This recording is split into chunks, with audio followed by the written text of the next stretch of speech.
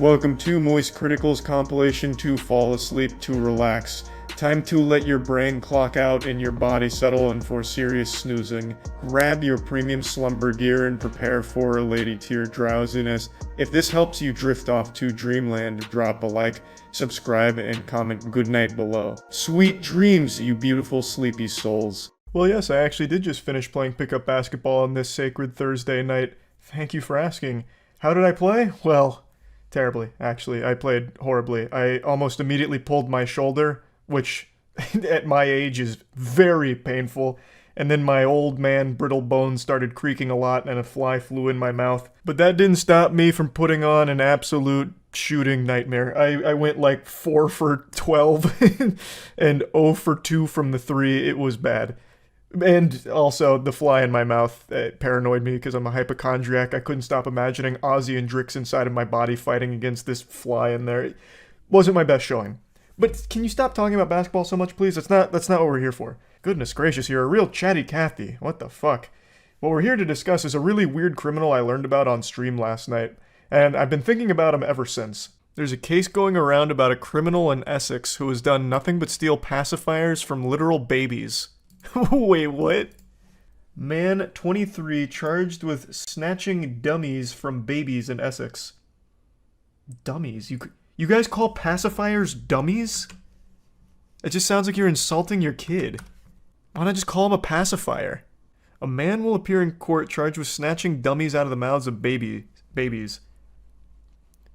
What a cartoonishly evil plan. Does he at least sell them or something? Like, what's the motivation besides just making a baby cry? Josh Gilder was arrested on Monday on suspicion of theft from a person, robbery, and using threatening behavior to cause alarm and distress. This happened on 4 occasions, apparently. The serial pacifier robber, burglar. What does he do with them? Does he just take them out and run away, or does he take them out and put them back? Like, what does he do? Oh, here we go. We got some more information. All right. The story just took a really interesting twist. So according to this, well, according to her, he uses the dummy to soothe himself. So what he's doing, and this is a revolting thought, he is taking the pacifiers out of babies' mouths and then sucking on them himself.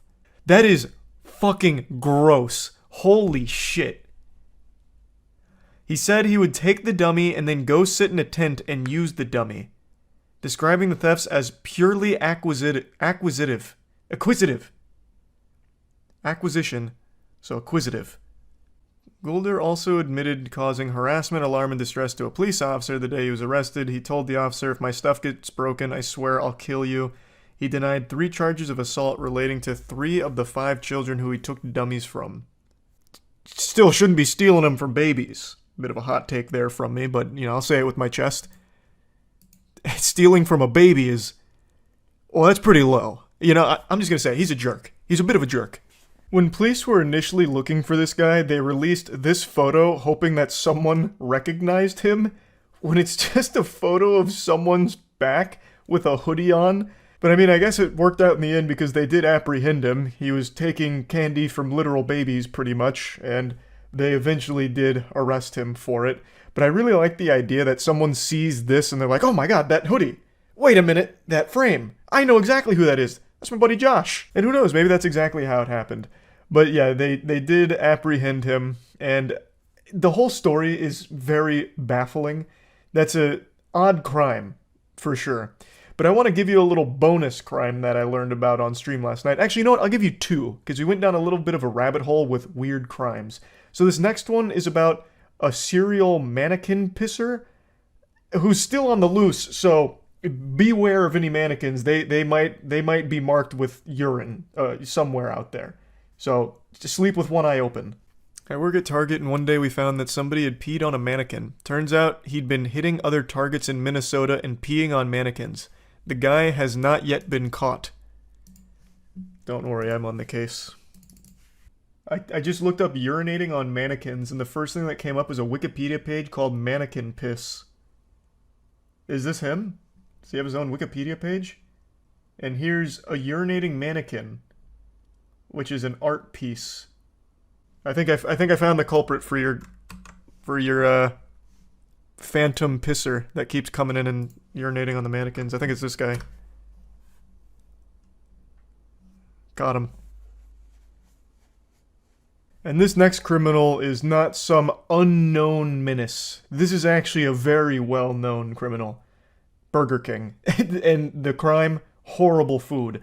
But this time around, what they were guilty of is a promotional marketing campaign that led to the death of a few children, infants, during their Pokemon promotion of 1999. I don't know how many of you knew this, but I was completely unaware that this ever happened, so I learned about it on stream last night, and I thought this was a really weird thing that happened back then that I haven't really heard too many people talk about. Have you heard about the Pokemon ball toy that killed a bunch of kids? What? Reflecting on the Burger King Pokemon disaster of 1999. What? I've never heard of this. Some of the most iconic toys of the 90s showed up on greasy trays across the country, but perhaps the biggest frenzy arrived with a series of Pokemon collectibles from Burger King at the turn of the millennium. Pokemania hit a fever pitch in 1999, and the frenzy had a body count. Time magazine helped introduce the Japanese imported phenomenon known as Pokemon to the mainstream. Okay. At the very center of their page, a space normally occupied by heads of state, religious leaders, and business magnates, Poliwhirl leaped out at the reader. I actually vaguely remember this cover. While parents, journalists, and psychologists were mulling the attitudinal impacts of the fad, a far more banal Pokedanger was emerging. On December 11th, 1999, 13-month-old Kira suffocated to death in Northern California. A Pokemon toy from Burger King Kids Meal was believed to be the cause. The company had begun a massive Pokemon promotion in connection with the Pokemon the First movie, which debuted on November 10th. The 56-day promotion, one of the largest in history, was intended to run from early November to end of December. The Kids Meal prize during that 2-month period was one of 57 different Pokemon toys. Making the promotion all the more exciting was the fact that the toys were encapsulated within the immediately familiar red and white orb of a Pokeball. Burger King had plans to distribute over 25 million toys in this clever format for free with any Kids Meal purchased. Enjoy. She's even in body armor. They knew this was dangerous. That's a huge promo. Did they have all 151? How? Damn, Burger King used to go hard. As far as Kira's death was concerned, the toy itself, as it turned out, wasn't the problem. She died after one half of the plastic Pokeball, measuring just under 3 inches in diameter, became attached to her face. She had somehow gotten it stuck over her nose and mouth, forming an airtight seal. Holy shit. Her mother took a shower for about 20 minutes, and when she emerged, her daughter was dead. Spokesperson for Equity Marketing, the toy maker that had partnered with Burger King, would later state that the toy meets or exceeds all federal safety guidelines. And Charles Nicholas, a spokesperson for Burger King, argued it was not concluded that the ball was the cause. I mean, it seems like a completely freak incident, but I mean, the ball was literally the cause. But it's not the design's fault, I don't think, right? Like that's truly a freak thing, from the sound of it. 10 days later, on December 23rd, it happened again. An 18-month-old girl in Kansas almost suffocated. By the time her father pried the half of a Pokeball from her face, the girl's lips had turned blue. When we found out about the first death, there was a realization that this could be a huge national concern. This was the worst-case scenario. A major fast food chain, not just a toy store, distributing these toys by the millions. How is it happening, though? It doesn't look like that'd be a really easy situation to find yourself in. And also, who's letting 13-month-old and 18-month-old babies eat Burger King alone? Also, what do they eat from Burger King? Aren't you still basically on mush? Maybe not at 18 months, but 13 months? When do you stop having, like, mush? When's the cutoff period? Why is every major fast food controversy about Burger King? Because Burger King it's actually a scourge. Burger King needs to just be shut down. They make the worst fucking food imaginable. Burger King have come around now, but we did have to push them. Oh, they have a recall commercial. It was such a different time back then.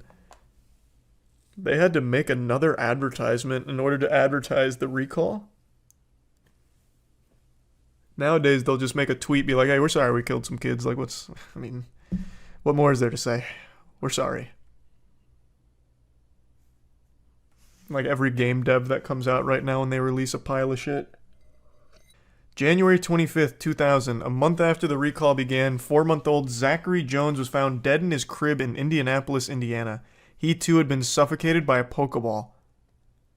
It's hard to believe that you go to get the kids something to eat, you bring home a lethal toy. How is a 4-month-old eating Burger King? And unmonitored by their parents? Now, of course, there clearly is something wrong with the design here, I think. Maybe the pictures aren't doing it justice for what the Pokeball actually looks like. But what the fuck? This is a 4-month-old with Burger King? And no supervision? Holy shit, that's a recipe for disaster even if it wasn't Burger King lethal Pokeballs. Are they just clipping it around their nose like a pin? So from the way it describes it, it seems like what was happening is the baby would be playing with the Pokeball and the half would get caught on its face, like a fighter pilot, basically, with their mask. And it created an airtight seal that suffocated them. How far would you go for something you love? This is the inspirational story of a hotel manager who risked it all for the sake of their passion. They pursued their passion with such intensity and determination that they would do anything necessary to get just a brief, fleeting moment of satisfaction from it, at the expense of one of their guests. This is the story about how a hotel manager broke into one of the guest rooms to suck on their toes. He loved toes so much that he was willing to go to jail again for sucking on them. There's a crazy plot twist to this story beyond just the actual suckling of those dogs, but it gets very ridiculous very quickly and goes in some unexpected directions. So I hope you're ready for a wild tale of something that just happened the last couple days in Nashville. And yeah, I heard about the hotel manager that was sucking guest toes. When chat brought it up the other night, I thought that was just exceptional service, but it turns out he was just sucking their toes while they were asleep. Nashville hotel manager charged after allegedly sucking on sleeping guest toes, a sort of nightmare. I actually asked this question the other day to Matt and Danny and Chase. Do you think if you whisper into someone's ear as they're sleeping for long enough and often enough, you could actually influence the dreams they have? I wonder if the people that were getting their toes sucked while sleeping, if they had like related dreams about it, just makes you pee. What? How? Like, if I whispered, let's say I wrote down like an entire movie plot, and I just whisper all of it to someone as they're sleeping and just keep repeating it, would that have any effect on their dreams? Would they start reenacting my movie plot in their dream? I wonder. One day I'll try and myth bust that. Manager of a downtown Nashville, Tennessee Hilton has been charged with aggravated burglary and assault after allegedly sucking on a male guest's toes while he was sleeping. Oh, was it just one person, or was he like a serial sucker? David Patrick Neal was arrested Friday after hotel guest Peter awoke at 5 a.m. to find the night manager indulging his apparent foot fetish. He's since filed a lawsuit against the hotel alleging sexual assault. Neal cloned the key to Brennan's room and entered during the early morning hours without knocking or announcing himself. What did he think was going to happen? You would absolutely wake up to someone's, like, suckling your tootsies. Especially if you're ticklish. That'd be panic-inducing. I mean, it's panic-inducing regardless to have this creepy fucking weirdo at the end of your bed just sucking your toes. Brennan reportedly screamed when he found Neal sucking on his toes and immediately recognized him as one of the 2 hotel staff members who had been in his room the previous day to help him with his TV. Oh, this was premeditated suckling. He was plotting. And he didn't even wear a mask or anything. He didn't even hide his face. I would have expected him to come in with like a ski mask or something. He looks like someone who sucks toes. Yeah, it looks like his, like, life juice. That's what's been fueling him for the last, 10 years. Just a little bit of toe grease. Brennan filed a complaint with police following the incident, and Neal reportedly told officers that he entered Brennan's room because he smelled smoke and wanted to check on him for his safety. Neal did not report a smoke smell to hotel security, and no one else smelled any smoke. Well, it doesn't really explain away the toe incident. I smelled smoke, so I had to investigate thoroughly, so I put each and every one of his little piggies in my mouth. And wouldn't you know it, no smoke. Where's my medal? I'm a hero. Them toes were on fire. He was trying to suck the smoke out of his toes. What a hero. Yeah, like a snake in its venom or something. We just don't understand his ways. He might have very well prevented a fire, and we wouldn't know it. We're too busy judging him. All my life, you just have that sense of security and that sense of peace, right? It's not like you're camping and you have to keep one eye open, Brennan told the local outlet. You have that security that's yours, and when you close your eyes, you feel like you're safe and you're protected, and it was a complete violation. The last thing you would expect at a hotel is someone to sneak in the middle of the night and go to work on your feet. I was just so shocked, Brennan said. It was, who are you? Why are you in my room? It was almost like a dream, a sort of nightmare. It just didn't make sense. Why is this person touching me? Upon further investigation, Brennan and his attorney, Michael, with Rocky Law Firm, found that Neil had a lengthy rap sheet that included a voluntary manslaughter conviction for shooting his roommate during a fight in 1996. That took a crazy turn. It almost sounds like Brennan got off easy with just a little bit of a happy ending on his toes. Wow. How is this voluntary? This feels like just murder, right? Well, I guess voluntary manslaughter might be the charge for like a heat of passion kill. But killing his roommate during an argument or a fight? Jesus. Multiple charges of forgery, drinking and driving, a manslaughter conviction as well, which served prison time. When Hilton hired this person, they had to have known. They had to have done background checks to know. And the fact that they would put somebody like that in a position where they have the ability to clone keys and have the ability to get into a guest's room. That's a great point. How the fuck did he land such a position at Hilton with a history of forgery, drinking and driving, and a fucking manslaughter charge for killing his roommate in an argument? Or a fight. This guy must have actually been sucking the toes of the person conducting the job interview. There's no other explanation. There's no way. Like, that's not an easy position to land, right? I imagine at a Hilton. That's still a pretty reputable place. Brennan reportedly suffered post-traumatic stress and struggled to get to sleep in the wake of the alleged toe-sucking incident. The safety and security of our guests and team members is our highest priority. We're working closely with the Metropolitan Nashville Police Department, and as part of company policy, we do not comment on ongoing investigations. I am excited for the time they do, and apologize for the toe-sucking incident. Yeah, I mean, if that happened to me, you bet your sweet bippy I would not be staying at any hotels ever again. I'd just sleep in the car. But then even there, I'm not safe. Just have someone break into the car and just immediately start going to town on my feet. If this happened to you, would you prefer if it was a stranger or someone you knew? Oh, that's tough. I don't know. There's pros and cons to both. If it was a stranger, at least I'd never see them again and press charges, go through the whole song and dance. But if it's someone I know, then there's like that wrestling with guilt. Like, man, I've been friends with this guy for how long? And he did this? Do I press charges? No, I definitely press charges. This is fucking weird, but you know, you have that back and forth. So I'd say maybe a stranger.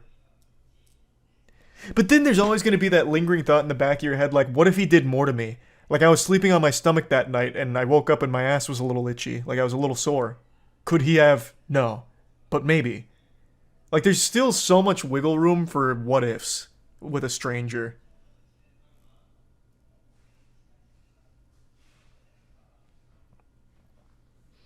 So, I don't know, man. That's tough. Plus, my feet are super ticklish as well. Alright, now I need to come in off the sidelines here, off the bench, in order to participate in a game of goofiness. The Logan Paul vs. Dylan Dennis situation has finally reached the bare minimum silliness threshold that summons me. So these two performed the ritual and made the proper silly sacrifice, and here I am. For those that don't know, Logan Paul is fighting Dylan Dennis pretty soon, and in order to hype up their fight, they've been beefing with each other online. And usually this is very lame. In the influencer boxing space, this is all just very see-through marketing, formulaic garbage where two people who don't actually dislike each other pretend that they do in order for the bigger paycheck. So they start farming controversy and make really lazy attempts at it. Be like, hey, stupid face, Can't wait to punch you and spit on you in the ring on this date, 'cause I hate you. You're tacky and I hate you. Like, that's usually the level of this controversy, the drama beforehand to try and make it like a grudge match or bad blood. It's very uninteresting. Makes me go yawn. That's a snooze fest. This time around with Logan Paul and Dylan Dennis, though, it's been a bit different. This is a circus show fight between two clowns that the internet has laughed at and disliked for years. They're both scammers, by the way. I want to make this clear up front and center since most people seem to have forgotten that Dylan Dennis is also a notorious scammer. So there's a whole video from CoffeeZilla on this about how he's more than willing to just exploit all of his fans for money off of knowingly promoting fraudulent products. And of course, Logan Paul is notorious for scamming his fans as well through CryptoZoo, of which he still has refused to refund their money, even though he said he would do that many, many months ago. This is a core component of what I want to talk about today, because Dylan Dennis has been able to wipe some of that clown makeup off in the court of public opinion. He's got a lot of new fans as a result of all of this, because he employed an innovative new strategy for shit-talking. He's been posting pictures of Logan Paul's fiancée with other men, and then he'll have captions with it like, it's a picture of a Renaissance painting, and he's like, "Hey Logan, is that your wife over there with another guy? She's a time-traveling succubus. Your wife went back to the 14th century just to fuck this other man to get away from you." Like, and people are eating it up. People are going crazy for it. He's gained like 400,000 followers over the last couple weeks, hundreds of millions of impressions. And like a phoenix rising from the ashes of his dead joke of a career, he was reborn. Dylan Dennis found salvation. In the wise words of Qui-Gon Jinn, there's always a bigger shit. And Dennis found it with Logan Paul. He found a bigger piece of shit than himself. He couldn't have made a better wish if he had fairy godparents. This was an unbelievable blessing that fell in his lap, because everybody hates Logan Paul. So the community wanted to rally behind Dylan Dennis, who was hopping in the kitchen and fucking cooking him. He was serving up beef, and the entire internet was consuming that meat more aggressively than Luffy in One Piece. And they were loving it. So now his whole public image has been saved thanks to Logan Paul being just the easiest punching bag ever. And not many people knew who Dylan Dennis was before this, unless you were already deep in the fighting community, and in that case, you were probably already in on the joke, because apparently he wasn't well liked in the space. I guess he had a reputation of ducking fights, and then even if he'd take them, he'd lose. So, like, most people just didn't even know anything about him. They just saw him posting all these pictures with his fiancée with other men and dunking on him, and Logan Paul just rolling over, belly up, just taking all of it. He hasn't even tried shit-talking back at all. He's just been reduced to this personal urinal cake for Dylan Dennis to piss on. Like, it's not even a competition. Like, he's not even engaging in any of the trolling. So Dylan Dennis has just won over the entire community's support against Logan. Which brings us to today, where they had their big press conference, where always these things are drummed up and fake in order to, again, get more hype and sell more tickets. But Dylan Dennis is very good at getting under people's skin, so it really feels like he's crawled under Logan Paul and he's using him like a fucking fleshlight from the inside out. So he showed up to this event wearing this. Obviously a reference to Logan Paul's infamous Suicide Forest video. Still, to date, one of the most deplorable videos a big content creator has ever proudly posted online, where he filmed and mocked a dead body in a Japanese suicide forest. And the press conference really goes how you expect. Logan Paul eventually throws a piece of cake at Dylan Dennis, and he's like, "Oh, Buster, now you crossed the line. Why, I'll come over there and beat the devil out of you." You know, it's nothing we haven't seen a million times before, all completely fucking manufactured. So that's not exactly what I want to mention next. It's just the same standard formula you've seen at these press conferences. Tables get flipped, everyone's heated, but everyone's getting held back. You gotta wait for the fight and buy your tickets very quickly so you can see all this pent-up aggression unleashed in the ring quickly. This is authentic. You know, that kind of shit. But there was something that was said that I had to laugh very hard at. I can't play the clip because I don't want to risk DMCA, so I'll just paint a picture with words here and describe it. Logan Paul brings up a bet that he proposed where he'd wager $1 million that he will suck the fart out of Dylan Dennis's ass. It's not even going to be a real fight. Logan Paul will beat him, but not only beat him, he will annihilate him, de-atomize him. He will clobber Dylan, and he's so confident he'll put $1 million on it right now. And A lot of people pointed out that this is a really weird bet for him to make, considering Logan Paul still has a debt that hasn't been paid to his community that he scammed with Crypto0. He made a promise to his community that he'd pay back about $1.5 million and some change to all of the victims of his scam. And he still hasn't. Yet, here he is, proudly puffing his chest up and saying that he'll wager $1 million on this fight? Bozo, why don't you take care of the victims of your scam that put their trust in you with their money, put their faith in you, and lost so much? Why don't you finally fulfill your promise and just pay them back instead of wager the $1 million on this? And during the press conference, Dylan Dennis goes there. Miss Frizzle opened up the doors to the school bus and invited Dylan Dennis on, and they took a trip right to confronting Logan Paul to his face about it. And he said, "Why don't you pay back the victims of Crypto0 instead?" And I shit you not, Logan Paul's response is, "I'm working on it." No, you're not. You have so many millions upon millions of dollars. You could have paid this back 50 times over by now, but you haven't.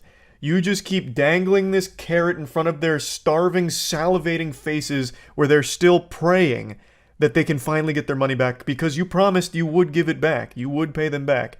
And you just keep that there, just out of reach, knowing full well that you'll probably never actually pay it back. You keep praying for a time where people will just forget and move on, but it's not coming. And what made me laugh is that it's Dylan Dennis that said it because he's obviously a scammer too. So it was a scammer calling out another scammer's scam.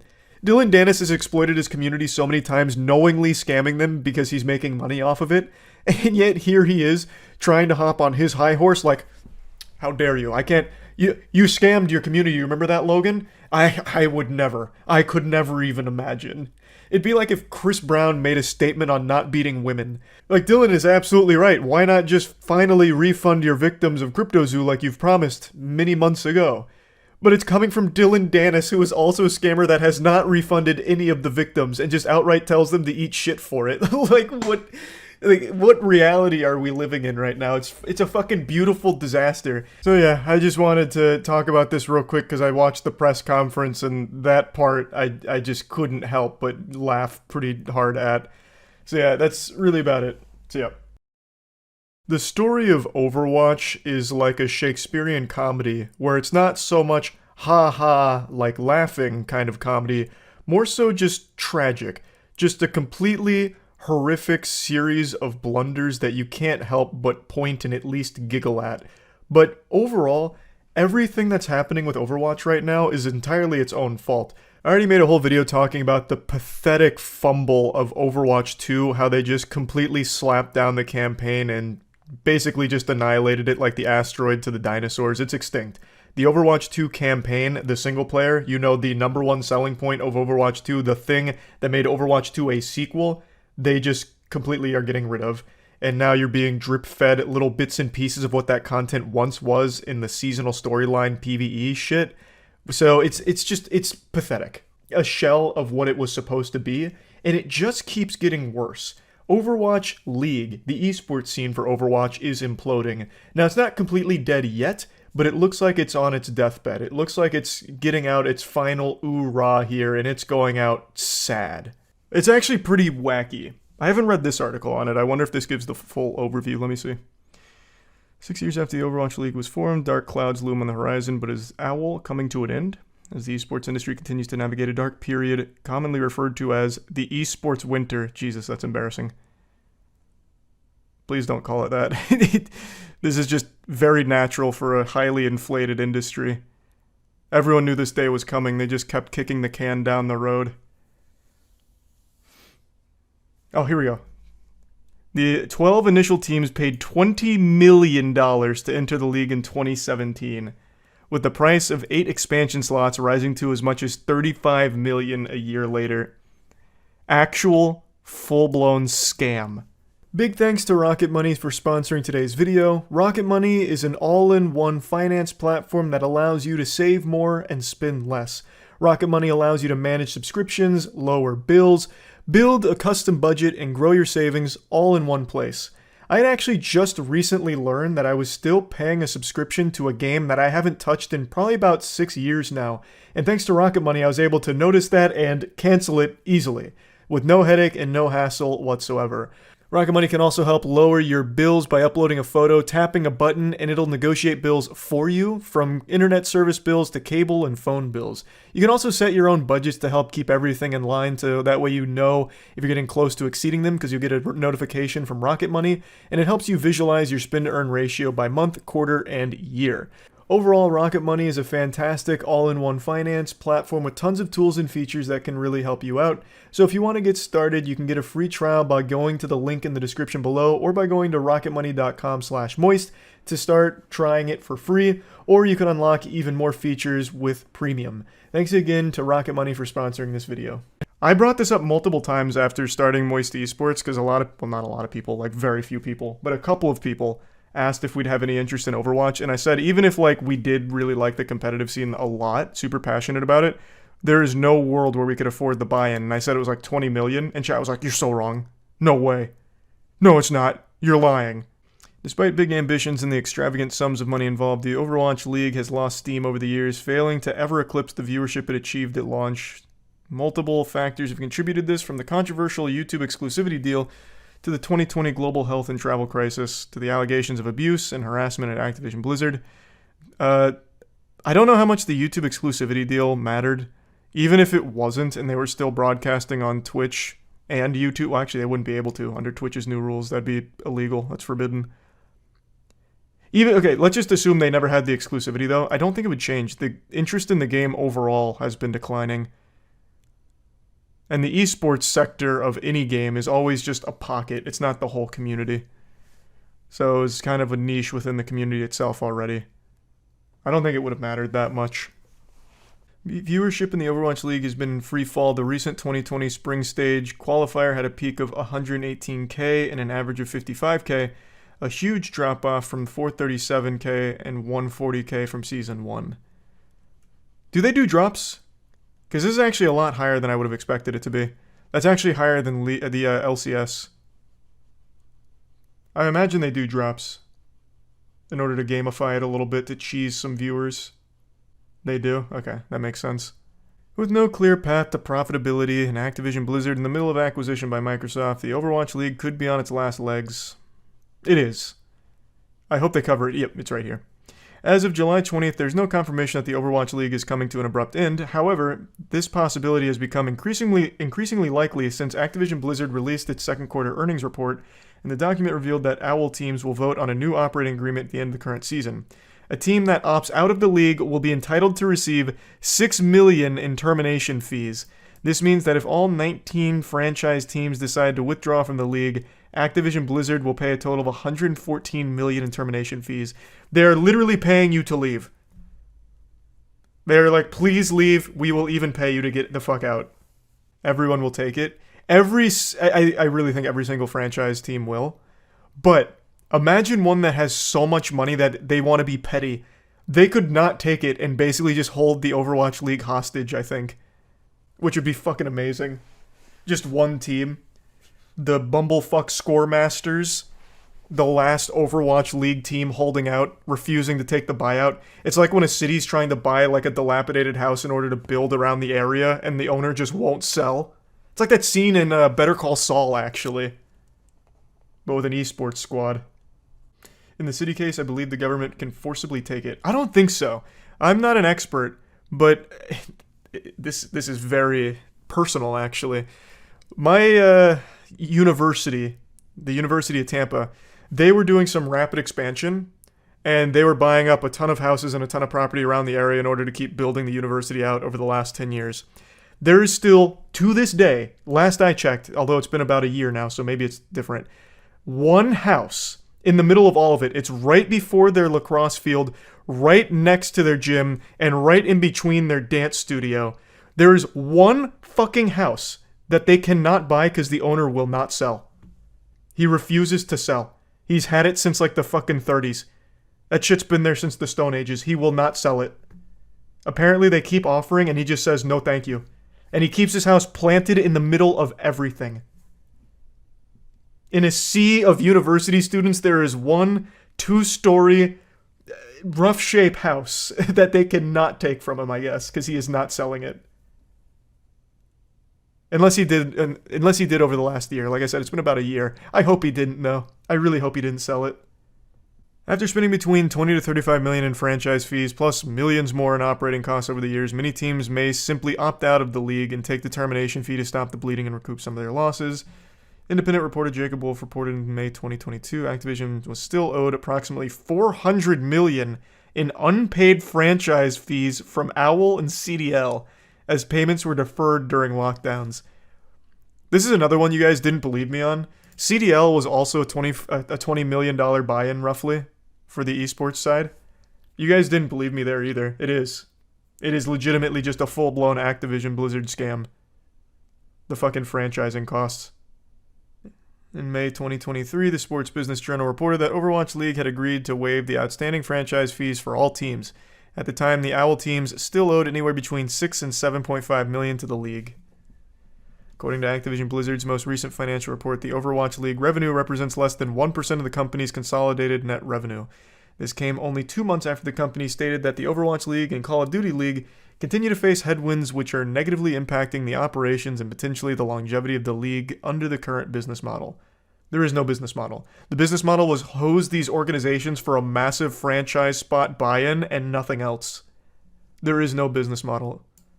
Esports is not a business. It's just net loss forever. Literally forever. No one's figured it out yet. No specific date has been announced as of yet. All we know is that the team owners will vote to either continue in the Overwatch League under a new operating agreement or walk away and receive a $6 million fee at the end of the current season. The 2023 Overwatch League season will come to an end with the LAN finals scheduled for September 28th through October 1st, and the event will take place in Toronto, co-hosted by the city's franchise Toronto Defiant, and feature the top 5 teams from the West, top 3 from the East. The winner will take home $1 million. I'm sure this one might actually get viewership because it'll be the last one, and then they're paying people to get the fuck out. Closing down the house party, turning off the music, and then giving them a little goodie bag of $6 million on the way out and a pat on the ass. Even if Overwatch League does disappear at the end of the 2023 season, this doesn't necessarily mean that Overwatch esports will cease to exist. In a May 5th interview with Deserto, Sean Miller, the head of the Overwatch League, highlighted that the company remained committed to supporting the game's esports ecosystem. Overwatch esports are not going away anytime soon. Oh, is that right? Just like Overwatch 2's campaign's coming out any day now, the PvE is going to be amazing. We're going to have seasonal storylines when you couldn't deliver on that. All of those other amazing promises that have come true for Overwatch. Your word means a lot, Sean. The Overwatch track record has been stellar. Blemish-free. There's rumors about teams suing over false statements to investing, which is why they're offering the $6 million. They should still sue. They should still sue. This article hasn't mentioned it yet, but they apparently also laid off most of their staff, like their esports staff, for Overwatch. I read that earlier today, but maybe it comes in towards the end of the article. On July 19th, Miller underlined the same point, telling Verge that Activision Blizzard is building towards a revitalized global scene that prioritizes players and fans. As opposed to what? Prioritizes what? Like, this is esports. Players and fans. There's nothing else. I guess you could prioritize money, but you've done a terrible job with that too. This is a nothing statement. This is legitimately a nothing statement. This means nothing. He added that the company could be taking elements from other esports leagues when designing the future of Overwatch esports. One such league is Overwatch Apex, a tournament series in South Korea organized by cable TV channel On Game between 2016 and 2017. Apex came to an end in late 2017 when Blizzard announced that Overwatch Contenders would operate in 7 regions, and it was rebranded as Contenders. What does this mean for the Call of Duty League? It's unclear at this point how the cancellation of the Overwatch League will impact its sister, but what is clear is that the recent round of layoffs at Activision Blizzard has affected workers who were involved in the CDL operations. CDL senior producer Nicholas Henshoden was among the almost 50 people who were let go earlier this week. On Twitter, he said that he and his entire content team had been laid off, and he'd been with Blizzard since 2017, working with Heroes of the Storm and Overwatch before transitioning to Call of Duty. Yeah, they don't really have an esports staff. They're slapping them. On the July 14th episode of Nade Shot Knows, 100 Thieves president and COO John Robinson presented that all CDL teams will be in a relatively healthy position by 2025. That's a good thing for the league overall, for all businesses to go through that transition of getting to break even. If you say so. How are they getting to break even by firing all of their staff and paying people to leave the league? I understand this is for Call of Duty, but this is not showing me signs of any kind of health around the corner for the company in the esports sector. Which is not a good spectator game. I'd be inclined to agree with you. It's not the best spectator game, mainly because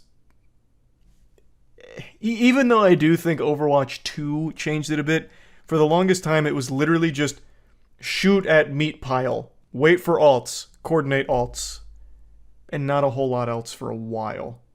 I think 2's definitely improved on that a bit, but for a long time that was basically the esports scene.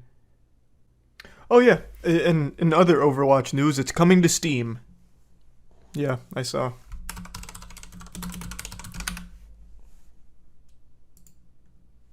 Oh, actually, it's coming to Steam much sooner than I thought. August 10th. Overwatch 2's coming to Steam. To me, that sounds desperate. Very desperate. Those player count numbers must not be looking good. I was going to wait a little while to talk about this because I have a sneaking suspicion this won't be the last desperate marketing attempt we'll see from this film, but I just can't resist the urge anymore. It's like trying to hold in a sneeze, just trying to fight my desire to make fun of what I just saw a couple days ago. To set the stage, Pixar has released a new film and it's become the second worst opening in all of Pixar history. It's looking to be a bit of a flop here. And there's a very good chance that you haven't even heard of the new Pixar film. It's called Elemental. It really flew under the radar. The marketing budget had to be like 5 popsicle sticks and like word of mouth. I don't really know what they were thinking here or expecting because most people didn't even know this was on the horizon here. There was about as much hype for Elemental as there is going to the DMV. Most people didn't even know it was coming, and the ones that did just didn't really care to go see it, so it's not performing super well. And it appears that the higher-ups at Disney are starting to panic. So they're dusting off the oldest tricks in the marketing book here to try and convince people that the film is popular and worth going to a theater to see. Because a lot of people would probably choose to go to a fucking dentist's office as opposed to going to a theater to see Elemental right now. So they're trying everything. And that's when they came up with this absolute shining stinker of a viral marketing campaign idea. Save it for the wedding. Hey! Yo, yo, yo!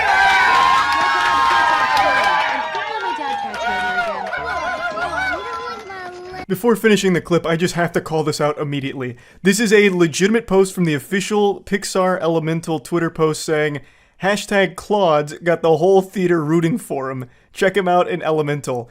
And this is like supposed to be one of those POV things in a theater where sometimes you'll see a viral video during a big moment in a movie where someone gets their phone out to film the audience reaction. Like, you know, here's how the audience responded to Tony Stark coming back from the dead, and the crowd's going crazy like, whoa, yeah, Tony's back, wee!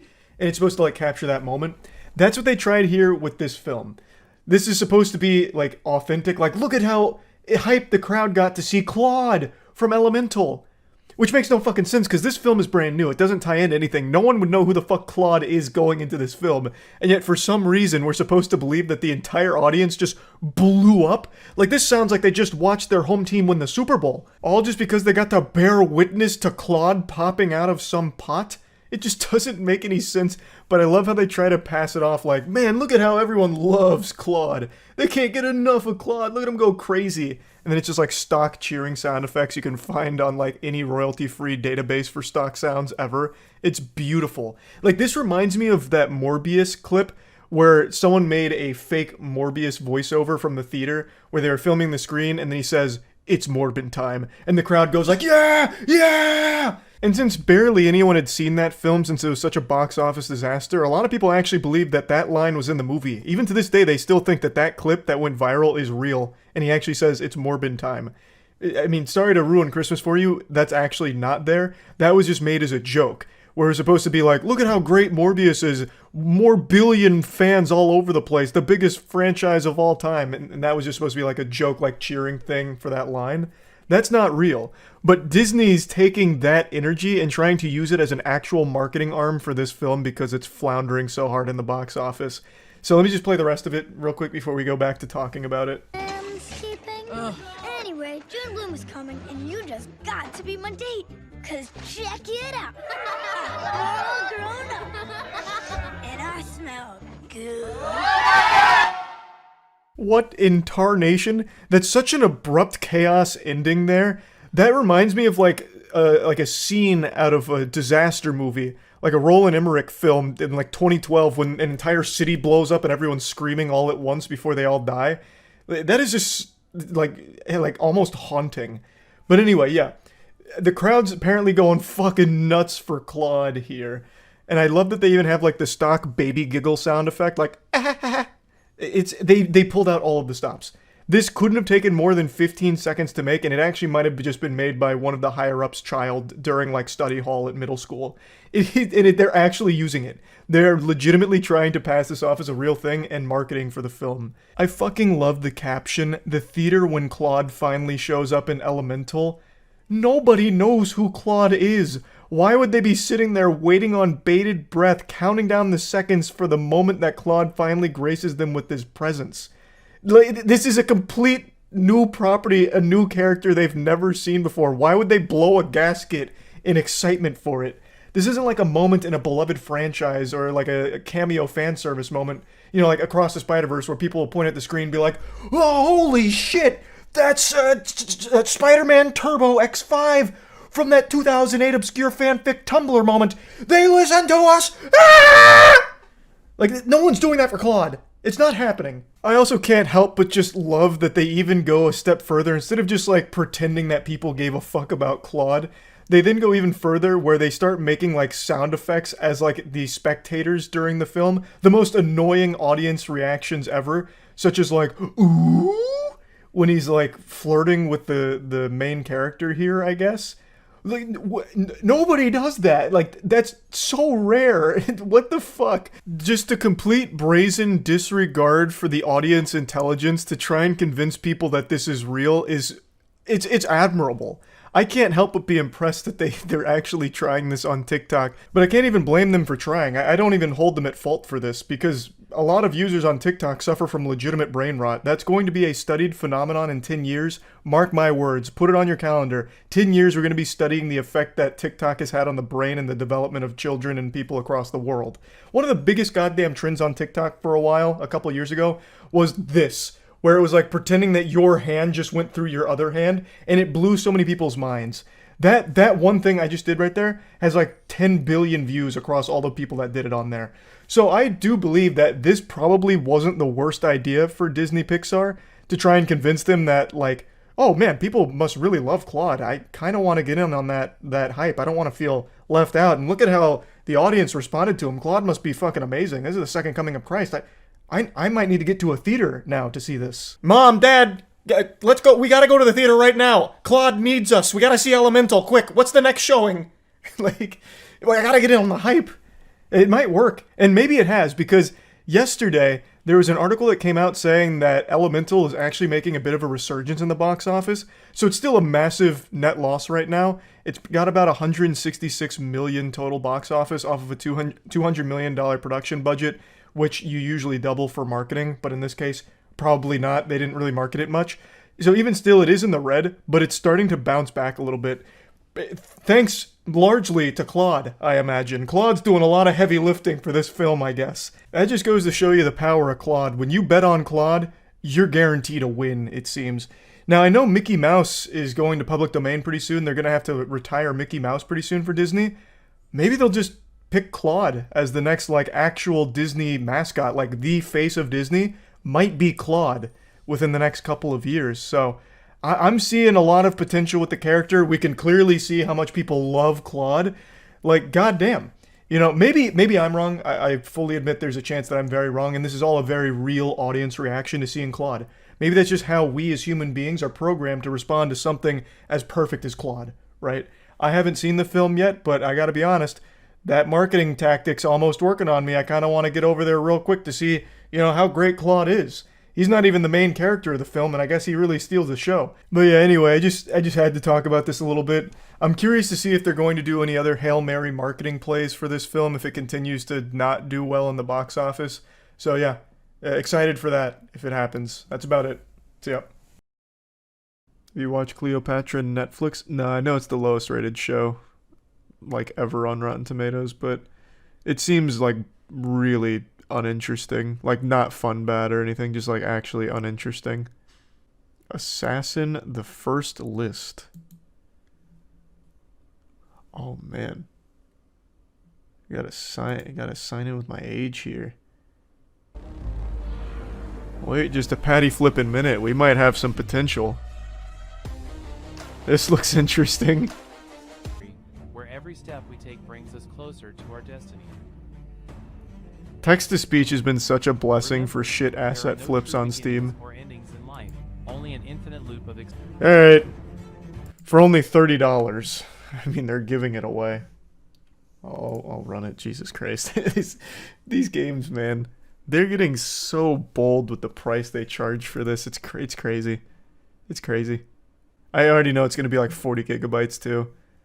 Just pure shamelessness. Oh my god, 25. Finding shit no one's ever heard of or ever played before. I am going to say with a high level of confidence, I am the first person to have ever played and beaten Dark Days Devil Hunt. Which means I'm also the speedrun world record holder for that game. And now I plan to do the same for Assassin the First List. No, it's not a Bitcoin miner. Not this game. Also, I'm pretty sure the models they're using for this are the same one from the hentai shooter we played like 2 years ago. I'm pretty sure this exact guy is in there. Can't remember the name of that one though, the waifu shooter. This is the Hitman UI. Wait, they're going with multiplayer at some point in here? That's crazy. Let me check the leaderboards. Interesting. Time to top those. Let's ride. This is actually Hitman. Target name is Osama bin Laden. Oh, man. Okay, so we're on SEAL Team 6, I guess. Oh, okay. So we're playing historically accurate games. Well, someone's got to do it for the USA. It might as well be me. Let's ride. What a start. This is a very big first mission here. The stakes are high. Here I come. I don't know the controls, but I'll figure them out, I guess. It's a little dark. Oh shit. Stop it. I don't... oh my god.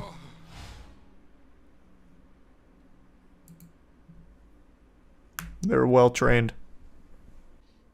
No, silly. The target name was Osama bin Laden. That's Osama's third cousin. Oh wait, you're right. It is Ozma. It's Osama bin Laden. My mistake.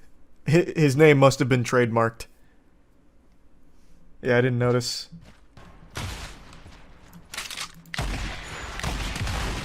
Okay, one down.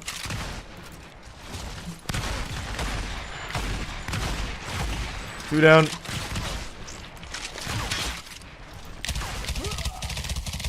Alright.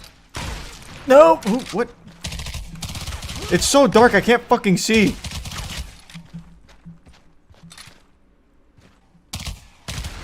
I am not going to leave you alive. Alright. I'm almost out of ammo, so I'll grab this.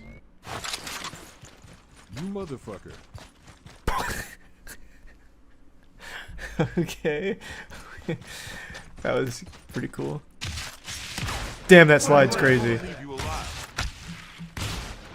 Stop, don't crouch. Get up. Oh god. This slide goes nuts. You motherfucker. Oh! Oh, he has no idea.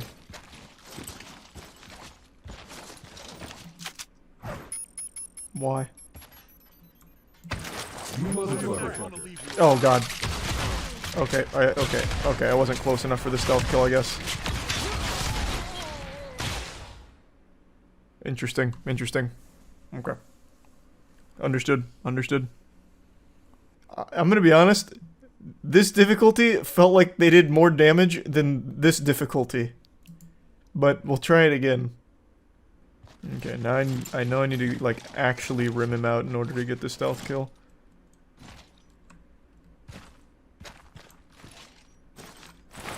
What the fuck? Okay. Oh my god! Okay. I give up on stealth. You have to get way too close. It immediately triggers them. Is that a guy? Oh, it is. What is happening? Oh my god. Oh my god, this guy's scary.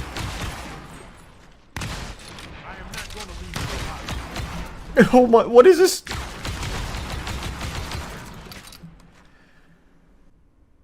I could also do cutscene 1 or cutscene 2 at some point when I get far enough, I guess. Let's try Destination 2. How do I... I'm also very confident this is the only mission in the game. I just want to see Ozma. I don't see myself beating the mission, but I at least just want to look at Ozma. I've tried playing it stealthy, which doesn't work. I've tried going guns loud, but they kill me in like 4 shots. We're running out of options. That guy's just sliding around. Thought no one would notice. You motherfucker. Oh god, who saw me? Oh fuck, oh god. Oh no no no no no no, oh no no no no. There's so many. There is so many. Even if this... Let's assume for a brief moment the stealth functionality actually worked.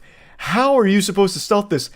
There's 1, 2, 3, 4, 5, 6, 7, 8, 9, 10, 11 dudes congested in one area here. Jesus Christ. Like, no, Sam Fisher couldn't stealth his way through that. Oh my god, I can't go around any further. I'm gonna try and cut through this building. Oh. Sneak. That's worthless. That's worth. I'm just fucked now. Oh my god.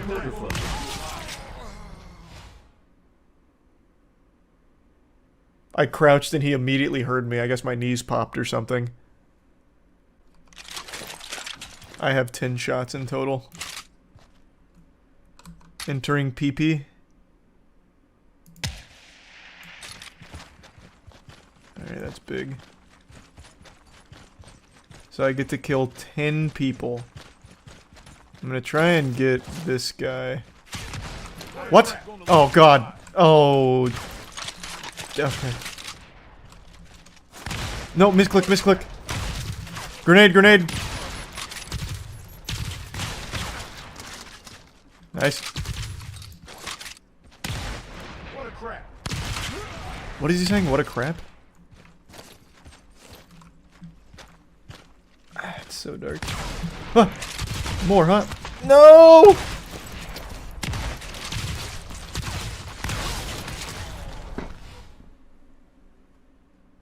Okay. The super soldier. That's probably enough. Somewhere in South America, aliens have made contact. Visitors have not come in peace to planet Earth. Open world third-person shooter game. Single-player video game. Compatible with Windows 8, 8.1, 10, and 11. The game locations are inspired by real places in South America. Alright, how can I say no to UFO the Ranch? Alright, let's see what these extraterrestrial visitors want from our humble planet.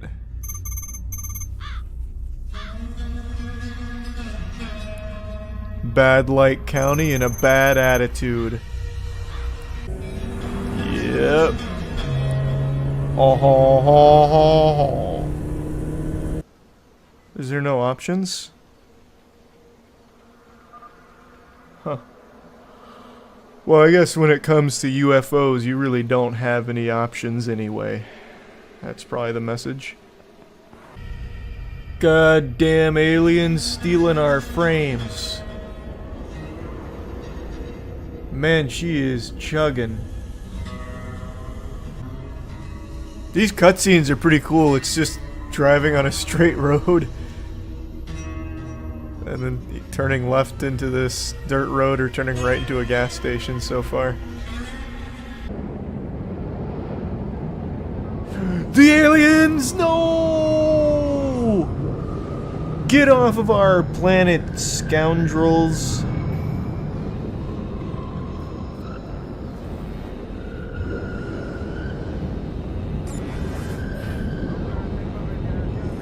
They'll never see us here.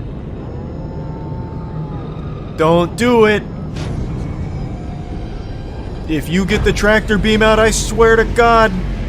That's at least 3 stars, Bubba. Wow, one of those is so fucking far away. That is despicable. 950? On foot? Oh god. You dirty what the fuck? You dirty bastards.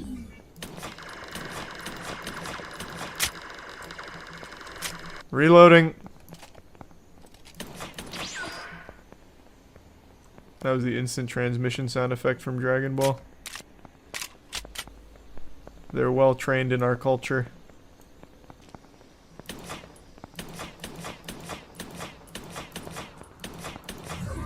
Damn, that poor guy actually did come in peace. He didn't shoot a single bullet at me. Or laser beam, rather, I guess. This is awesome. I like that they made the map as big as fucking possible. That way it takes extremely long to do even the most basic shit. So you can never refund it, because it'll take you 2 hours just to get to the first thing. But at least it's a non-stop thrill ride on the way there. I bet it's gonna make me run all the way back before going to get the next shit. Yep. Yep, it is. That's extraordinary. Well, I'm not doing that. That's probably enough of UFO Ranch. Wow. Do you know what separates us from animals? It's our ability to learn. And learn at a high level. Complex, nuanced, big wrinkly brained things that only human beings are capable of. Yeah, a dog can learn to sit and roll over, and a wild animal will learn how to hunt more efficiently over time. Whoopee!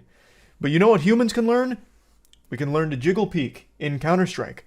We can learn to juggle. What else do you really need at the end of the day? You'll never see an animal do any of that shit, not even Air Bud. Point is, we can learn. And I think today it's important that all of you watching learn that criticizing video games is not a crime. I really think it's time we stop treating the purchasing of AAA games like it's some kind of heroic charitable act. For some reason now, there's been a trend where even if a game releases and it's absolute repulsive dog shit, people treat it like it's some kind of GoFundMe for a noble cause where it's like, yeah, but you bought the game and that's what matters, thanks for supporting. Or if you decide that, hey, I bought this game and I really don't like it, so you start to criticize it. For some reason, there's a not small group of people that will label you evil and say that what you're doing is just wrong and unethical because so many people worked on the game. How could you say these awful things about it? I just think it's so backwards and weird. A lot of people have been upset that a lot of customers are criticizing Redfall heavily.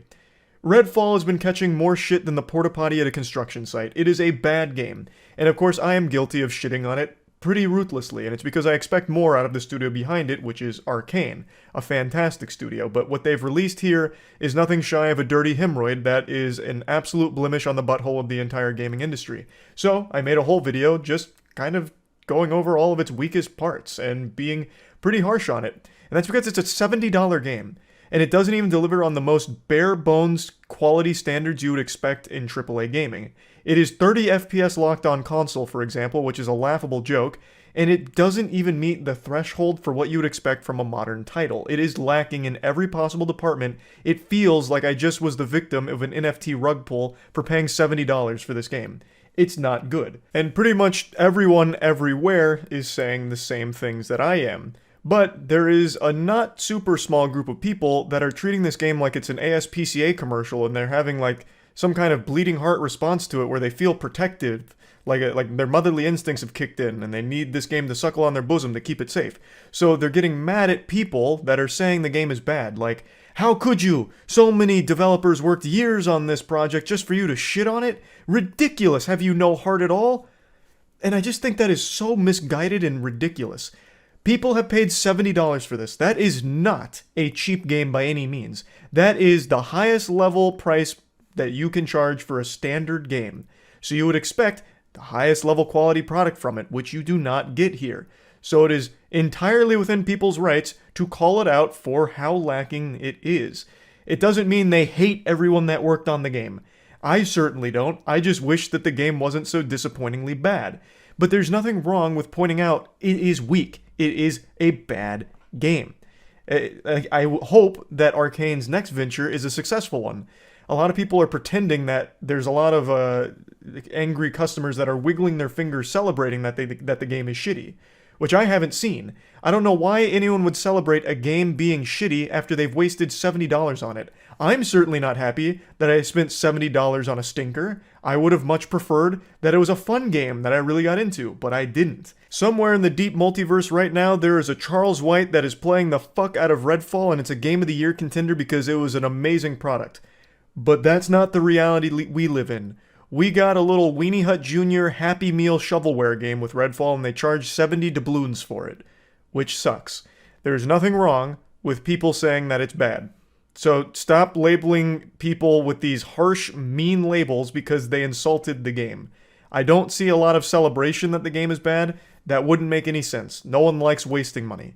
So I just wanted to get that out of the way immediately because it ties into the bigger topic of the video, which is Phil Spencer himself, the head of Xbox, recently did an interview where he talked about his personal disappointment in Redfall and all of its shortcomings. It's a brutally honest and very interesting look into Xbox itself.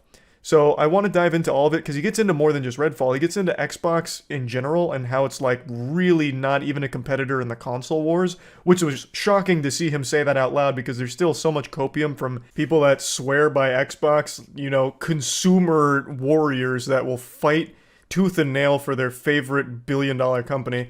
They still believe Xbox is a very worthwhile console, even though there's no real exclusives, no real reason to own it.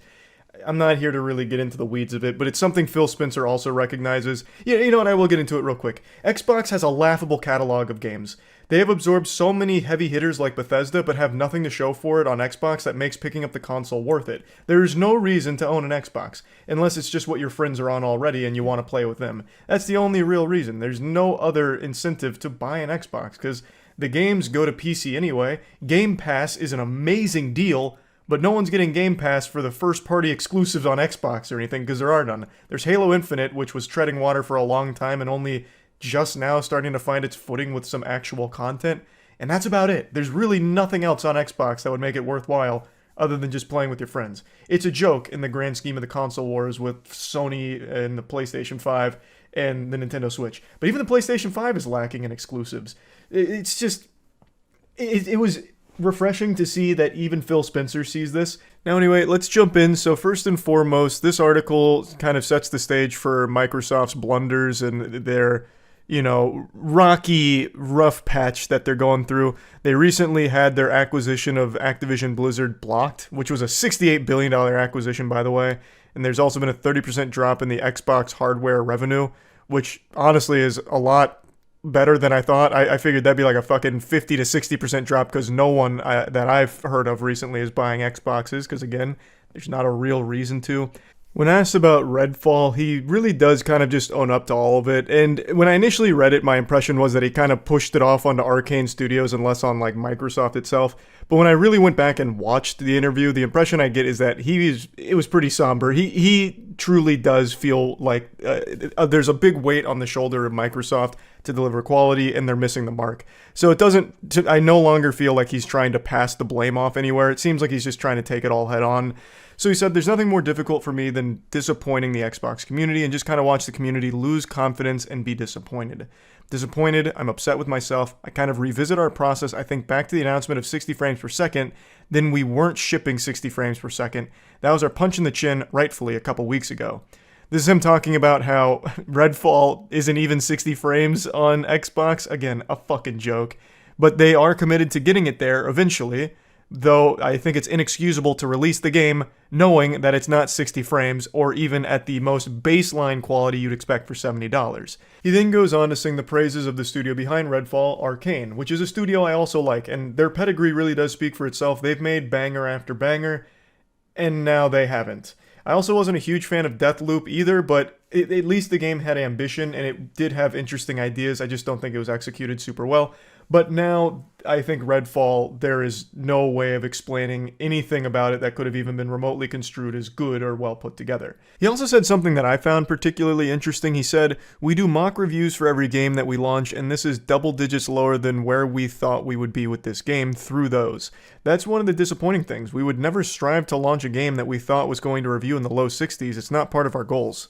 This game does not deserve to be in the low 60s. It shouldn't even be cracking the mid 40s. It is not a good game by any metric at all. The only reason why it even might be even flirting with the low 60s is because people feel so bad for it and are remembering the good old days of Arcane and don't want to accept that this is a bad game and there's nothing wrong with calling it out for being such. In fact, I would argue that it's actually healthier for the developers so they can see where to improve and what not to do again. But yeah, anyway, what I found interesting though is the mock reviews. What fucking benefit is there to doing mock reviews if the reviews come from internal teams? Obviously, they're not going to go hog wild and say everything, super bold. They're not going to be mean or aggressive with it, whereas in the gaming space, people aren't pulling punches. People are going to be brutally honest. So I really feel like mock reviews are kind of worthless. There's got to be a better system in place, and I think Phil does take notice of that. I think this has been a wake-up call for that whole process. But I just don't understand why they would have ever been under the impression that doing mock reviews with internal teams is somehow going to be helpful and a good metric of where reviews might end up in the real world. Because again, no one's going to be being that honest with their boss and their peers. No, it's just not going to happen. Everyone's going to try and sugarcoat things and be as gentle as possible, caress their cheeks a little bit, butter them up. They're not going to really give you the nitty-gritty, tough-to-swallow pills about the product. This next part is where things get very wild. So he said that we're not in the business of out-consoling Sony or out-consoling Nintendo. He then goes on to elaborate saying, "I see the commentary that if you just build great games, everything will turn around. It's just not true that if we go off and build great games, all of a sudden you're going to see console share shift in some dramatic way. We lost the worst generation to lose in the Xbox One generation, where everybody built their digital library of games. We want our Xbox community to feel awesome, but this idea that if we just focused more on great games on our console, that somehow we're going to win the console race doesn't really lay into the reality of most people. There's no world where Starfield is an 11 out of 10 and people start selling their PS5s. That's not going to happen." I overall disagree with his core statement here about even if they were making great games, the Xbox is still kind of left in the dust, saying that no one's going to sell their PS5 or Switch for an Xbox, which I think is a weird way of looking at it because you really shouldn't be trying to think of like stealing Sony fanboys or stealing Nintendo fanboys for Xbox. You can be a fan of Sony, Nintendo, and Xbox. Like, you could just be someone who enjoys good games, and each console offers good games. That would be the ideal circumstance. So if you did have great games, system sellers, I really do think people would go to it. So I disagree that great games wouldn't matter. At least that's the way I interpreted his statement.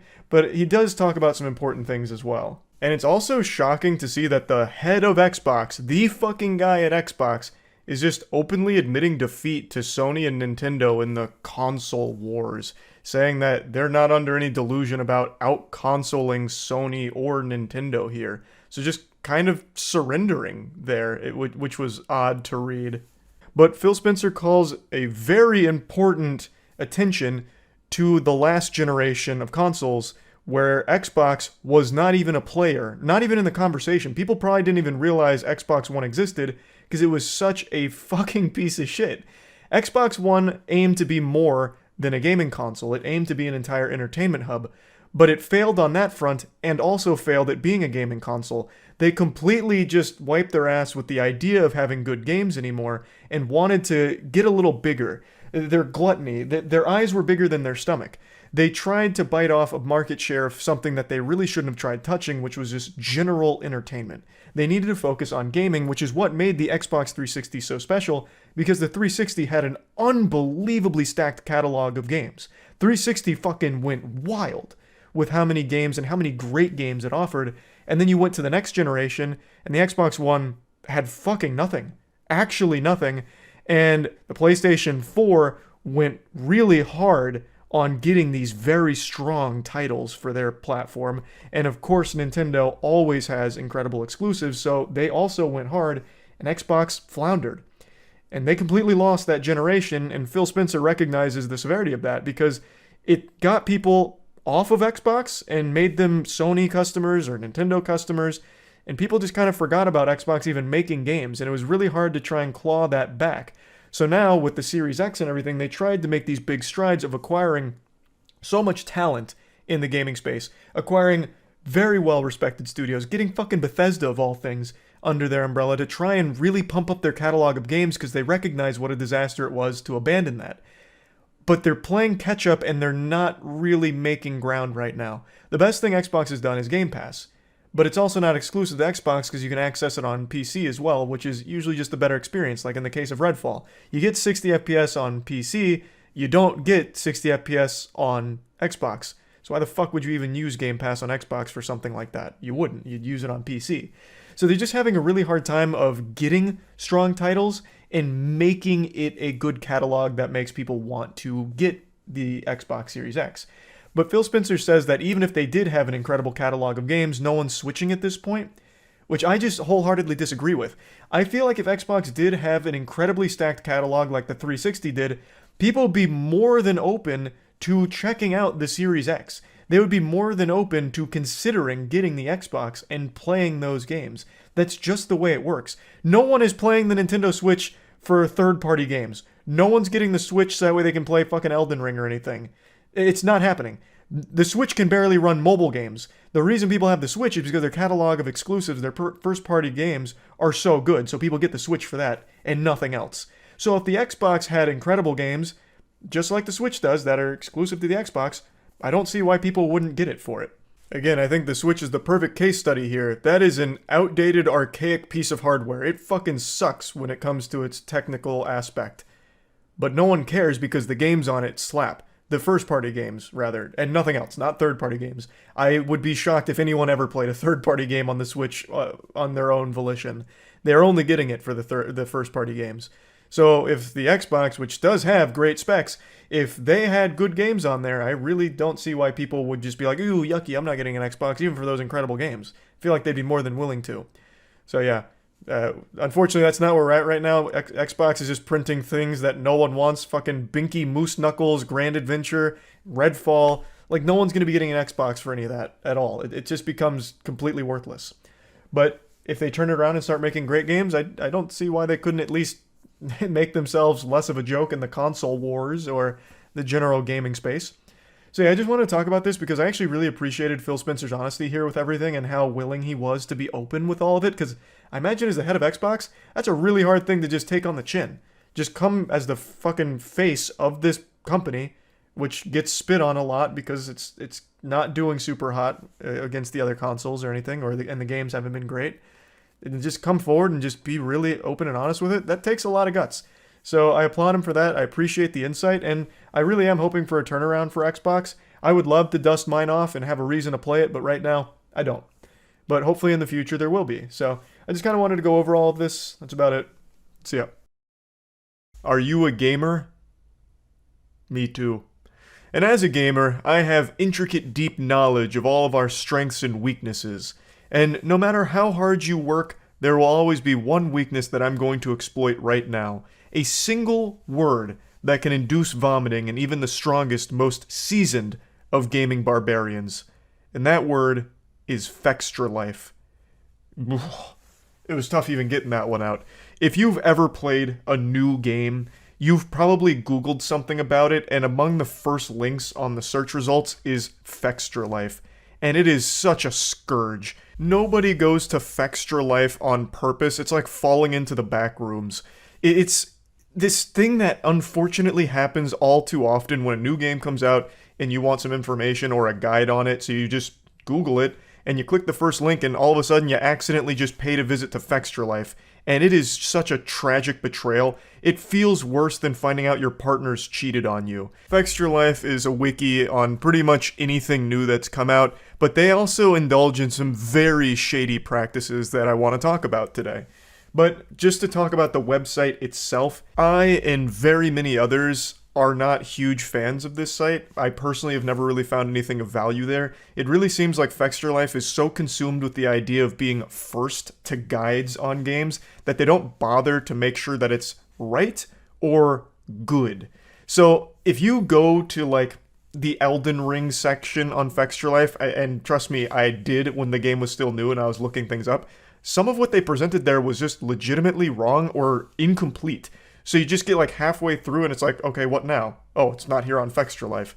Because it seems like all they care about is just being first and taking advantage of that wave of new people that are just really trying to get information. You would honestly have better luck finding quality guides in a YouTube comment section than on Fextra Life. So I don't really like this site that much, but that's not even what we're here to talk about. It just being a subpar wiki site isn't exactly the most interesting topic. I'd like to speak about the slimier, greasier side of this organization, because they're no stranger to scandals here. They see controversy and they fucking tap dance on it. They go a bit wacko mode. They have, for many years, been accused of certain things on Reddit, the land of the updoots, most recently with Baldur's Gate 3. They have actually just been blacklisted from a subreddit called Baldur's Gate 3 Builds because they were suspected of vote manipulation, downvoting links to the community wiki, and using bots to keep Fextra Life on top while throwing more things that compete with them into the garbage, flushing that shit right down the toilet. And this isn't the first time they've been accused of using bots for similar purposes. A while back, the Dark Souls community also had some very strong accusations against Fextra Life for other manipulative tactics used by them on the community posts and subreddit. So Fextra Life is just negatively viewed by pretty much everyone, even outside of just the quality of their wiki pages.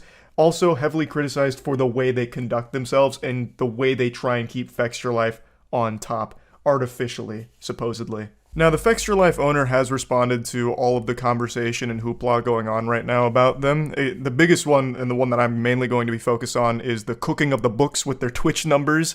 That's a big topic that's been around for many years, and they do talk about this here. But just to piggyback on the back of this Reddit accusation, they're coming forward and saying that, nope, that's a bunch of horseradish. Not real, not true, that's not us. We didn't use bots, and in fact, they even said, I didn't know Reddit bots were a thing, which is complete hogwash. What do you mean you didn't know Reddit bots were a thing? Yes, you did. Everybody knows that. It's totally fine to come defend yourself against the accusations and point out, logical inconsistencies or the evidence isn't strong enough. But why tell a bold-faced lie like that in your defense? I'm so innocent, I've never even heard of bots, I think you called them. The only bot I know is the Autobots. We don't even know what this is. We're so innocent. That's the weirdest defense attempt. Why would you say that? Bots are a thing on every platform everywhere, and everyone knows it. Bots are a thing on Twitch as well, which Fextra Life is no stranger to, since Fextra Life is basically botting all of their Twitch viewer numbers thanks to their embedding video practice that they use. I'm sure bots isn't the preferred nomenclature for Fextra Life when it comes to their viewer numbers. They might use something a little more bubbly, a little more PR friendly, like less than sentient spectators, or perhaps blissfully unaware viewers of the Fextra Life stream. But this has been a controversial hot topic for quite a few years now. This comes up at least once or twice a year. If you have ever gone on Twitch during a new big game release, within the first or second on that page is Fextra Life. They have like an average of 30k viewers when a game is new, and if they're playing an older game, they'll still average like 10k plus. But if you ever click on their stream, you're gonna smell something a little fishy in there. It gets a bit stinky in the swamp because there is no chat activity. Maybe 2 or 3 people chatting to each other in a 30,000 person stream, which is very odd. 30k is huge. They are among one of the biggest channels when it comes to concurrent viewers, at least when new games are present, and no one's talking. 30,000 viewers on their stream, but their chat is a goddamn ghost town. It's an absolute barren wasteland. You'd find more life in Chernobyl than you would in a Fextra Life 30,000 plus viewer stream. So how is that possible? It has to do with a very controversial practice they engage in called embedding, where they embed their Twitch stream on their wiki site. And not just on the front page, on every single page of their site. So let's say you open the Elden Ring Fextra Life page. You'll see that the stream is in the top left. They're currently offline as of me making this video, but when they're online, it would be right there. And now let's say you want to go deeper, you're looking at like build guides or something. If you go to one of those pages, the stream is also embedded there. It's on every single page of Fextra Life, their stream is embedded, meaning no matter where you go, you will count as a viewer for their Twitch stream. Sitting here, 30,000 viewers. The chat slower than fucking a 200 viewer streamer. This is pathetic. Twitch doesn't give a fuck, yeah. And that's the thing, is like, how are we really gonna get mad at them? They're just playing the game. They're not breaking any rules. So as you can see right here, inside of their wiki here, they have the stream embedded in this tiny little box. And this tiny little box here is why they have 31,000 viewers. Now, I have seen conflicting reports where if you open multiple Fextra Life tabs, you will count as multiple viewers since it's embedded on each one, but I haven't seen like 100% concrete confirmation that that's how Twitch would calculate that, but there is a bit of evidence to suggest that it might. So I just want to put that out there as a possibility. Take it with a grain of salt. That is something that's been being discussed as well, because since it is embedded on every page, a lot of people like me open many tabs, so I might have like 3 different Fextra Life tabs open, and that's 3 different embed sources. So I guess it could count as 3, but again, I'm not sure 100% if that's true. But what is true is you do count as a viewer when you are on Fextra Life, no matter what page you're on. You are absolutely not watching the stream. I have no doubt there is literally 0 sentient human beings with a fucking pulse that are watching the Fextra Life stream on the Fextra Life website, because it's a tiny little box that just hides away in the top left, and no one's going to be watching it on that. It'd be like watching it on a Game Boy Color. Like, it's fucking worthless. No one's doing that. It's there just to gamify those numbers and pump that shit up. Like, absolutely skyrocket their viewership numbers on Twitch while adding no real organic viewers to it, and obviously no one in the chat. Now, another thing, most people, like me, will keep these tabs open for a long period of time. So even if Fextra Life's offline right now, if I just keep this tab open, when they go online, I'm counted as a viewer even if I'm not home. Like, even if I forget the tab's open, I'm still counted in their viewership numbers. And to prove just how prevalent this is with viewers that are just accidentally watching Fextra Life because they have the tab open somewhere, a streamer named Quinn went into their offline stream after Fextra Life had concluded and just did a command that showed how many viewers were still there even though the stream wasn't going on. Now, this is something that does exist on normal Twitch streams with normal people watching them. There is something called like an offline community where if a streamer goes offline, there's pockets of people that'll hang around and just talk to each other in the offline chat, but not very many. It's a small number compared to the overall viewership. But for Fextra Life, it's almost their entire fucking viewership is still in their stream even when they're offline, meaning it's just people that have a Fextra Life wiki tab opened somewhere, not actually a viewer of their stream. Surely my anguish and despair will ring on someone's ear. 23,000 current chatters. Okay, dude. All right, I'm a day streamer, boys. I guess this is what a 23,000 person chat looks like, guys. It's not a. You're disgusting. If you insinuate that there's not 23,642 people right here, right now, you are fucking disgusting for implying that these are view bots and they're not actually there. Okay.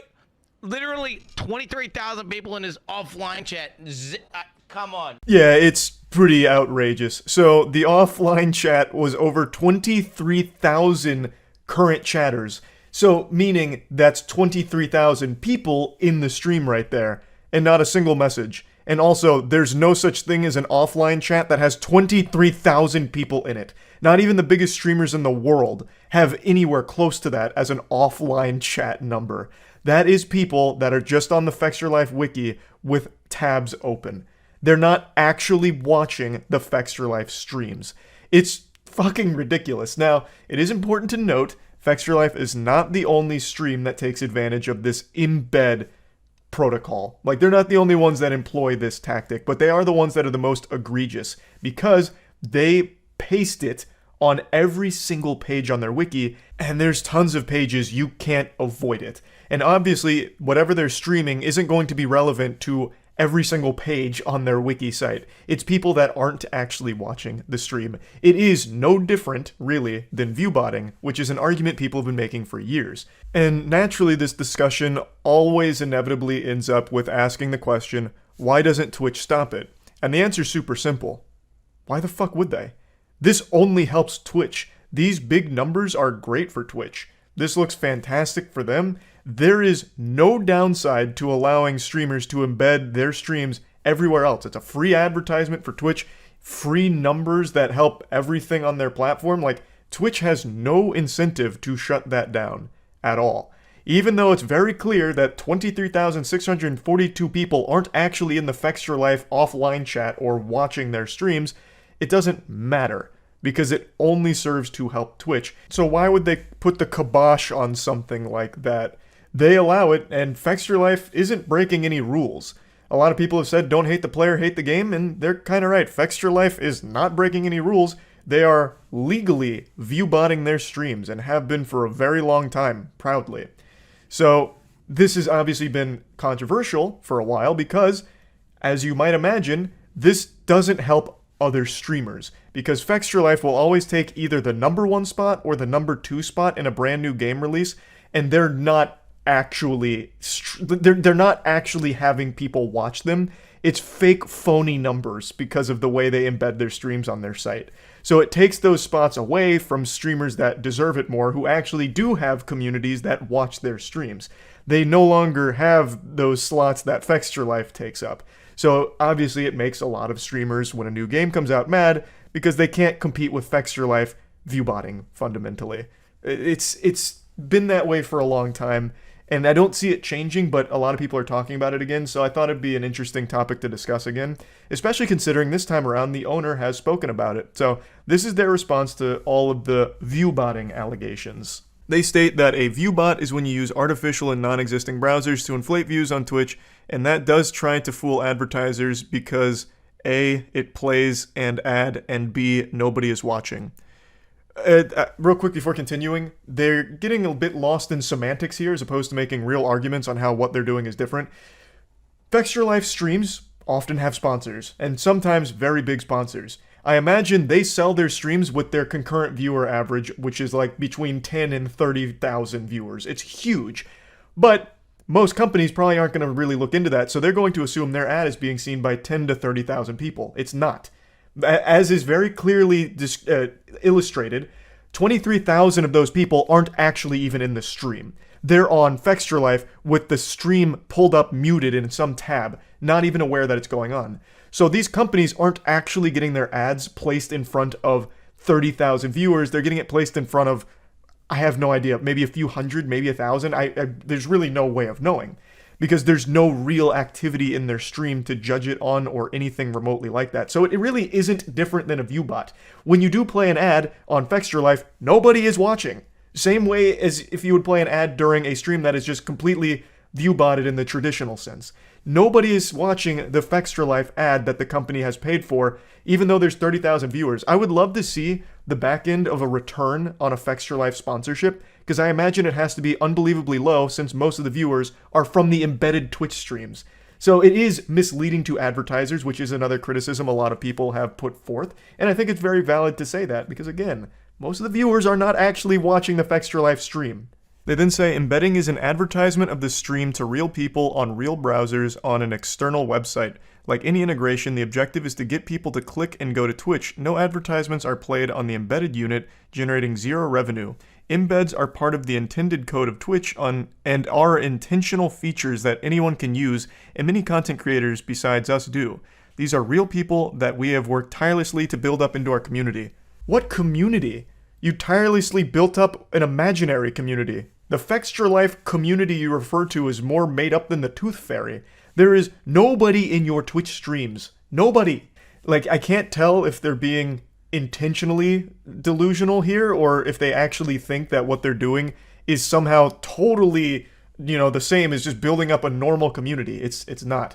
Your embedded Twitch streams are not driving your Fextra Life wiki readers to your Twitch stream. There is no call to action to it that I've ever seen. It just automatically is playing whenever you're on any page on Fextra Life. How the fuck can you possibly make an argument saying that what you're doing is just an advertisement to get those people on your wiki to the streams?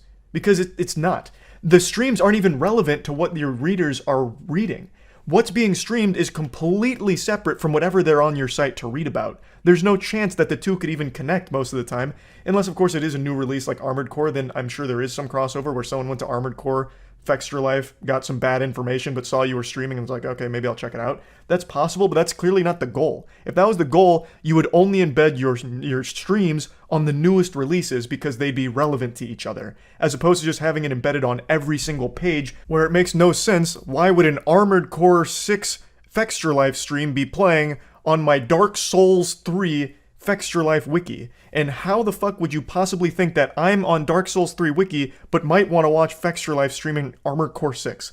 It's just, that is a nonsensical statement to try and say that your embeds are only there to try and get people from your actual wiki to your streams. That's not the goal. The goal is just to artificially inflate your numbers because it's automatically playing and they count as viewers. What embedding does for me is make my website audience aware I'm a person, I'm streaming, and I can show them games that I think they'd be interested in. Again, that argument doesn't work when the website is all about game information. It's not a personality-driven site. They're not going to Fextra Life hoping that they'll see that Fextra Life is also live on Twitch. They're going there because they're looking for guides and information on the game that they are currently playing. That doesn't make any sense. What embedding does for Twitch is give them free advertising for their platform and an ongoing conversion from our website to Twitch. These new people were not on Twitch otherwise, and they're still not on Twitch. They're not going there. They're not going to Twitch. You can tell because there's no one in your chat. I don't know why they keep trying to say that. Yes, it is a free advertisement for Twitch. It's free numbers for their metrics, absolutely. But they're not actually getting new people to Twitch that weren't already endemic to Twitch. They're not bringing new viewers there. They're just idly on the Fextra Life wiki and it counts as a view on Twitch. And then they say they hopefully come back and become part of the Twitch ecosystem. It doesn't happen. Our embed is by no means a secret. It's very visible. In fact, it's the best possible spot on our website, and there's even a command for it on our channel. And as part of the channel rules, the idea that it's a fraud is also absurd. Our sponsors are aware of the embed, and it's a great deal for them to be able to promote their content on both Twitch and to our site users at the same time, particularly in the prime location that the embed has on our website. So this is very interesting to me. The sponsors are aware of the embedding.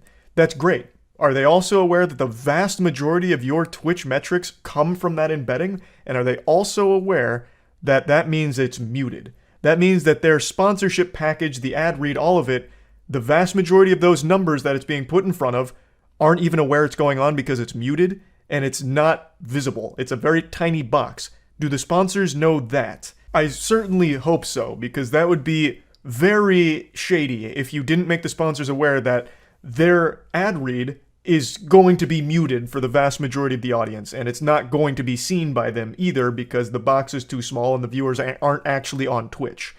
I would hope you'd make them very well aware of all of the shortcomings of doing an ad with Fextra Life, since most of the viewer numbers come from a fucking tiny embed on a completely separate site that, again, is also muted. So hopefully you have made all of your partners aware of that. The owner does continue going on to other criticisms people have put forth against Fextra Life, such as AI-driven content or it being lazy, stuff like that. But that wasn't the focus of what I wanted to talk about today. The statement is still very much up if you want to see how they defend themselves against other claims. But these were the main things I wanted to talk about in regards to this situation, because this is a conversation that comes up at least once or twice a year. And it is a very interesting one about embedding, viewbotting. It is an interesting topic that I just wanted to talk about a bit since a lot of other people are also discussing it, and I think it's something worth going over. So that's really about it. So yeah. Did you hear about the microchips in the cheese? I'm gonna have to check that out right now. Goddamn government cheese. This company is implanting microchips in its cheese. Oh wait, this is a real thing. Oh my god, wait. This isn't a conspiracy. There's a company that's actually microchipping their Parmesan.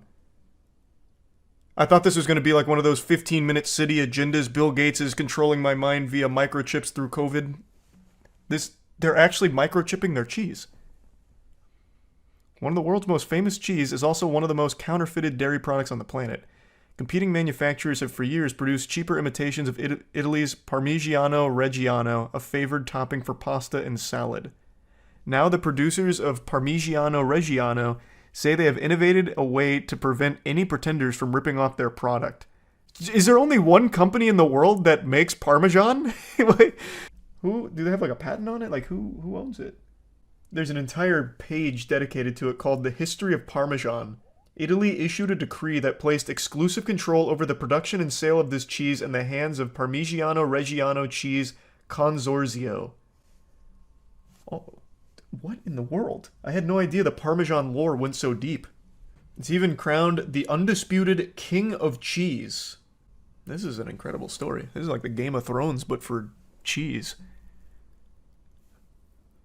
I'm gonna have to go through that entire history breakdown of Parmesan. There's probably wars fought over it, like Helen of Troy.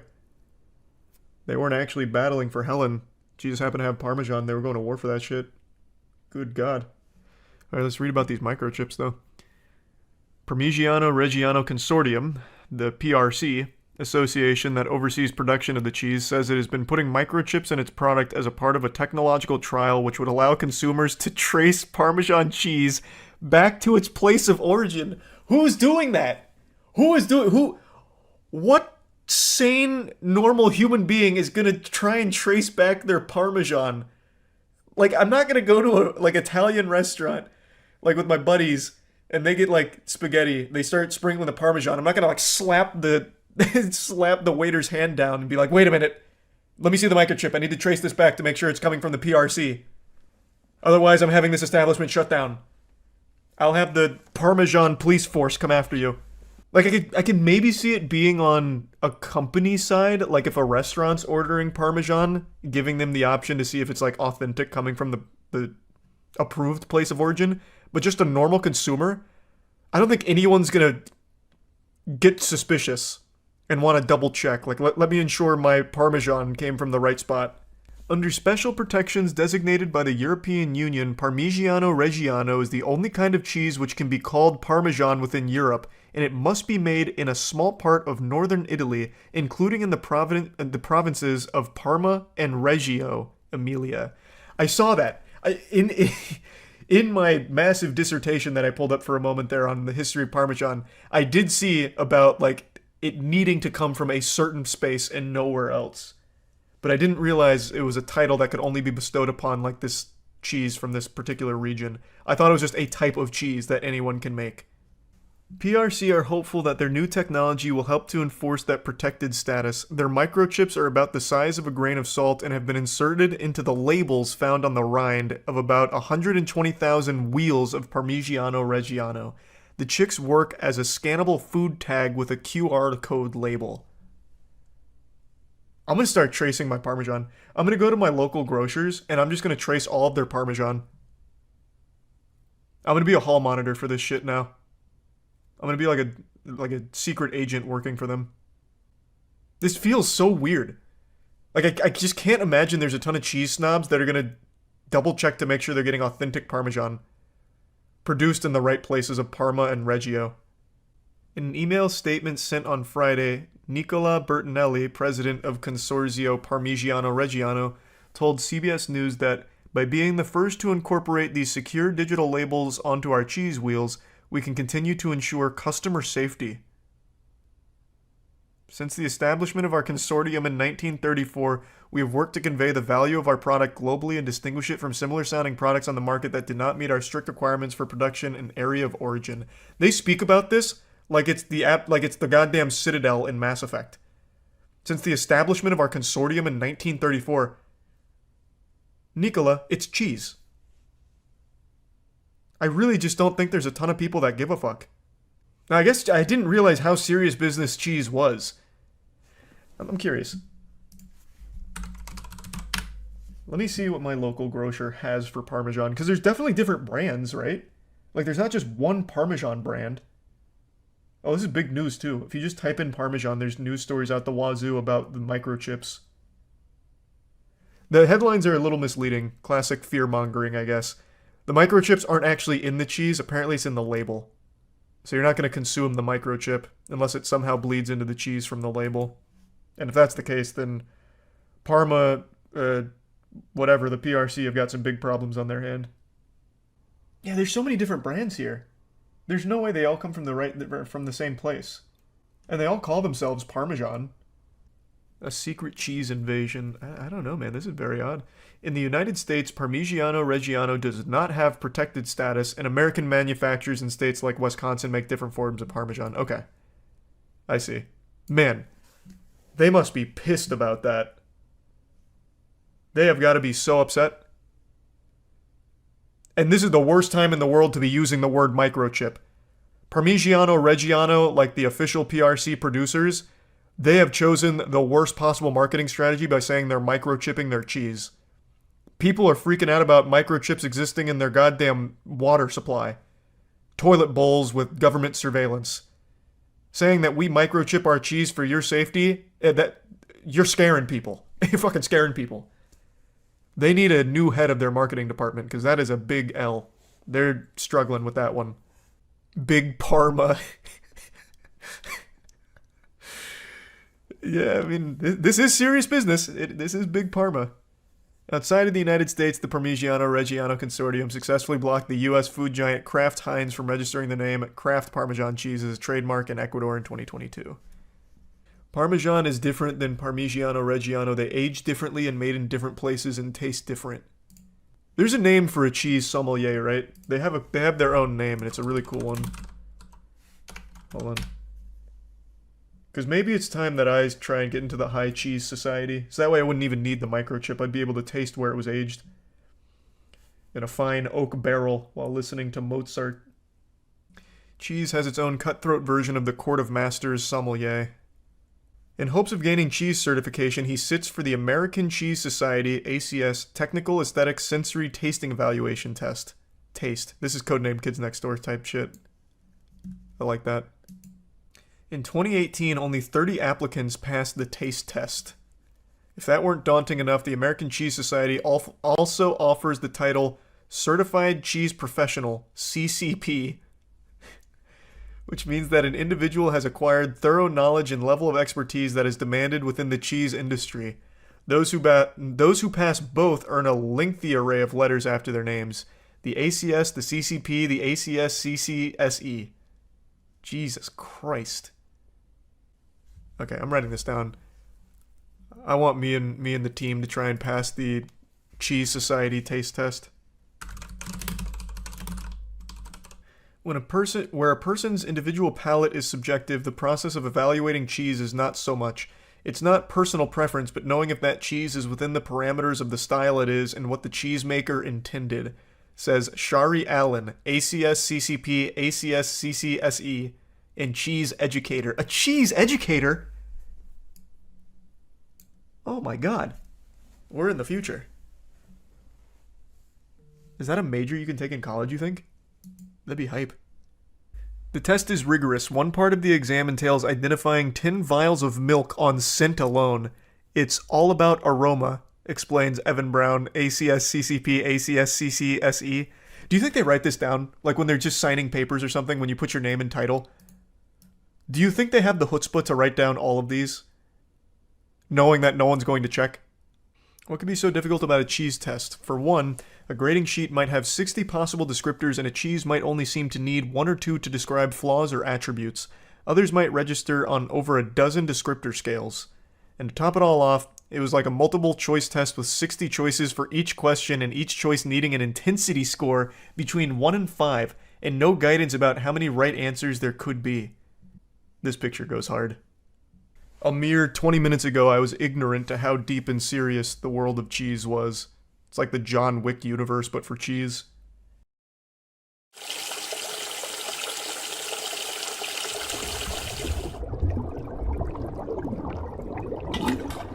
Hey, yeah, welcome back to the tier list. We're doing MREs today, and Matt's going loopy. Yeah, we're going to war. What kind of? In our own way. Yeah. Let's just fucking run it. Start with the crackers. We've got a bunch of packs and cheeses and jalapenos. Alright. Is there any, like, special preparations for it, or do I just eat it? I think we just eat it. Well, no, like, I know MREs sometimes have some, like, wild tech to them where you, like, make a fire out of it and then you eat. He's never been in the military. I've never had astronaut food. Have you really not? No, I haven't. Wow. Alright, Cheers. Is this what they call hardtack? No. Wow. That's like if you took one of those, what is it, the Toll House crackers that come in the big green tin, and you sucked the flavor out. That's like what I eat in a dream, where I don't taste anything. Yeah. Like, it's like the idea of a cracker. Yeah, wow. It's like it's impersonating it, but not very well. It's not bad. It's just fine. It's just there. You want to bump it up with a little cheese spread? Oh, yeah, absolutely. This is a fascinating thing of nothing. Yeah, it's quite literally nothing. It's like a tangible ghost cracker. They're fascinating. Yeah, give me a little In cheese. fact, my brain wants to learn more. Oh. You have an inquisitive mind. Yes. Excellent spread. This just must be the same as Easy Cheese, right? Cheese whiz, you mean? Cheese Whiz. Yeah. I would think. Yeah, that's Lunchables cheese right there. Mm-hmm. That's government cheese. Literally. We're off to a strong That's start. pretty fucking good. Yeah. Damn! MRE's going hard. Oh, fuck. You guys are aliens, like, actually. Got me ready to enlist, I swear to God. No, if this gets better, I'm right there with you, brother. Yeah, I'll sign up Cheese spread with today. jalapeno. Where's my local ROTC program? Jesus Yeah, I don't know why Christ. they go to the local high schools. Just come give me this bad boy. This is how you recruit. You don't need to do any of those like Twitch stream shits where it's No. like join the army, be a We hero. play Rocket League. Just give me the cheese spread. Be like, we got crackers and cheese. They got salt on them? Mm-mm. Nope. You can eat as much as you want. Whoa! These things, I think this is what they put in the vests because these things are like fucking bullet. They're pretty hard. All right, you ready for this? Is this a different spread? Yeah. It's cheese spread with jalapenos. All right, give me a little dabarooski. Oh, it's just coming out in a different formation. Oh yeah, that's a very odd formation. Yeah. Oh, that one had a little chunk in there. Woo! Oh, that's the jalapeno chunk. She got some kick to her. Pretty good though. Wow. That's pretty fucking good. That's like the spicier Cheez-Its. It's like they captured that flavor. Yeah. This is the perfect vehicle for anything that you just want to taste the thing. It's just a great foundation. It's like when you spray perfume on your wrist and you take a sniff, that way you get the actual essence. Yeah. That's good. That's an S tier. Both of them are S tier, honestly. And Hey. the cracker, the entire meal was an That S whole tier. meal was S. I agree. Great job, Uncle Sam. Wow. Yeah, Uncle Sam really I put guess his the best government foot forward. doesn't actually make the MREs. This is a pack made in the U.S. God bless. Do they have ice cream? I don't think they do. That's No. the astronauts. NASA gets that big budget. Yeah, okay. Inspected and passed by Department of Agriculture. So this does pass through the hands of the government. The what? The government. You ready for a beef patty with jalapeno? That sounds awful. It sure does. Why don't you open this one? No, I'd love Wait, do to. we have more plates? Yeah, dude. You're gonna need one. This is wow, that actually looks like dog food. Take a peek in there. That is actually what I serve Kata from Farmer's Dog, a little beef pate. Oh, I'll jiggle her out. that looks great. Show me. I'm getting a phone call. That looks like actual baby shit. I'm gonna let you handle this one today, bud. The perforations don't go deep enough. Gonto. Here you go, I got I'm speaking gibberish today. This MRE's got me acting up. No, I can probably just cut it with the fork. No, I can't. That didn't move at all. Look, let's give them the benefit of the doubt. They did a great job on the cracker. I counted them out on the cracker and they proved Yep. me wrong. Is it cooked? I don't know. Have you had this before as well, Chelsea? You said, mm-hmm. No. Your dad didn't come home with like a big bucket of beef pate. He from didn't the say, MREs? put down your cracker and eat the real food. No. He Okay. did not.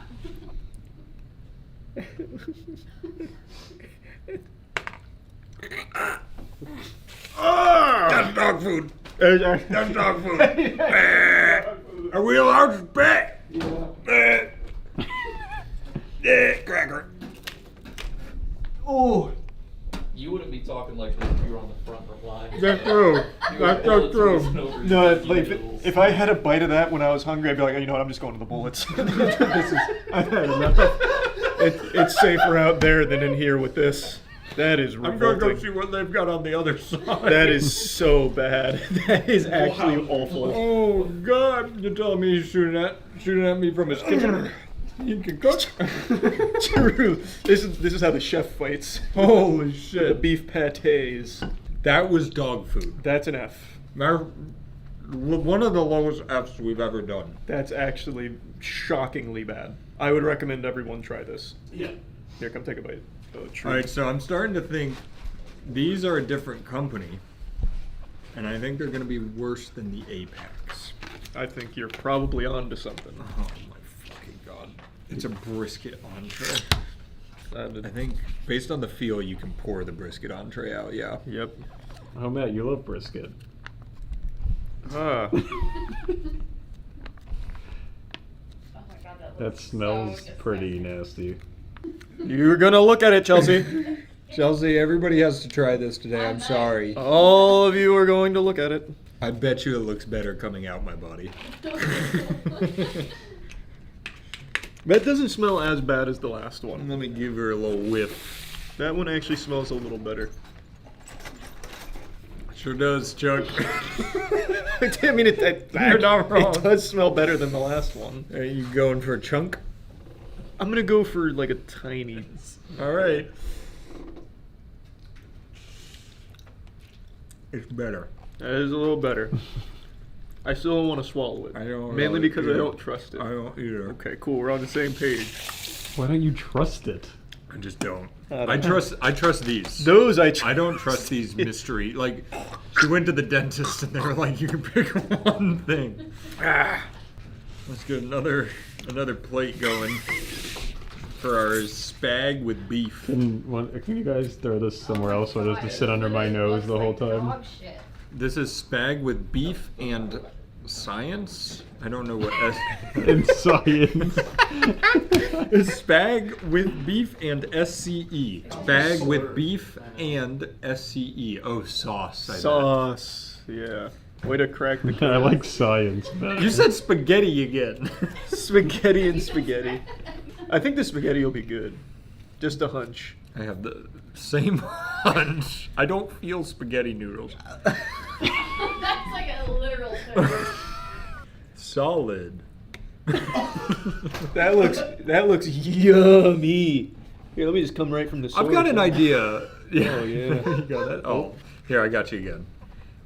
It's like a little dispenser. What if they stop putting meat in them? I would agree. Oh, I thought you meant like MRE creators, like YouTubers. No. Like, But protein. How would you get your protein? just throw some fucking protein powder in that bad boy. I don't care. Yeah, does protein powder Ready? expire?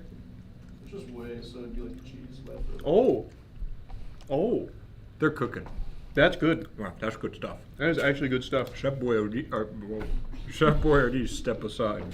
Really tasty. Is there meat in here? Or? There is, yeah. He doesn't take a second bite. It's not gonna be bad. It's not gonna be bad meat. Well, this is from menu 4. I wish we could have gotten the full menus because menu 4 comes with a sweet potato grape smoothie. Wow. Also, this is a B tier. I agree. B. And You don't feel the whatever brisket thing was a D tier. The dog food was F. It was. All right. Moving on. Yep. It's probably the good one. Wait a Hash brown potatoes. Wait, that is the bacon. good one! Woo! Give me another plate. Why is it liquid? I hope this is like the McDonald's hash browns. That. Why does it look like that? Get there. Yeah. All right, now we found it. Well, I mean, I'm ravenous now. Yeah, who wouldn't be? You really just dug into that. It's not the worst thing I've ever had. It's not good though. Huh. It's very, you know, if you have those like barbecue like pinto beans, it tastes like everything around the Your pinto stomach beans. is crying out. Yeah, it's. I think it wants more. Yeah. Get another. It's saying, please give me more potato squares. Yeah, it's That not. one's fine. Yeah, it's not good, but it's No. not bad. I'd give it like a C. I was gonna go under the spaghetti. That's a C. Yeah, the spaghetti was like good. That's just like I can tolerate it. All right. All right. We're done with the small fries. We're moving into the big boys, the A-Pack ready meals. Let's get it. Yep. That's a lot of ingredients. Wait, is the whole menu in here? It might be like a full meal, yeah. Let's say what it is. This is the spaghetti with Italian-style sauce and meat. So it comes with the spaghetti, comes with the cracker, the spork that we need. Oh, sunflower butter for our cracker. That actually sounds fire. And, oh boy, I spoke too soon. We did get the sweet potato and grape smoothie. Who put that together? Typically, this is how you would heat your meal, but it takes a while. This spaghetti looks better. It does. It looks more spaghetti-like. Does it need to be heated or no? Can I have a paper towel? No. You can eat it without. Okay. Oh, that tastes just like Chef Boyardee. That is going hard. Let me scoop on in here. I actually would like some more. That's good. It's a little sweet for my liking. Really? Yeah. I actually think that adds a lot to it. I like the other spaghetti better. This is fantastic. That spaghetti is. That one's all yours. This is. Well, I might just have it then if you insist. Ooh. Oh, is there meat here? Yeah, finish it. Like, eat the meat. No, I think I'm full now. But that's really good. I would give that a comfortable S tier. Outside of the crackers. I was going to go D. That Wow. might be our biggest discrepancy ever. That one I really didn't like. It's super sweet. Yeah, but that's kind of fun. Yeah, it's playful. It's goof noodles. So are you ranking the individual pieces of the full meal, or are you ranking the meal? We can average it together for meal 4. Yeah, so we're gonna rank all of meal 4. Okay. You can have that one. Thanks. Man, there's a nice texture to it. It's almost like the shortbread cookie of the cracker world. I don't know why I said that specifically to you, but I hope you know that, Chelsea. What is that? What are you using right now? This is sunflower butter, but I didn't mix it super well, so here, I'll give you good sunflower butter. There you go. What is this supposed to go on? Because I doubt it's a cracker. It probably is the cracker. Really? It's like Yeah, a it's peanut just butter butter. replacement. It's like just a butter and cracker. That is some extraordinary butter. Good stuff. Right now, this is a meal that I would actually choose to eat for fun. First part, not so much, but this one's it for me. Thank you. I know this isn't hardtack, but I just wanted to share a story that I once made hardtack in 5th grade. I did too.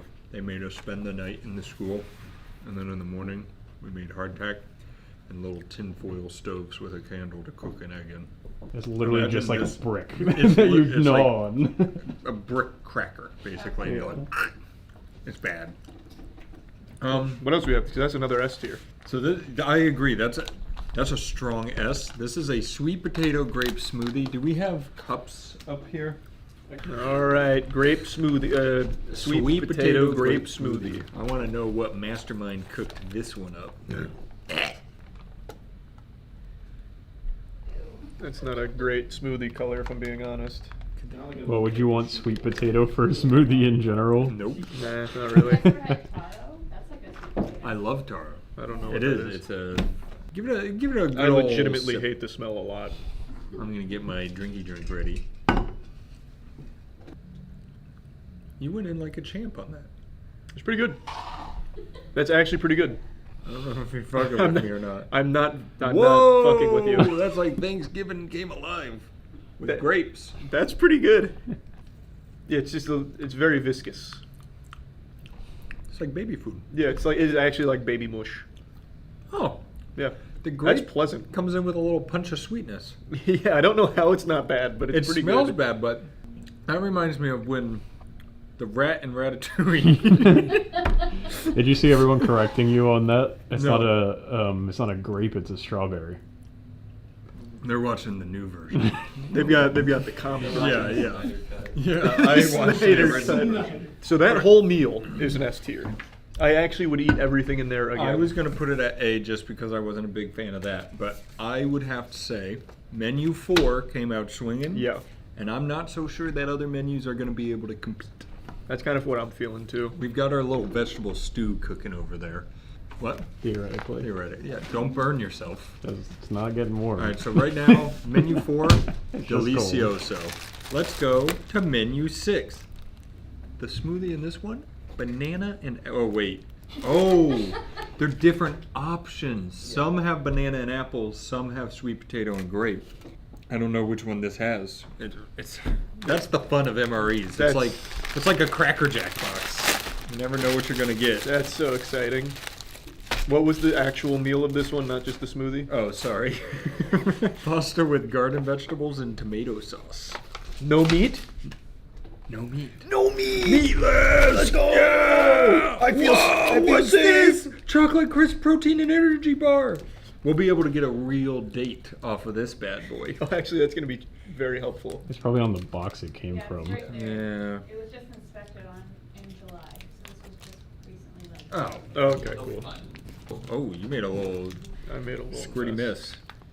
Oh, there's corn in that puppy. There is, and there. That's not good. I think on the front line you Macaronis. probably don't have great sewage systems, and your body doesn't digest corn. There's just corn.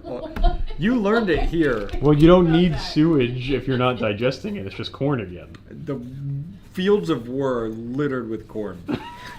You're on to something.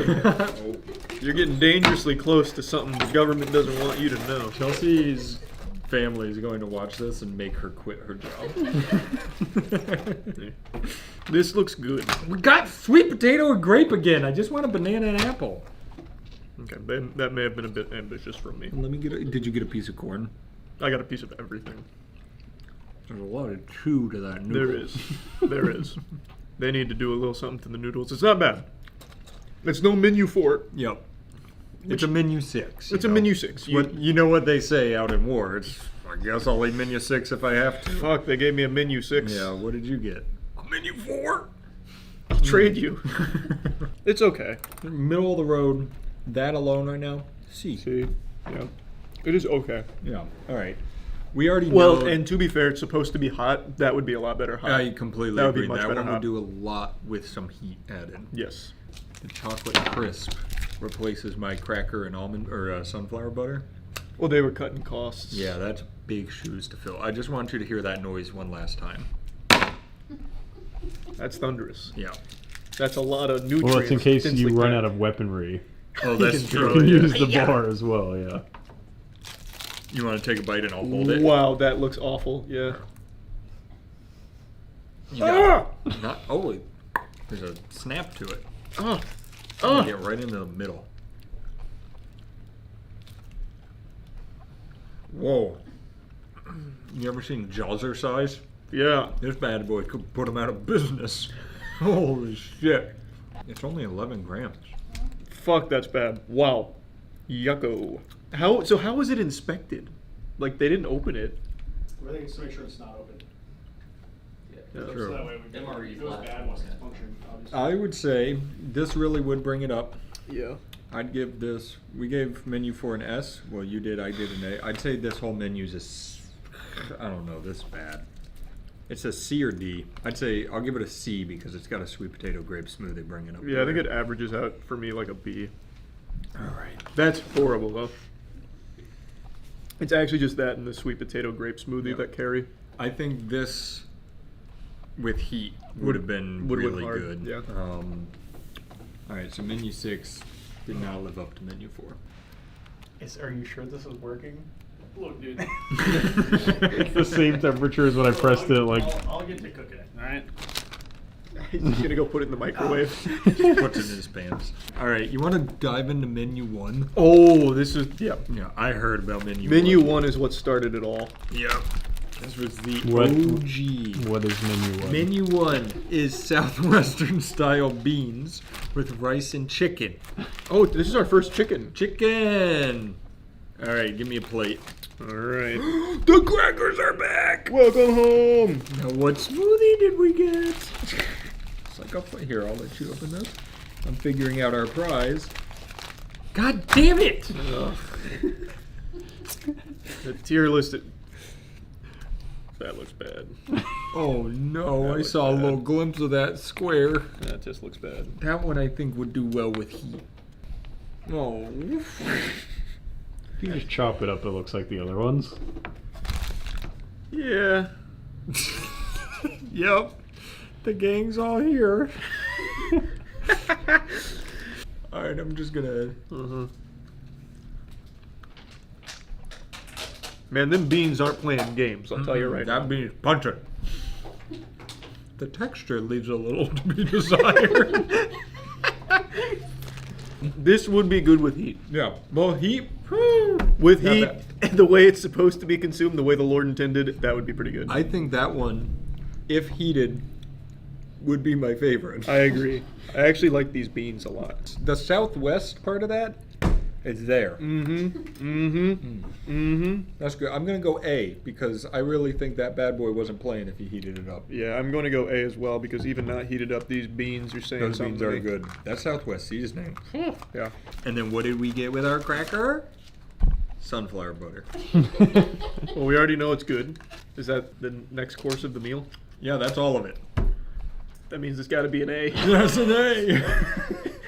You guys are both like, wow, this is fucking weird and doesn't taste great, but it's No, okay. we said the No, flavor. like if it was this is heated. definitely better than this. Yeah, Okay. if this was heated, this would be. I Very think His that would- reactions were very different. No, the texture is off-putting. It is. But if you're not a connoisseur. That's a much no, better that's word. true. A sommelier. Yes, a sommelier of MREs. That's Yeah. that's fair. See, the thing is, like, it's good, but bad. Yeah. Like it. So that means A. It flirts. Sometimes when making a masterpiece, you gotta play with a little fire. If you give me this and you give me some Chick-fil-A chicken nuggets, it's gonna get bumped down. But I'm not rating it compared to Chick-fil-A. Yeah, it's all I'm rating relative it ratings. in the MRE scale. And we went from shit dog food to Southwest chicken. To Southwest beans. So it's an A. I'm still just kind of eating these little beans. You're out. liking those beans. You're picking them out. They're little treats. I'm gonna move to menu 3. Okay. Home style vegetables in sauce with noodles and chicken. Perfect. And we got another shot at the elusive banana apple smoothie. This is our last chance. Go ahead with the vegetable with noodle chicken. Noodle chicken vegetable coming right up. What's happening? And here, I'll ruin our surprise. We got a cracker with sunflower butter. I would be done by day 3. I would need something else. Oh, no. I actually don't That mind looked a that. little cat foodish from what I saw. I don't mind Oh. that color. Wait. That's like it's not dog food color. Good golly, Miss Molly, I'm excited to jump into this one. At first it looked like a scab, but then as it came out I was like, you know what, actually that's not discolored, it's just it's the color. It's got some weird characteristics as well. Alright, let's get in here. That sweetness is back. Yeah. Hey, is there sugar in it? 62 grams of sugar. Oh, that's the whole menu. Okay. Yeah, but I don't really like that. It's not dog food level. no, it's definitely a little better than that. But we put this in C, right? Yes. Because that means that's got to be a D in my head. Does that make this a B and that a C? You're getting into weird quantum calculations. Yeah. Mine's more simple. I don't like a whole lot about it, but I don't hate it either. That's kind of where I'm at. Like, I could eat that one. Yeah. Which is why I feel bad giving it a D, so I think it's a C. Yeah, also I think I'm like gonna have that to give more. this one a C as We'll well. just run C. You're not going to believe it. We didn't get it. We got a sweet potato grape smoothie. We are chasing our Charizard. And we're not finding it. Well, how did it get so hot so quick? Bro, literally, I have no idea. It's fucking heat. All right, come plop her down then. This is our last menu item. This is menu number. Wait, what were we ranking this overall menu? We had the C. sweet potato and Didn't we grape. give it a C? Well, that's C, but then you got the cracker with Oh. sunflower butter and the sweet potato, which I think has to bump it to To a B. Yeah, natural. Yeah. You It's use slope intercept form. Yeah. Good call. Good call. Yep. Found the hypotenuse. Yeah, but did you go home and look at math stuff last night? Well, no, and then we found the hypotenuse, and there it was. You wouldn't understand. These are very advanced calculations, No, I Chelsea. would not understand them, actually. Yeah, you're good. Yeah, we're good. Come we're bring good. it over This, here. this is menu 5, the coveted menu 5, vegetable stew with meat. Do you feel heat coming out of it? Man, it's government heat right there. She cooking. Do not overfill. Oh, you overfilled it. You actually did. No. Put the fire out the second window. So how is it supposed to work? Here, you wanna plate her up? Is it? Oh, it's okay. Can we throw this away later tonight? It just explodes. I'm just gonna put it on top of this, so we stop wasting so many plates. That is just. What? Okay. Whatever. Well, if you think about it, there's enough there that we can pull off the top and we won't be touching the bottom. I'm done questioning. You pick guys. off the top of the mountain because the top of the mountain hasn't muddled with the rest It's of it. actually an architectural approach where you build up instead of out. Yep. It's like ants. Yep. Stew? Oh, garbanzo beans? Oh. Well, hello there. Do you hear my stomach? I hear this. It's I not hear this great. right now. It's saying some stuff. It's saying some pretty nice things to me, actually. What is this again? I don't know. Your stomach is really. It's not feeling good. It's very vocal today. I think it's the Vegetable stew with meat. Wait, That. oh, God damn it. What? You thought there was no meat? Yeah. You asked for it to be heated because it had meat. You're right. That was your choice. It's You are right. Yeah, get back to where you were though. Ignore your fear. That's pretty good stuff. It is pretty good stuff. Now you eat another meat bite. Look, with everything we do, if you die, I die. We know that by this point. Okay. All right. Jesus. The only meat you shouldn't have been worried about is chicken, and both of you went into that with no question. Yes, chicken. Yeah, I never met a chicken I didn't like. A. All right, let's dig into menu 5 some more. Oh, I'm seeing she's giving us something playful. Oh, yikes. We're back to these. I don't know if we need another plate, but just in case. This one's crammed. I literally waited for Danny's face. This is the highest level of irrationality I've ever seen in my life, from just on all facets. You just don't understand the process. That tastes like a Laffy Taffy, or not, or Now and Later. Kind of tastes like an Airhead. Yeah, it's like candy. Yeah. That really is like candy with protein. No, it's pretty good. I don't like know that why one. they're not selling more of these. Okay. Come on, baby. That's good. Give us apple and banana. PSA 10. Sweet potato grape smoothie. God damn it. God damn it. Maybe they discontinued it. They must have. It was too good. So you got stew, sweet potato grape smoothie, candy bar. Probably an A. Yeah, I think that all rounds out to an A. Yeah. We've got one more, the one I'm really not looking forward to. It's pork. Pork? Pork. With sauce and rice. I mean, then you don't have to eat it. We got another cracker with sunflower butter. Mm-hmm. Should I ruin the surprise now? Or... Just do it now. Alright. Please, please. Oh, boy. Well, wash it down with some good old-fashioned pork. You ever just cut your sauce and rice like that? That's Uncle Ben's rice in there. You always say that anytime there's rice. You're right. I just really like Uncle Ben's rice. Oh, you So too. when there's good rice, I'm You just saw like, me eating when you came in? That was a big bowl of Uncle Ben's. fuck yeah. That's good. Oh, it's good. That It's is got a a- little kick to it. It's Yeah, nice. That's actually really nice.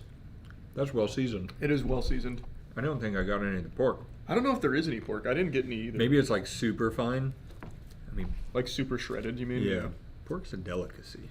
Yeah, that's what I've always heard too. I don't eat pork. I also don't eat pork. Yeah, that was good. It was good. That would be A. I was gonna go A, and then we've got these, and we've got the smoothie. It's another A. Same old routine. Yep. It's all an A. A. Just we hide all the good food in the MRE bags. It's a shame, really. I was pleasantly surprised by the quality of the food today, I thought actually. I was gonna be puking. We started off slow. We started off bad, and we went up. Whoever's making these, like the meals, is Yeah. doing a much better job than whoever's selling the under the table. Yeah, just the beef individual brisket. bags. Those sucked. These were good. Yeah, So, agreed. Yeah, so if you're ever in a pinch and need an MRE, now you know what the best ones are, and you're welcome. Hey, good job. Hey, good work.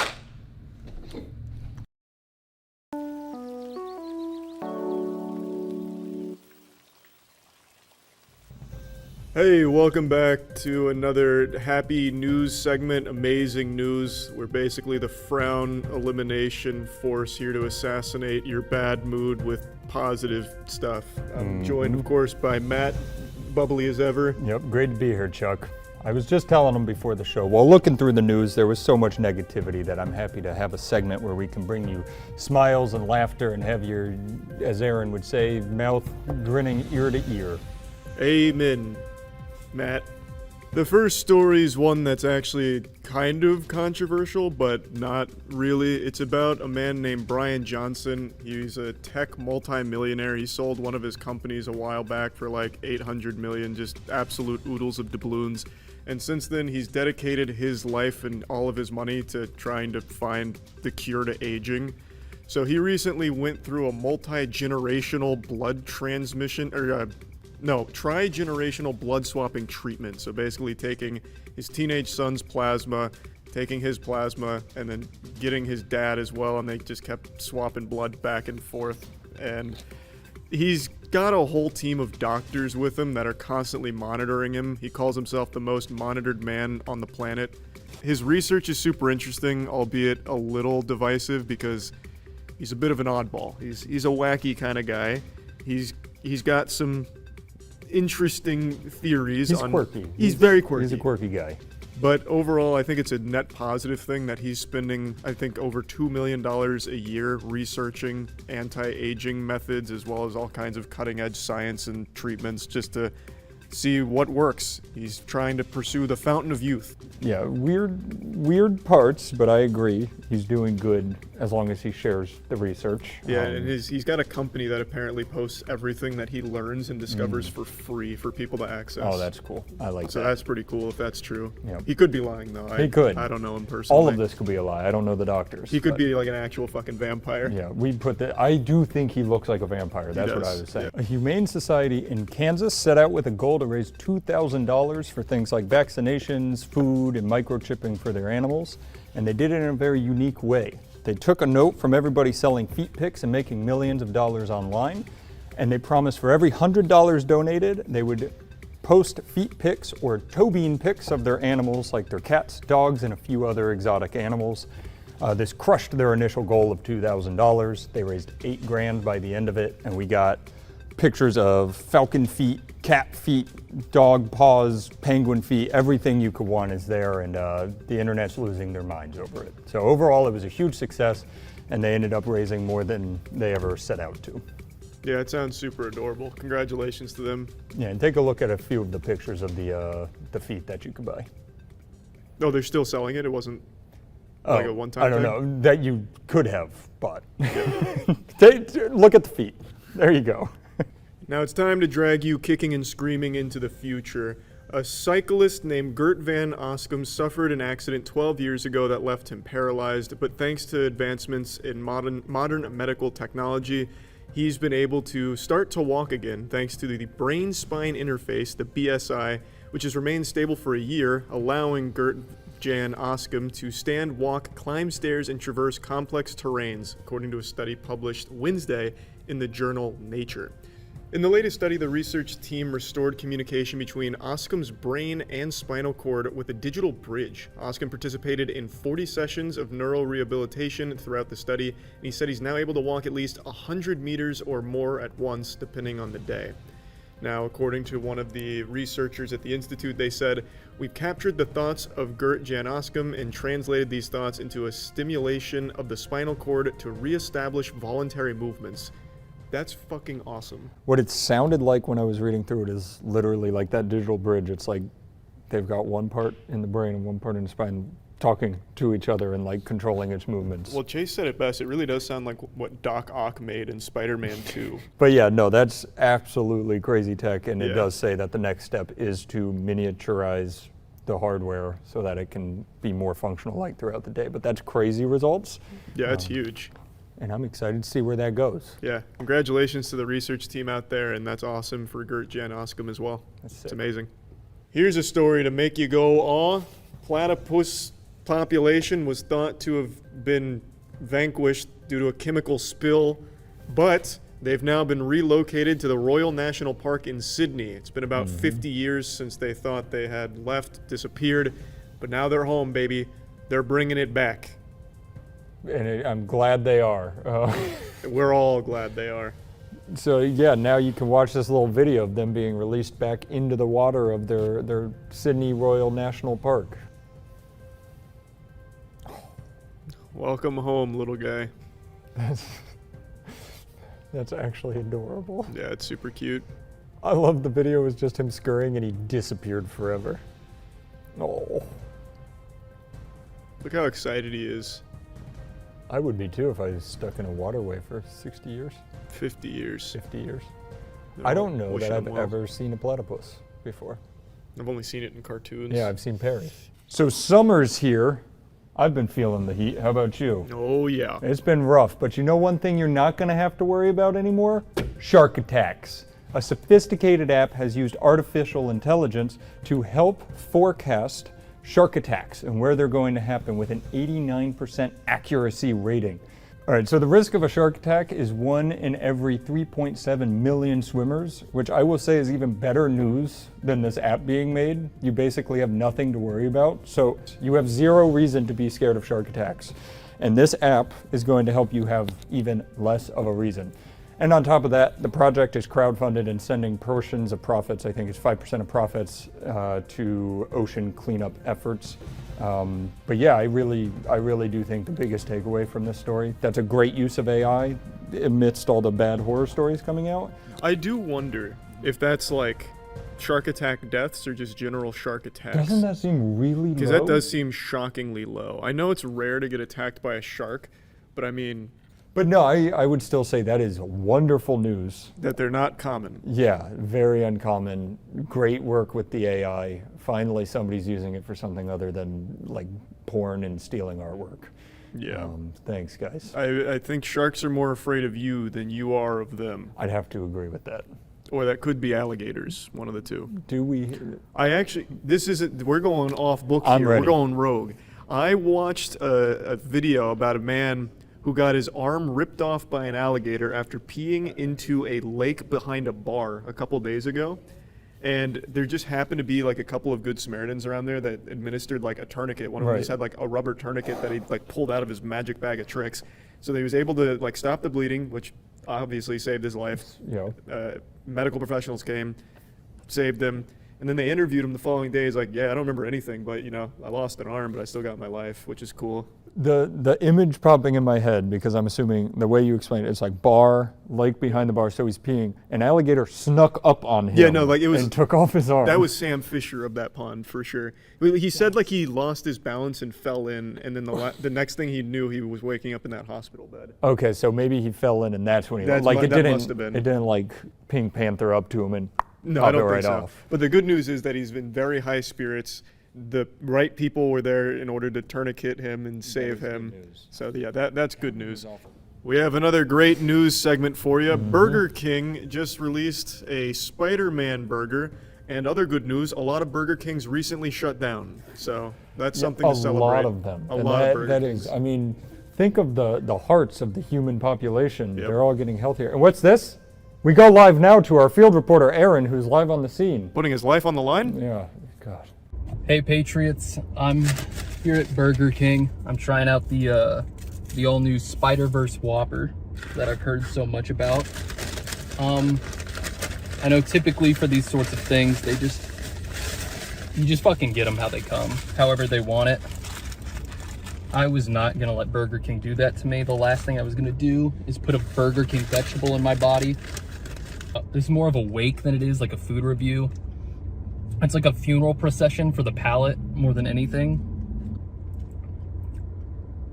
I just finished a nice workout and I'm sitting here in my fucking blistering hot car. There's nothing here on this planet I would have wanted to put less in my body than this bad boy right here.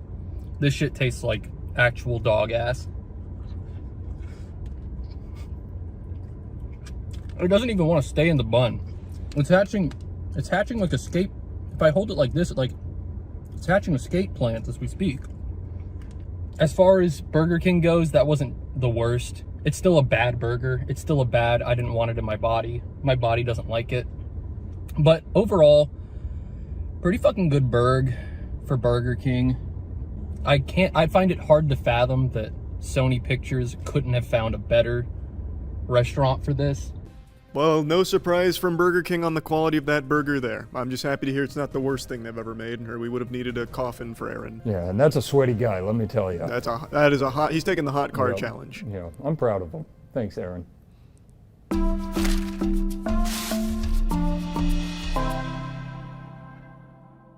Hey, welcome to Chelsea's Cute Creature Corner. This is Stadine.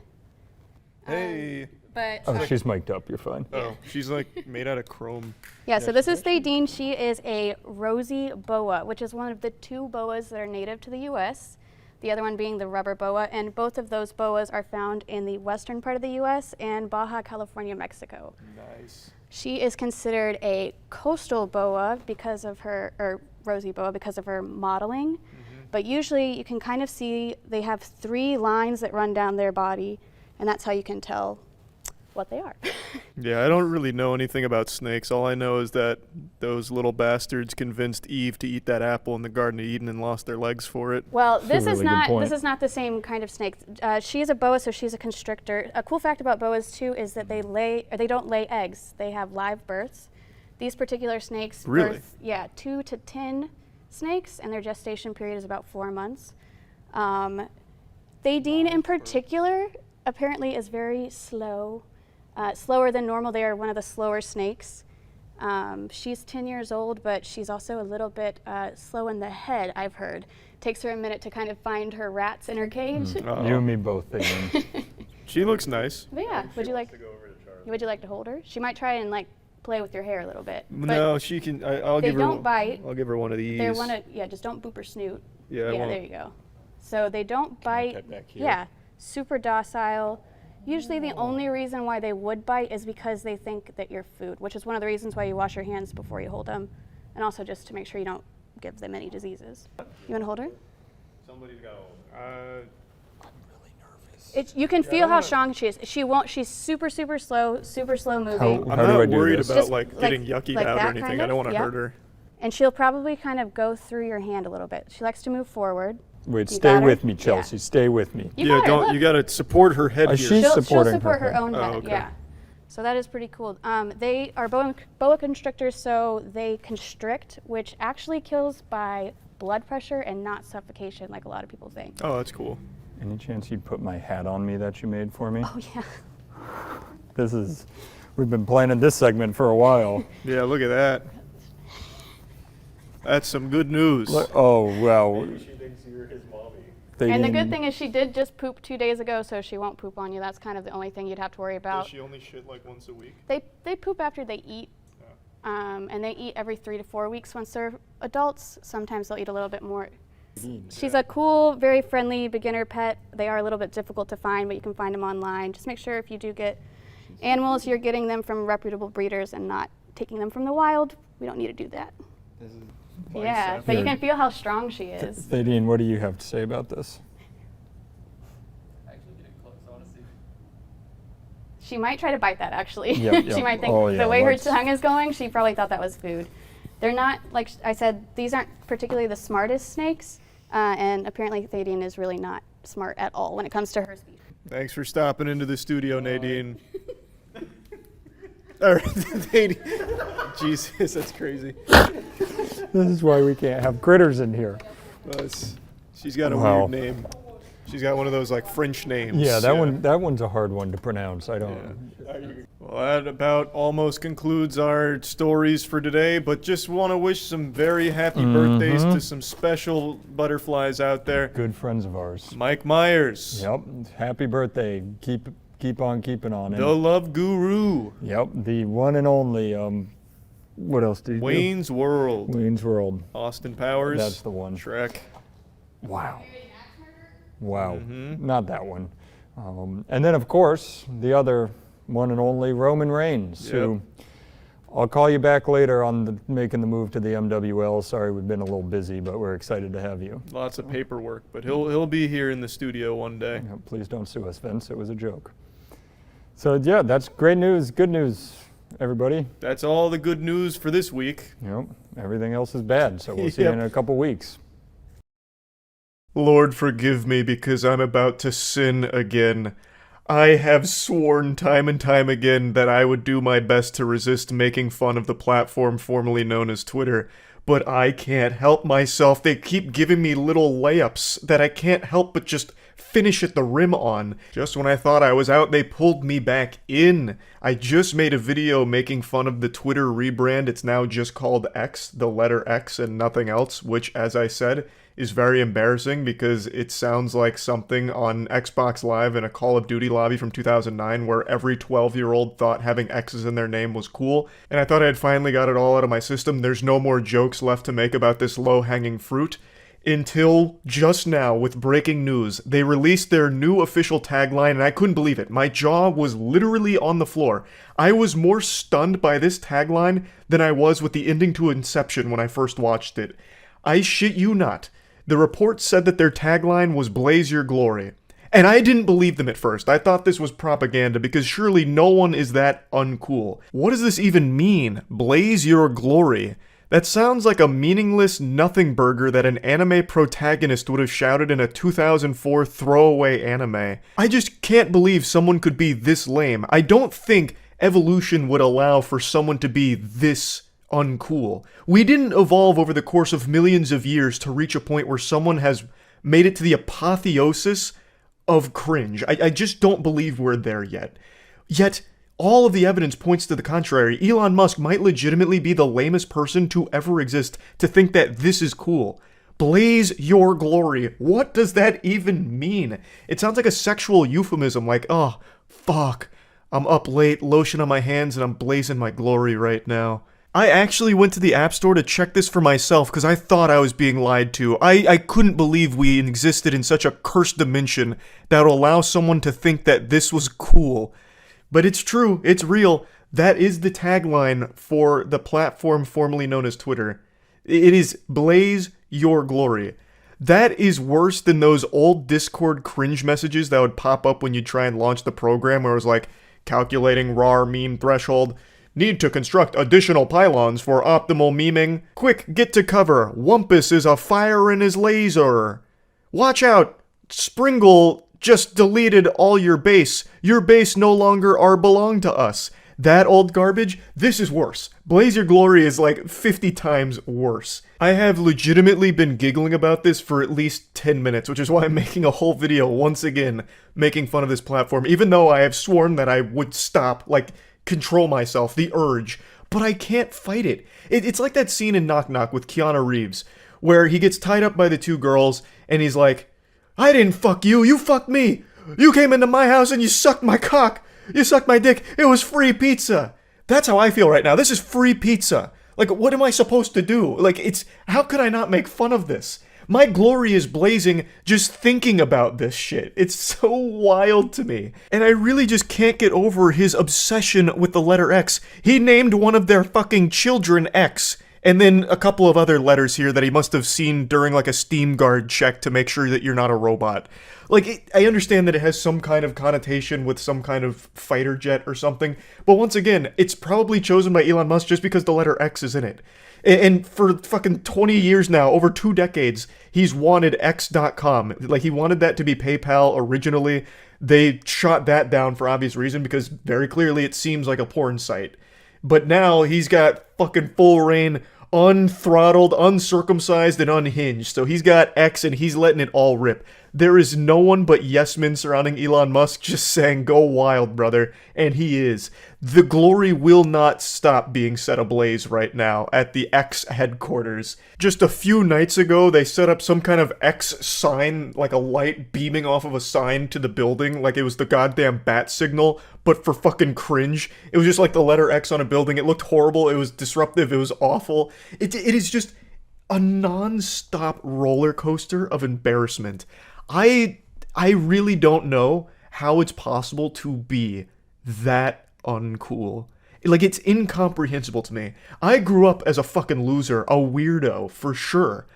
But even I would know that this is so embarrassing. My cheeks would never stop being red. I would never show my face out of shame. I would legitimately be in a paper bag for the rest of my life. I wouldn't let people see my face if I was the guy that kept doing this shit with X and Blaze Your Glory. The shame would just be far too much to even put into words. I just... I can't help but make fun of it. I really can't. It's begging for it. I think there is a chance Elon Musk has some kind of humiliation fetish.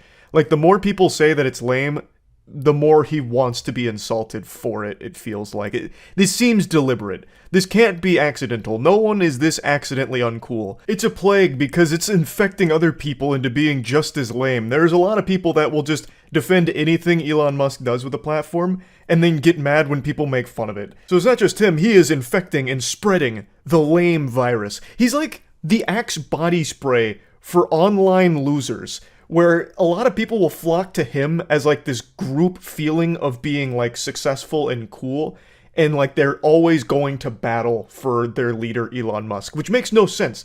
Again, I don't really care about Twitter's success or its failure. I'm just laughing at the goofy decisions made along the way. So I'm just going to bring up one tweet here. It's not even this person in particular I have a problem with or anything. This is just the general attitude about how when I make fun of it, I'm just coping with the success of Twitter under the leadership of Elon Musk. I don't give a fuck. If Twitter burns to the ground tomorrow, I don't care. If it's 20 times more successful tomorrow, I don't care. I think the platform sucks. I'd prefer if it was in the dirt, buried 6 feet under. I think it's been a net negative for the entire world, but overall, its presence isn't something that disturbs me or makes me upset. I'm not coping with its success. I'm making fun of it. So even if it's 20 times more successful tomorrow, I will still make fun of it. You know what else is extremely successful? Selling soiled, used panties online to degenerates. I'll make fun of that too, but it is successful. It's very successful. A lot of women make a ton of money doing that. But just like X, Blaze Your Glory, it's something to laugh at because it's so fucking silly. It's so goofy. So no, this has nothing to do with jealousy over a platform's success or its failure or anything. It is just legitimately comical nonsense along the way that is something to point and laugh at as a spectacle and shoot some spitballs at. It's a circus, and the clowns are dancing, honking their nose and making me giggle. It's just not that deep. There's really nothing to psychoanalyze here. You don't need to be holding up Rorschachs to me in order to get down to the bottom of it. It's just super simple. So just stop being so upset when people make fun of some goofy shit like this. Keep your glory blazing, take a step back, and share in the laughs. It's just that simple. You're not on the board of directors or anything. You don't have any like actual investment into the company. So whether it's successful or it's not, it shouldn't matter to you. Just have fun. Like, just enjoy the silly ride that we're all on here with watching all of these goofy things unfold in front of us. Maybe it'll end up making the platform 1,000 times more successful and becomes extremely profitable. And maybe, 10 years from now, Blaze Your Glory's on t-shirts. It's even got its own little mascot, like fucking Ultra Lord out of Jimmy Neutron, the Glory Blazer or something. Like, maybe it's the biggest thing in the world, but it will still always be a fucking goofy, uncool thing.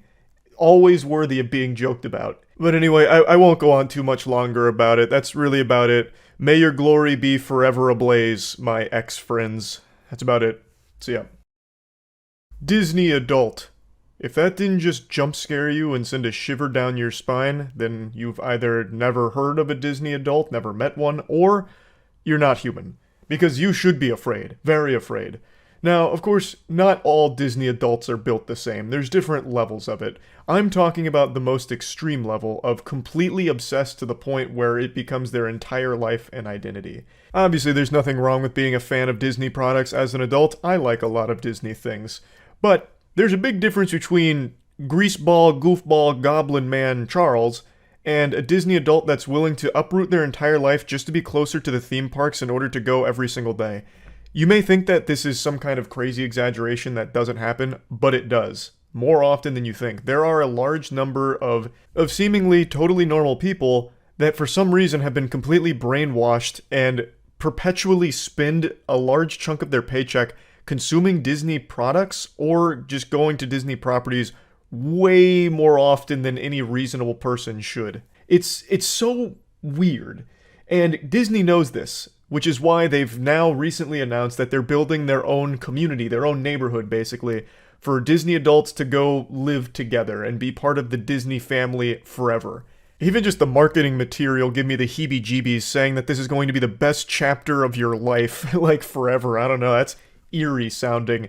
Visiting a Disney neighborhood sounds worse than visiting hell. At least the demons and devils in hell aren't pretending to be something they're not. Because Disney is an evil corporation. I don't care how you spin it, no matter how big of a fan you are of Disney properties. Disney as a corporation is one of the greediest, shadiest, and just downright deplorable companies there is in the world. For a company that's supposed to be all about magic and being the happiest place on earth, the only time Disney seems to be at its happiest is when they're magically face-fucking you with their insatiable gluttony to shake you down for all of your lunch money and keep you perpetually suckling on their teat, consuming only their milk. It is a scary company. I'm not here to really get into the weeds of all of the awful things Disney has done since its inception, but I do want to get into the weeds of the neighborhood here because I find this to just be like a dystopian idea where corporations like Disney are going to start building their own communities. In my opinion, it's just an alarming idea. But anyway, the first one from Disney here is being pitched as story living, and there's no information on pricing that I can find at the moment, but since it's Disney, you can bet your sweet bippy it's going to be overpriced. You'll be paying 7 figures for a 1-bed, 1-bath, 400 square foot crack shack without a driveway, because in the Disney neighborhood, you use magic to get around or some shit. Like, you're gonna overpay for your property in the Disney neighborhood, I imagine. But one thing that really stands out to me is in the pitch here, they have this legendary service notice where it says, at Cotino Community, which is the first part of Story Living, cast members will strive to deliver the same friendly Disney service you've come to expect. This was super odd to me. What do you mean cast members? It's a neighborhood, right? I've lived in neighborhood communities my entire life, and I've never seen NPCs wandering around checking in on me, making sure I'm abiding by rules and regulations, asking me questions. This sounds more like spies. And the whole idea of this neighborhood is actually bigger than I thought it was. It's not just a residential community. This is basically a place that they're building for people to go to die. In addition to having housing from Disney, the community is seemingly isolated from the rest of the world, just locked into this one fucking dimension over here, like where Squidward went to be all alone, but this time it's only for the most obsessed Disney fans. So you would have property in the community, and the community itself also has stores and restaurants and like activities and events all held within that neighborhood, as well as like a beach that you have to pay for access to as well, even as a community member. So it really feels like this is where people would go and then not leave. That's the design of it, because why would they? Everything they need is there, and it's all Disney approved, and you love Disney, so why not just go spend your entire life here and make sure you empty out your piggy bank the entire way before you shed the mortal coil? They have like a proposed 55 and older only community as well. So to me, it really just seems like they're trying to build the one-stop shop for Disney adults to go to die. Like, spend the rest of their life, spend all of their money on Disney and Disney only, so that way it doesn't go elsewhere, so that way they can have it all. And it's just so weird. I think it's such a fucking weird idea. So I went over it a little more on stream last night. I'll show you a couple clips of that before hopping back in for a bit more analysis. Have you heard about the city Disney is building called Story Living? Talking about the Disney neighborhood? That's got to be the worst place on earth. This place would be absolutely miserable to live. Imagine being in a Disney-only community. Have their own police force. The HOA would go crazy. Smiles mandatory. If not, you get executed in the town square. I wonder if you're allowed to have Netflix there. Oh, no chance. That'd be a crime punishable by death in Disney Story Living or whatever. The housing's too expensive. No one's going to buy these. You don't know Disney adults. Disney adults will actually trample each other just for the chance of living in a Disney neighborhood. Touched the hearts and minds of people around the world for nearly 100 years. Okay, stop sucking your own dick. Just show me the neighborhood. By our world-class Disney cast.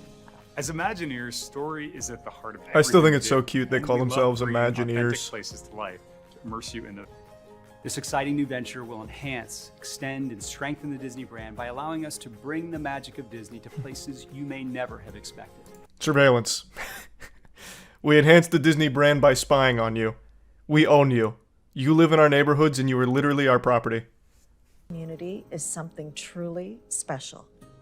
We're exploring Nightmarish a variety of is the word I'd locations in use. the U.S. for our story living by Disney here in the community of Rancho Mirage, just Is this like outside of Palm Springs, WandaVision? California. Kind of. And I'm excited to But announce that our worse. first Story Living by Disney community will be located in experienced home builders at each site who contribute their talents and expertise to each community. But yeah, that's the gist of it. It's not really like Celebration. This is legitimately a Disney neighborhood. And I imagine those houses are going to come pre-built with some kind of surveillance or data harvesting program. Charles, I noticed at approximately 8:45 p.m. this evening you weren't smiling. Is something the matter? Do we need to have you re-educated? Be happy or else. It's not even so much about be happy. It's more consume forever. Consume or else.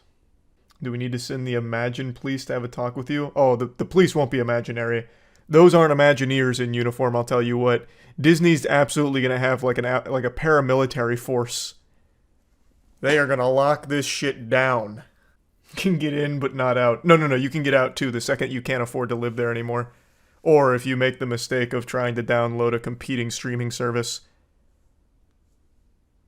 Contraband at the Disney neighborhoods is going to be like smuggling in a DVD of like Boss Baby or something. An animation that's not Disney. Disney wants to own human souls themselves. At least the Disney adults will all be in one place so we can avoid them. I mean, yeah, it'd be kind of like a quarantine zone for like the most brainwashed Disney adults, I suppose. And actually, I do wonder if they'd even be allowed access to the rest of the internet. I really imagine this Disney neighborhood being complete lock and key. Like, your days are designed for you. You're restricted access to a bunch of different things. Yeah, it'd probably just be like an intranet for the neighborhood. Because, I mean, if they give you unrestricted access to the internet, you could be leaving a negative review about the housing situation. You could be saying less than favorable things, and they can't have that. You should go there when built. Man, fuck that. That'd be going to like a Scientology church. That's scary. Let's go ahead and play around a little bit here, because I don't exactly know how this neighborhood's going to go, but knowing Disney, I think this could end up being like one of the most outrageously strict places on the planet. I really feel there's a non-zero chance that they will outright forbid anything that's not Disney or Disney adjacent. Like, they won't have direct competition. I wouldn't be surprised if you can't even Amazon Prime packages into your Disney neighborhood house. Like, they probably would just turn them away at the door or something. You can only order through Disney pre-approved services. I really think that that's not out of the realm of possibility, because it seems like they're going to really own this neighborhood. Everything is going to be Disney related. Like I said, the cast members thing really throws me for a wild loop, because that just seems like actual simulation cult shit to a certain degree, where you will be monitored. Like, it seems like it's going to be constant surveillance from the cast members on their community. I also do think there's a non-zero chance that there will be some expectations on their residents as part of like an HOA agreement where they'll attend Disney events or Disney hosted celebrations within the community and shit like that in order to get them active in the community or something, and they'll probably spin it as like, you gotta really embrace the magic. You're living in the Disney neighborhood, damn it, so come to all of our events. Why are you here if you don't want to be? You know, get over here, come to the events, in order to try and get them on the hook to start spending more money on Disney-related shit and continue the brainwashing. If you're already living in the Disney neighborhood, if you paid to be there, you're already pretty brainwashed, but this is like another level. This is a completely different level where you are just completely submerged in Disney and Disney only, cut off from the rest of the world. Also, worth noting real quick, Disney has tried something similar before with a place called Celebration, which is like, it's pretty similar to what they're pitching here with Story Living by Disney, but it completely failed. Celebration completely failed. It was a disaster for them, and I think they no longer have Celebration as like a Disney thing anymore. I'm not entirely sure. It's all kind of messy, but it was a failure on Disney's part to do this in the past. But they're trying again. They're saying, you know what? What about Second Breakfast? That was so good, I want to try it a second time. And they're going with Story Living this time. But they've broadened the scope, and they want to create all of these amenities for the neighborhood. And to me, it all just seems like control. Like, they just want to control all of your spending, then make sure it all goes back into Disney's pockets. This shit is scary. Also, I read something from Celebration back when it was still Disney's, where apparently the HOA was so fucking evil that they had some kind of clause where they could legally tell you that you have to get rid of your pets if they're deemed a nuisance or something. I only read a little bit about that from Google, so take that with a grain of salt. That could be all anecdotal and completely incorrect. But I wouldn't be surprised if Disney really did have something like that. And I wouldn't be surprised to have something like that in Story Living by Disney when they do build this. I really do think it'll probably be one of the most awful places to live. Truly. Even as like a Disney adult, if you're a huge fan of Disney, I think living there would make you fucking hate Disney too. But yeah, anyway, I just wanted to talk about this a little bit. That's it. See ya. For about the last week now, I've just been sitting here stewing, just letting some juices marinate in my old noodle up here, as I've realized just how dangerous it is to have an argument in the real world in these days. I remember growing up, usually if you started beefing with someone, like you're insulting each other, like, hey, stupid face, are you looking for moron town? It's that way, idiot.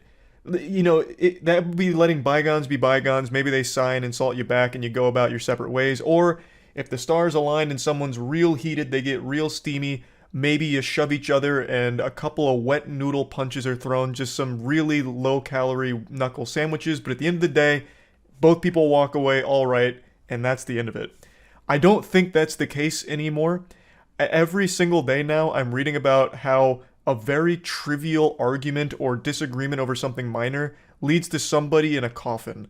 Just an absolute body bag over fucking nothing. I talked about this recently because I made a video on my second channel. I've been making a lot of content exclusive to the second channel like I said I would. And I covered a story that was really like beyond pathetic and sad. It's about a man who murdered an 18-year-old because that kid had responded to his Facebook post with a laughing emoji. I couldn't even imagine the mentality of an unhinged lunatic that felt that that was an appropriate response to that kind of meaningless nonsense. Like, these days, if you do something so much as putting too much mayonnaise on a sandwich, it could be a death sentence.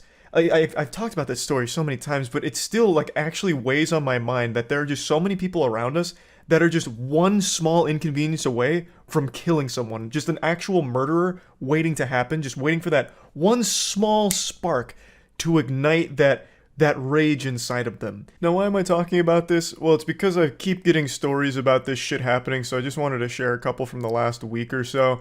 Yesterday, I shared some good, positive things going on in the world, so I figured today it's time to counterbalance that with some horrible shit that's happening. So, I mentioned the laughing emoji murderer. I'm just going to show you pieces from that video I already made covering it, and then getting into the other ones I wanted to talk about.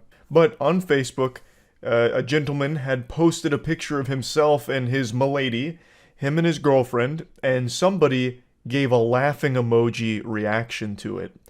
And for that, he murdered them. When I went over this on stream, chat started saying L. Joe Dirt, because, I mean, his mugshot here makes him look like Joe Dirte. This fucking inbred loser looks illiterate, but somehow he was able to actually start talking to the victim on Facebook. I guess in between whippets, he started responding to the guy who wrote the laughing emoji, who, you know, posted the laughing emoji, which this guy took as him dropping the gauntlet and challenging his honor. So he starts poking him a little bit, you know, trying to get some bread, huh? And shit, I don't know, you the one on my dock. Which I think he means dick. The fuck you even react to my shit for anyways? I'm ready though. Which is just such an unbelievably insane response. You're reacting to my shit? Okay, well I stay ready. Huh? When and where? When and where? You have the laughing emoji here? Prepare to die, bitch. Eventually the two agreed to meet up at a park to fight, where Watkins fatally shot them. This was mind-blowing to me that the victim would even agree to meet up with this fucking maniac. I don't know what he was expecting to happen there, some kind of honorable knight's code like fisticuffs. Like, you know, we're gonna settle this like some pugilistic men from back in the day with our fists. Let our knuckle sandwiches do the talking. Surely this fucking weirdo on Facebook isn't gonna do anything sketchy or fishy.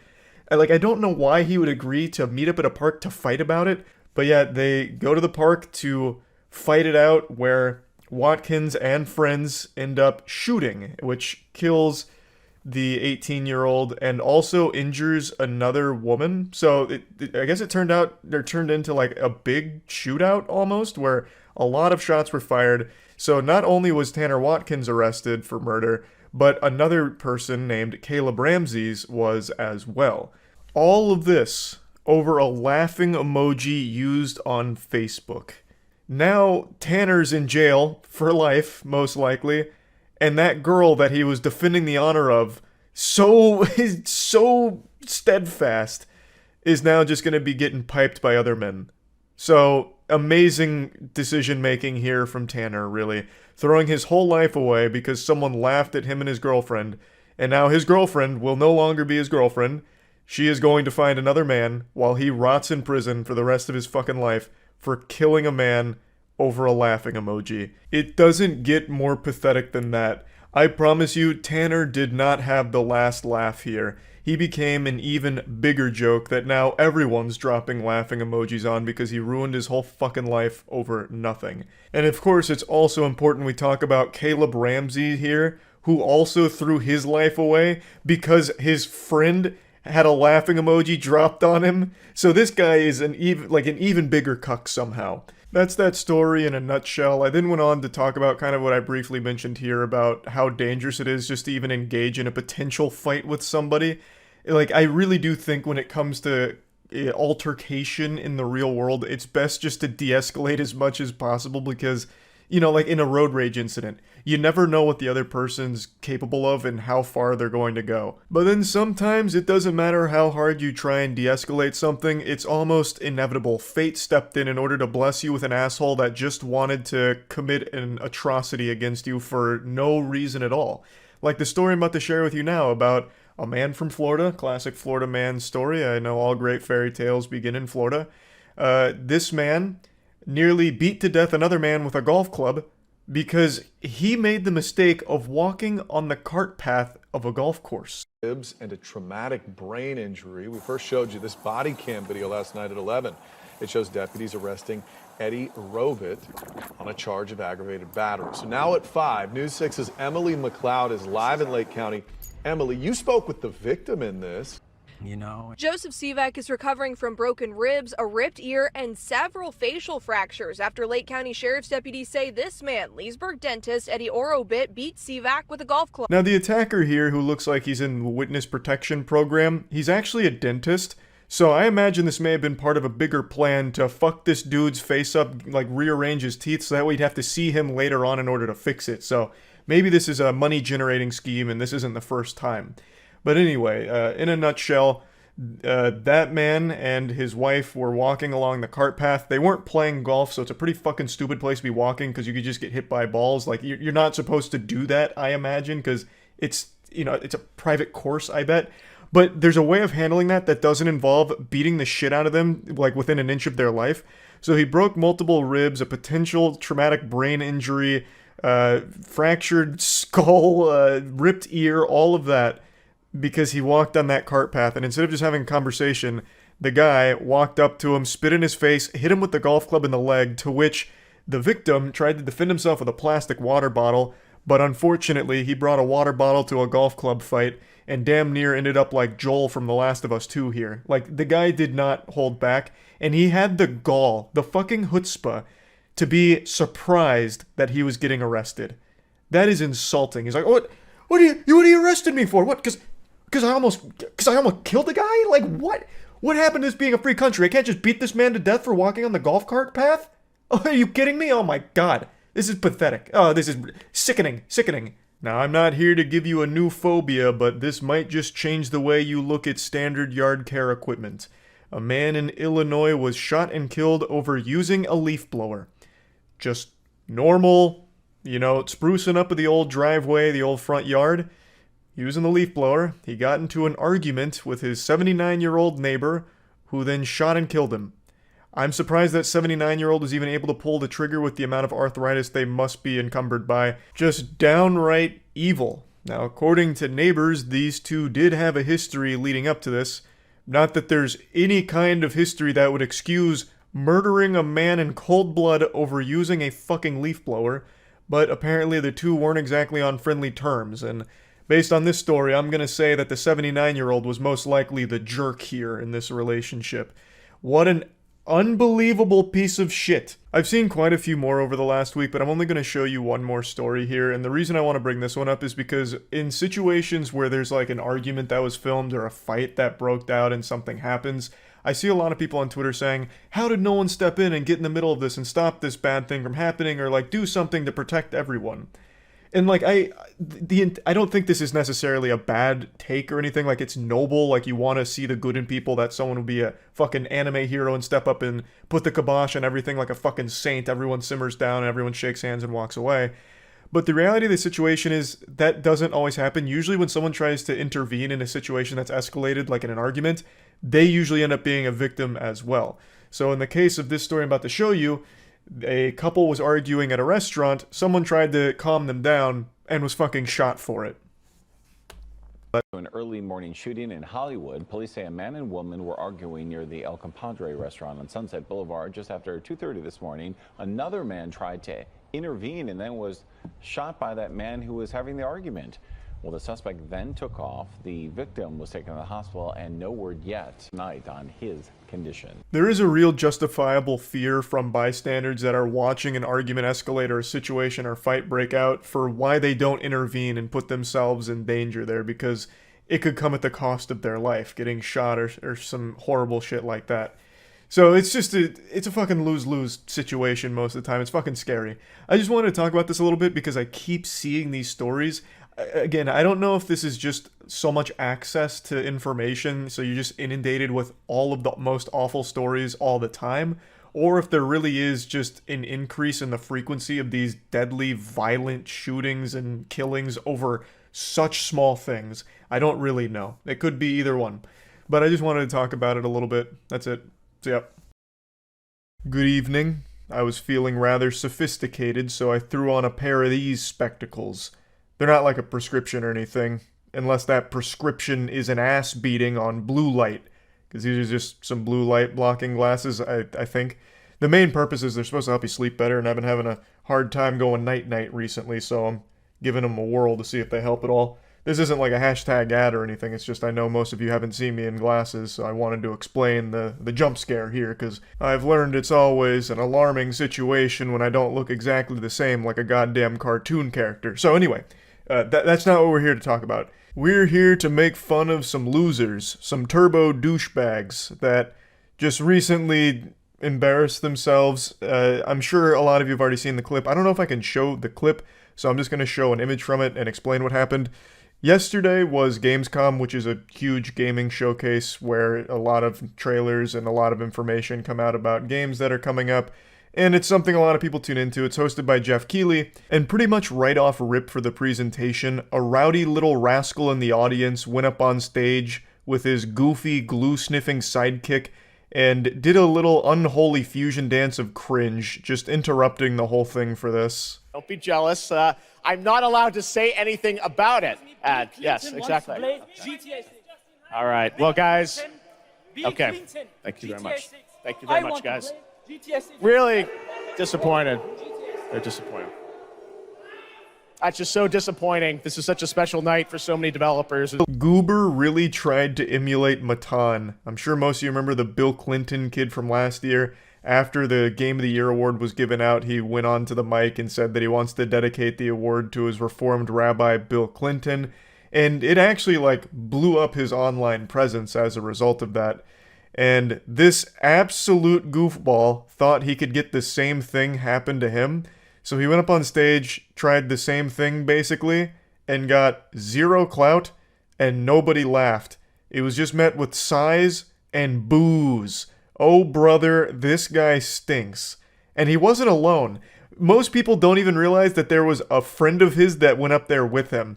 So if you freeze frame right here, and I feel like I'm getting in a fucking some kind of film Easter egg here where I have to break it down in order for you to see the hidden messages. There is another guy on stage who is not supposed to be there.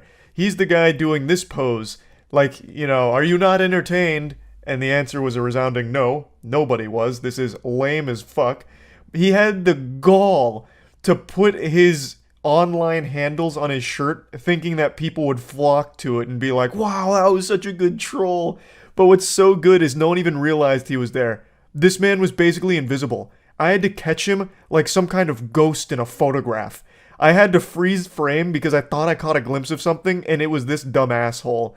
So he tried to get, like, clout out of it even more desperately than his friend who just went up there with the Bill Clinton wants GTA 6 line. He actually put his handles here, and nobody saw it. The camera cut away too quick to see it, and even if you do pause it, it's too blurry because he was moving too fast for it to actually pick up what the words say. And just when you thought the L couldn't get any bigger here, what if I told you this isn't that one guy's first time doing it?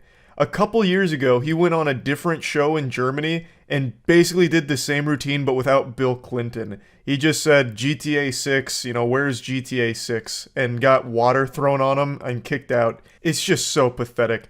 Extraordinarily desperate for just an ounce of attention. And he doesn't even get that. People just boo and move on, completely forgetting about this guy. It already happened to him once a couple years ago, so he said, you know what? What about second breakfast? And tries it again. This time he tried to follow the recipe that Matan laid down, but he was unable to get in the kitchen and get the same result here. He tried to copy his homework but failed. So he got no clout, no attention, nothing out of it. Just a complete waste. Legitimately just a massive waste. And his friend, even bigger waste. They need to be stricter with security here. This has to be a wake-up call. Last year was bad enough because Matan was on stage for like the entire acceptance speech. He was on stage for like 15 minutes and no one did shit. No one recognized he wasn't supposed to be there. This guy walked right up, no problem, no questions asked, and also lingered for quite some time, him and his friend. Like, that's just dangerous. That is just dangerous. The security has got to be improved at these kind of events. Otherwise, people are going to stop going to them from the industry because it's just downright not safe. You could have an absolute fucking lunatic in the crowd that goes up that's doing more than just saying Bill Clinton. Like, it's pretty crazy that they haven't taken those steps to ensure this doesn't happen again. Because now it's happened twice. Also, I just wish Jeff Keighley was a little bit more mean in a situation like this. Him telling them that it's disappointing, like he's right, it definitely is disappointing and pathetic stuff, but go a little harder. This is that kind of special, embarrassing moment that will haunt you for the rest of your life, and I just wish Jeff Keighley put that little cherry on top of the cake. Like, I would have laughed my little tookus off if Jeff Keighley just hit them with like a sarcastic, haha, good one. Just something.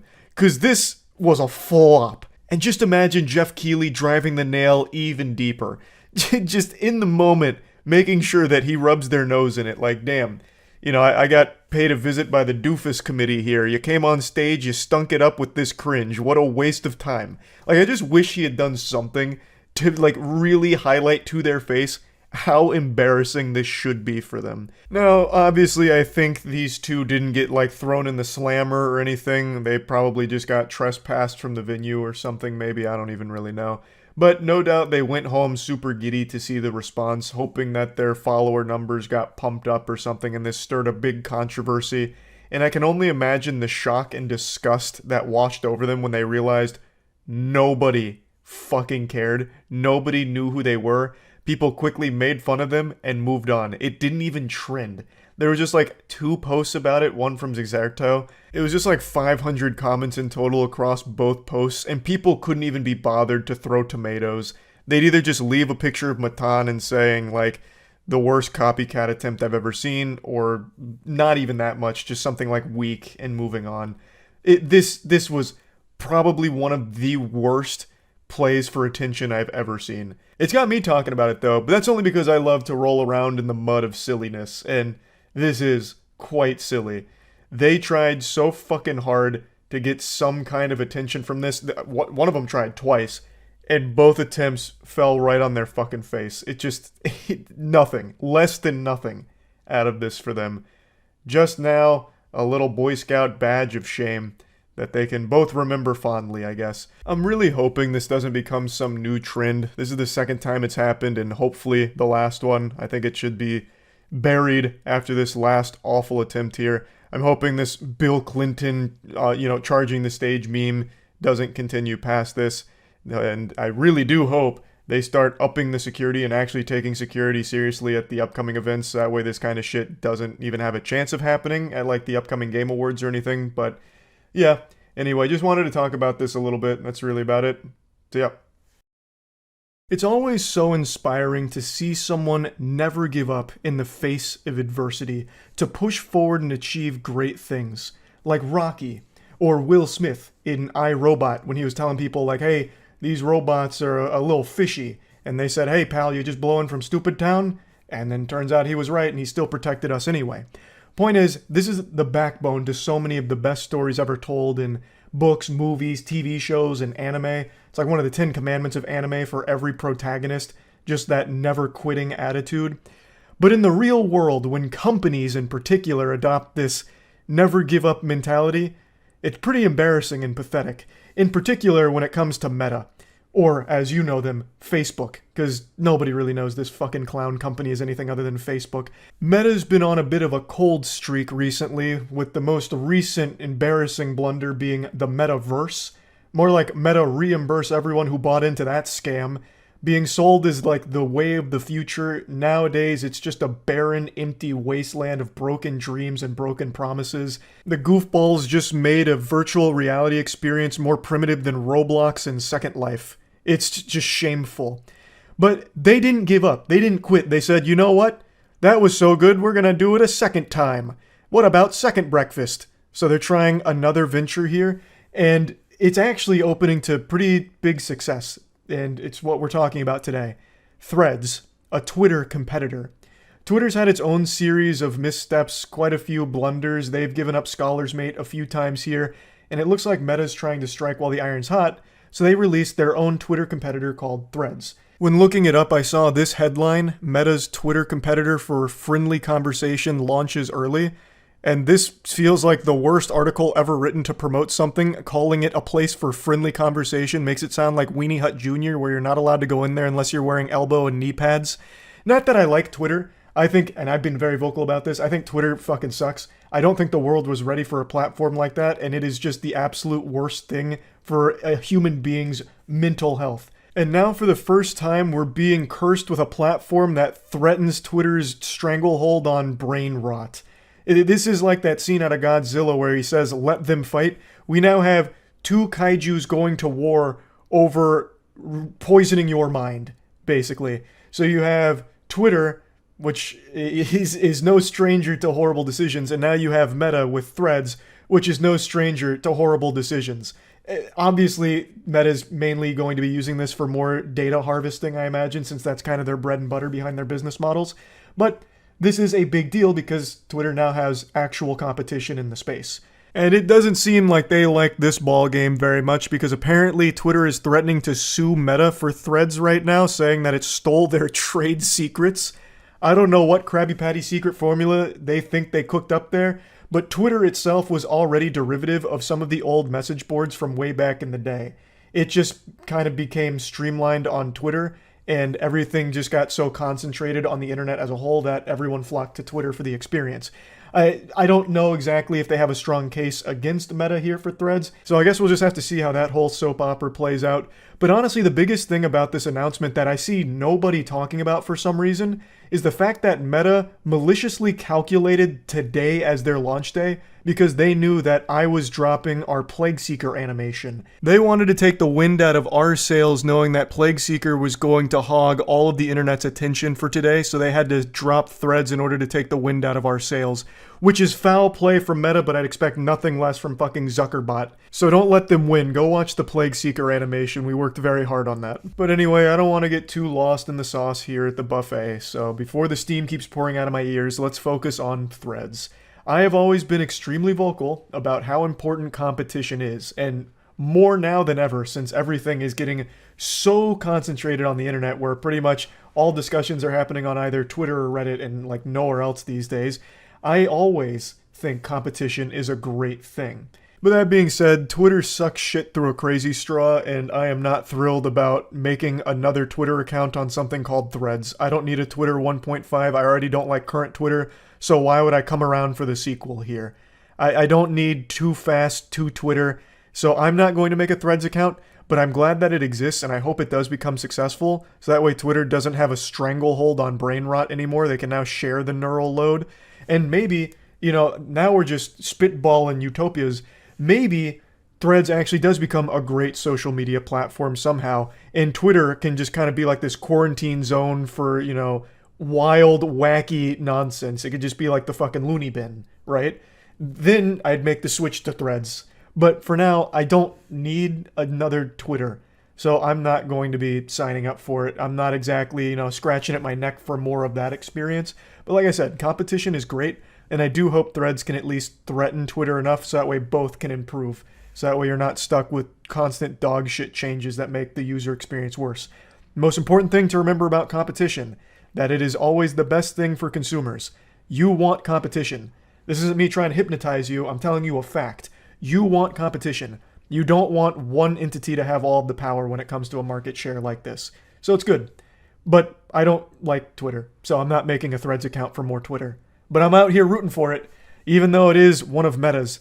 But at least now you get the choice. Do you want to stay on Twitter, or do you want to go to fucking Mark Zuckerberg's booby here and suckle on that for the Twitter experience? You get choices now. And since I don't have a Threads account, I've just been reading people's personal accounts of the site. Apparently they're not allowing pornographic material, and they're also censoring people, individuals.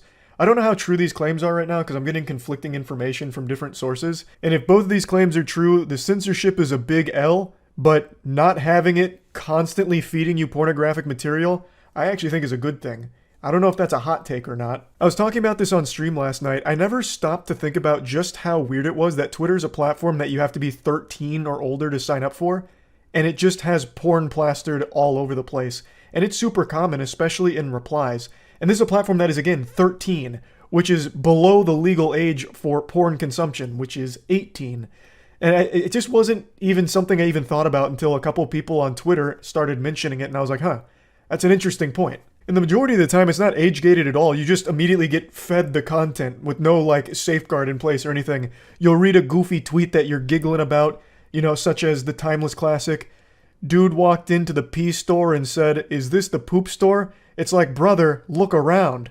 And you're, busting a gut laughing at it, having an old belly laugh, and then you scroll into the reply section to see who else is laughing with you, and then bang, just a full picture of a gaping, leaking butthole and an OnlyFans link. And it's like, what the fuck? So yeah, I'm not exactly going to be crying about the lack of porn on Threads if that is the decision they decide to make. But I did look up some complaints that a couple of articles have noted, so I'm just going to go through those real quick, because again, I'm not making an account on Threads right now, so I don't know firsthand what the experience is like. According to this article, you can't set Threads to view only posts from accounts you follow, which, again, this just feels like they rushed it out and just didn't bother putting this in yet, but will be coming shortly if I had to guess, because this is a pretty obvious one that they'd need to have set up. There's also no web interface, but you can read the threads on the website, but you can't post them or interact with them in any way. And apparently you can't delete your Threads profile without deleting your Instagram, which seems like a pretty big oversight, but it seems like something a lot of people will have an issue with down the line. According to the quote here, you can deactivate it, but you can't delete it without, also annihilating your Instagram account. Also, there's no search functionality right now in Threads. It only lets you find user accounts, so they do say that they'll be adding more features to help discovery, obviously. That's very clear. This is just a rushed job getting it out, so it doesn't have all the features at the moment. And then the other thing is that it's not currently available in the EU, which I imagine it will be shortly. But yeah, anyway, like I said, even if I'm not making a Threads account right now, I am happy that there is competition in the space, and hopefully it can be a legitimate competitor to Twitter. So yeah, that's really about it. So yeah. Everybody please put down your pitchforks and delete your angry tweets. Close your Reddit karma farming accounts for the hate threads. I'm here. The sheriff is back in town. I know many of you concerned civilians were worried that I had gone to the store to get milk and cigarettes and I had forgotten something very important and I wasn't coming home for it. And of course I'm talking about my $10,000 speedrun bounty challenges that I said I'd want to do monthly, every month this year. The astute observers amongst you may have noticed that it's been longer than a month since my last $10,000 speedrun challenge. And there's a good reason for this. For those who don't know what I'm talking about, this year I wanted to set out to do a $10,000 speedrun challenge on an obscure game at least once a month. And we had a good streak going, where I got it twice on time. However, the most recent one, Exodus from the Earth, was such a banger that I've spent the last month and a half, almost 2 months, just looking for a game that's nearly as good to speedrun as Exodus from the Earth. Of course, I posted the complete Summoning Salt style history of these speedrun challenges, so definitely check those bad boys out, they go hard. And I've got great news today because it's time to announce the third $10,000 speedrun bounty. We found another candidate, one that's worthy to follow up Exodus from the Earth, a sacred battleground for which only the most talented of gamer barbarians will fight and succeed. And that game is Elder Scrolls Adventures Redguard. That's right, we're gonna take you back to the past to play a shitty game and eat ass. This puppy is from 1998 and is actually listed as one of the reasons why Bethesda went into a downward spiral in the late 90s because it was such a fucking commercial flop. Many of you watching this know of the Elder Scrolls series, probably one of the most well-known series in all of gaming, but I guarantee only a handful of you have ever heard of Elder Scrolls Adventures Redguard. This is like the bonus Jonas brother that no one remembers. The game just was not really played often, though the people that did play it liked it. It was actually like moderately received well. It had good reviews for the most part, but it's not a popular game by any means, and in fact, as of right now, there's only a single run for this game, and it's the current world record. So there's already an established route to follow, and it's kind of a wild one. It's a bit long too, so really buckle your seatbelt. Now I know some of you might be a little intimidated by the hour and 50+ minute route right now, but it's important to keep in mind that last time for Exodus from the Earth, the world record was an hour and 15 minutes roughly, and by the end of the speedrun challenge, the record was 20 minutes, around 20 minutes. So there's so much room for improvement on these games, and the glitches and tech that get found are amazing. Now, if you followed this series that I've been doing with the speedrun bounties, you already know the rules, but I'll go over them one more time here, of course. It's going to be 2 weeks. So at the end of 2 weeks, whoever has the fastest time wins, obviously. It's a $10,000 prize pool split across first, second, and third. And I'm also, again, doing the same thing I did last time, which was the $1,000 bonus bounty for whoever finds the most important glitch or most meta-defining trick. I like to incentivize glitch hunters, so even if you're not the most talented speedrunner, if you're like the craftiest and most creative glitch hunter and you find something that's used in the route extensively, you can win $1,000. Last time that went to the person who found the huge skip in the beginning of the game that pretty much single-handedly sliced the run in half. So there's just a lot of fun to be had here. I love doing these challenges, and it's nice to finally find another game that should be a fun one to watch. Now, per usual, your run needs to have video evidence, preferably streamed on Twitch or YouTube or something, and you submit the VOD to us to be verified. And also Kronos, whom many of you know from the previous challenges, he helps moderate the Discord as well as go through the runs, verify things, and learn everything there is to learn about these challenges. Kronos has already made a tutorial on how to set up everything for Elder Scrolls Adventures Redguard and get everyone on even playing field. There's also been incredible work from the community done already for Autosplitter and everything, so all of the hard work's already been done for you. It should be a pretty seamless, easy start here if you want to participate in the challenge and the bounty. So yeah, no headache there. I'm going to put a link to the video in the description of this video, so that way you can get the tutorial and get set up. And I'm also going to put a link to the Discord where pretty much everything about this challenge will be held. That's discussions with community members, speed tech, hypothesizing routes and glitches, submitting runs, and just basically going over everything about this game and this challenge. So once again, 2 weeks starting from today, ending at midnight 2 weeks from now. Whoever has the fastest time wins. Of course, you can use any glitches and exploits you find in the game, but there will be no third-party modifications or any cheating like that. So yeah, it's time to get started. Let's hop back in the saddle here. And also, once again, I'm sorry this is so late. I really did want to do this like every month, but we really hit a diamond in the rough immediately with Exodus from the Earth. The first speedrun bounty was for Amok Runner, right? Like, that was a wacky speedrun game that was so fucking, like, awful for runners to run. Like, it was only up from there. But when we did Exodus from the Earth as our second one, I don't think we realized just how good of a speed game it'd turn out to be. And I don't like going backwards. So like Exodus from the Earth was amazing. I wouldn't want to just choose another stinker, kind of like Amok Runner's route. Like I wanted to like just keep going up, or at least maintain the same level of quality that we saw with Exodus from the Earth. So it's just been a long time going through a ton of games, looking for anything that might have that same level of potential. And then we finally found Redguard here. So I'm optimistic. Hopefully it turns into an amazing speed game. I'm hoping the route can get down to like fucking 20 minutes, just like Exodus from the Earth did. So yeah, once again, sorry for the big delay on that. And yeah, that's about it. Looking forward to watching all of your runs in this competition. See ya. Halt. You've just reached a smile checkpoint. And it's time to pay the fee, so put a big smile on that face. I'm here to help.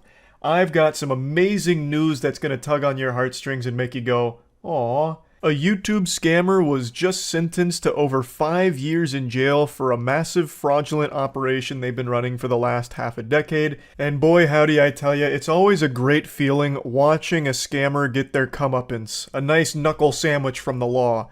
And honestly, he's getting off easy here. His name is Jose Terran.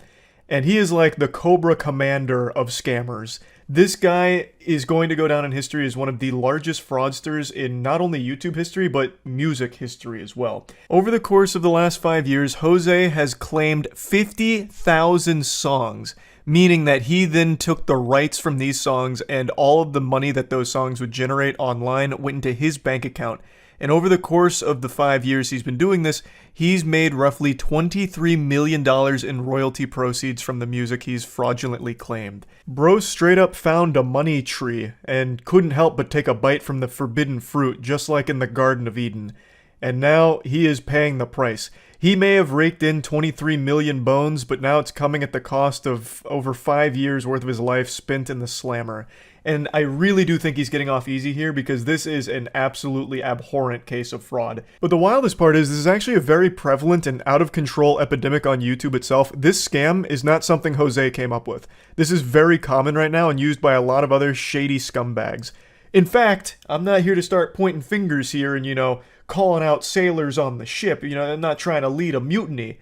But there's even some beloved YouTubers that do pretty much exactly what Jose did on a smaller scale. We'll talk about all of that in a minute. I just want to quickly thank today's video sponsor, Opera GX. Opera GX just has so many tools that really allow you to customize it to your liking, as well as even allowing you to limit how much CPU and RAM the browser uses with GX Control. GX Control allows you to enhance your performance on PC when gaming by changing the amount of CPU and RAM you're willing to allocate to the browser, which makes it a lot less of a load on your system, unlike something like Chrome, for example, which is a resource hog. Another great feature is, of course, GX mods, and there's even a mod pack for me on there as well, if that sounds interesting, where you can change browser sounds. Yeah, baby! So yeah, all kinds of customizable wallpapers, and a lot of other interesting things that you can toy around with and adjust thanks to things like GX mods. And when you download using my link, you can see my latest 12 uploads in the Opera GX corner. So if you're interested in starting with Opera GX, you can download it for free in the description. Thanks again to Opera for sponsoring. Before diving into the bigger picture of this whole situation, let's focus on the particulars of Jose's case here. Now, he's considered a person of high risk to reoffend. They even cited that he obtained more than $6 million in personal profits and continued pocketing another $190K of stolen royalties, which he hid. And the hefty sentence was really necessary to deter him from launching future scams because he's planning to remain in the music business. I want to stop it right there. How the fuck is this even considered a hefty sentence? He stole $23 million. 23 million clams that he had no right to, he stole. Now let me walk you through how the scam works. Someone like Jose and other awful people like Jose will set up these fraudulent businesses and they'll go on a copyright claiming bender. Like, we're talking full-blown, like, 10 lines of coke, stay up 24 hours programming bots in order to flag content on YouTube that they will copyright claim to take the money from. On YouTube, when you copyright claim a piece of content, you then get the ad revenue from it, even though it wasn't you who posted the video. This happens to everyone's channel at some point. At some point, someone created a piece of like music or something that plays in the background of a game you're playing or something, and it'll get flagged in the system, and when that's there, you lose all the ad revenue from the content, and it goes to the person who made that piece, or is claiming they made that piece. That's how it works. In theory, it's supposed to be there to protect copyright holders from people that are just re-uploading their shit. Instead of just like taking it down, you have the option to instead just take the money from it and it can stay up. But there's a lot of people that exploit this process, like Jose, where you don't have the rights to 50,000 songs here, but you're still claiming it because YouTube's system is fucking archaic. And there's not a whole lot of safeguards in place. A great example to highlight how unacceptably dog shit the current system is on YouTube, a community member of Destiny 2, just a person, just a, red-blooded, God-fearing human being, a normal person, noticed that this is a complete oversight from the system. And in the Destiny 2 community, he got really fed up with the way Bungie was doing something. They got very upset. I don't want to go into all the details here, so I'm not going to get like too deep into the weeds. But basically, they were disgruntled, and in order to get back at not only the community, but Bungie themselves, they started copyright claiming a ton of content in the Destiny community. And they were claiming it as if it was Bungie doing it. So Bungie got a lot of flack, a lot of shit for it, and then eventually they got so bold and brazen that they copyright claimed Bungie themselves. Bungie's own content that they were posting on YouTube, their Destiny 2 content, this guy started taking the rights of. So it's very exploitable and has been exploited many times. And it's illegal, highly illegal. That guy's facing some serious life-changing repercussions from all of that. And now Jose is as well. But the point is, it is exploited often. It happened a lot and blew up in a big way a couple months back on TikTok, where people started to notice that there's these Spotify accounts set up that just play like random common sound effects like Roblox oof, or like that gong sound effect when something happens, like when you, I don't know, drink milk too fast on TikTok and it's like gong, I'm gonna shit my pants. Like those sound effects. Someone had made Spotify accounts and were actually claiming those sound effects so that way they could take the ad revenue from YouTube videos that use them. It's someone that obviously didn't work on any of the sound effects or anything, but they noticed that they could claim the individual sound effects and then take the ad revenue. So the point is, this is a very common scam and it's a fucking problem. And Jose did this for half a decade, claimed over 50,000 songs that were not his, stealing money directly from those artists in order to profit himself, and he's only getting a little over 5 years in jail? I think that is a far cry from a hefty sentence. And the only reason that it's even that high is because they think he's at a high risk for reoffending, which he is, made over $20 million. You think this guy's not going to come right back into, hop onto the saddle again for another 20 million doubloons? Of course he will. So 5 years is comical. This should have been like an absolute statement. They should have made an example out of Jose here with a super serious sentence, because they got to put the kibosh on this shit. It's already out of control, and it's only going to get worse as people realize just how profitable it is to make these fraudulent copyright claims. So I totally disagree that this is hefty. This is light sentencing for this guy. And it's not just him. In fact, there is another one of his associates that is facing sentencing soon, but I imagine it's going to be roughly the same charges and the same time in jail. So it looks like there's going to be a restitution hearing soon, and right now the amount is set at $1.4 million to the victims of this scam, but they're trying to connect with more victims, but it's a little difficult because a lot of them are outside the US. A little insight into how this scam works was highlighted here in the Ars Technica article. It said that Batista, which was Jose's, teammate here, they duo queued to start this scam. They began in 2017, and they started the label known as Media Move. And the goal was to seize unearned royalties by claiming ownership of songs on YouTube that they noticed weren't actively monetized, meaning they didn't have any ads running on it, which is something you can see even as just a viewer. If you go on like a video or a song and there's no pre-roll ad, there's no banner ad or display ad somewhere, you can comfortably say that no one's making money from it. So what they would do is they would target content like that and claim it, which they didn't have the rights to. It's not theirs to do that. But that was their whole business model, hunting this content down and putting it under their umbrella. Eventually, they even partnered with a management group called AdRev in order to give it like more credibility. So it wasn't just immediately red flagged as a huge fucking scam. Like 50,000 songs, that's a lot to be claiming ownership of. But no, it looks like they're partnering with AdRev. This must be legit. So it was kind of deep. Deeper than a lot of the other scammers that go this route on YouTube, which is probably why they were so successful and made so much money. This is a great section here, just laying out the timeline. This wasn't exactly like a jump scare to the community. A lot of people had been tipped off about this and fighting against Media Move for quite a while, because obviously the people who made the content that was getting claimed knows that it's a bunch of baloney. Like it's straight up fish paste. They made it, and it's getting claimed by a company they've never fucking heard of before. So they did fight against Media Move for years, but it kept getting pushed aside, it seemed. But in 2019, the IRS launched an investigation after they became a little suspicious with the amount of bank accounts Media Move had that were sometimes registered under fake names. And I really like this section here, so I'm just going to read it.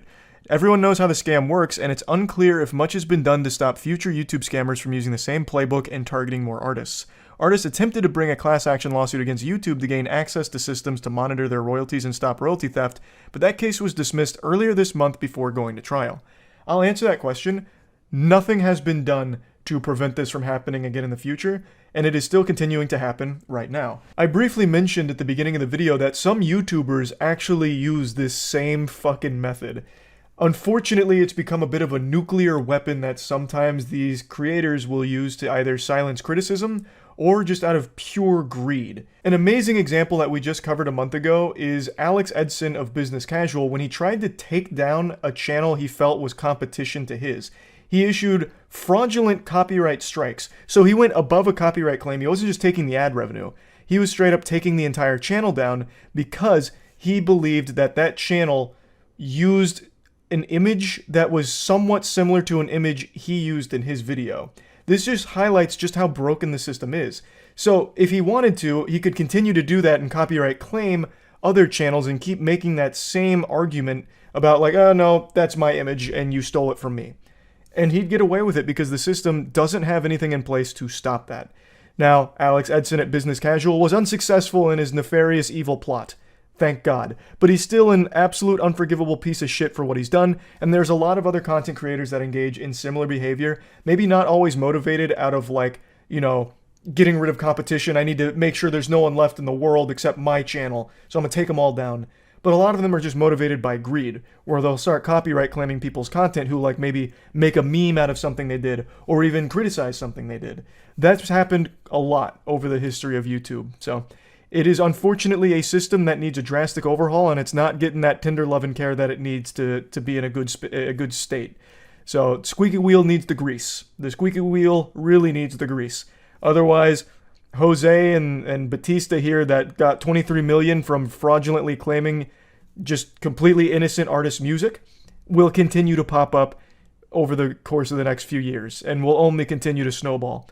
So yeah, I wanted to talk about this. I think it's great that they did get caught and are being punished. I just wish the punishment was more severe because I just don't think the punishment fits the crime here.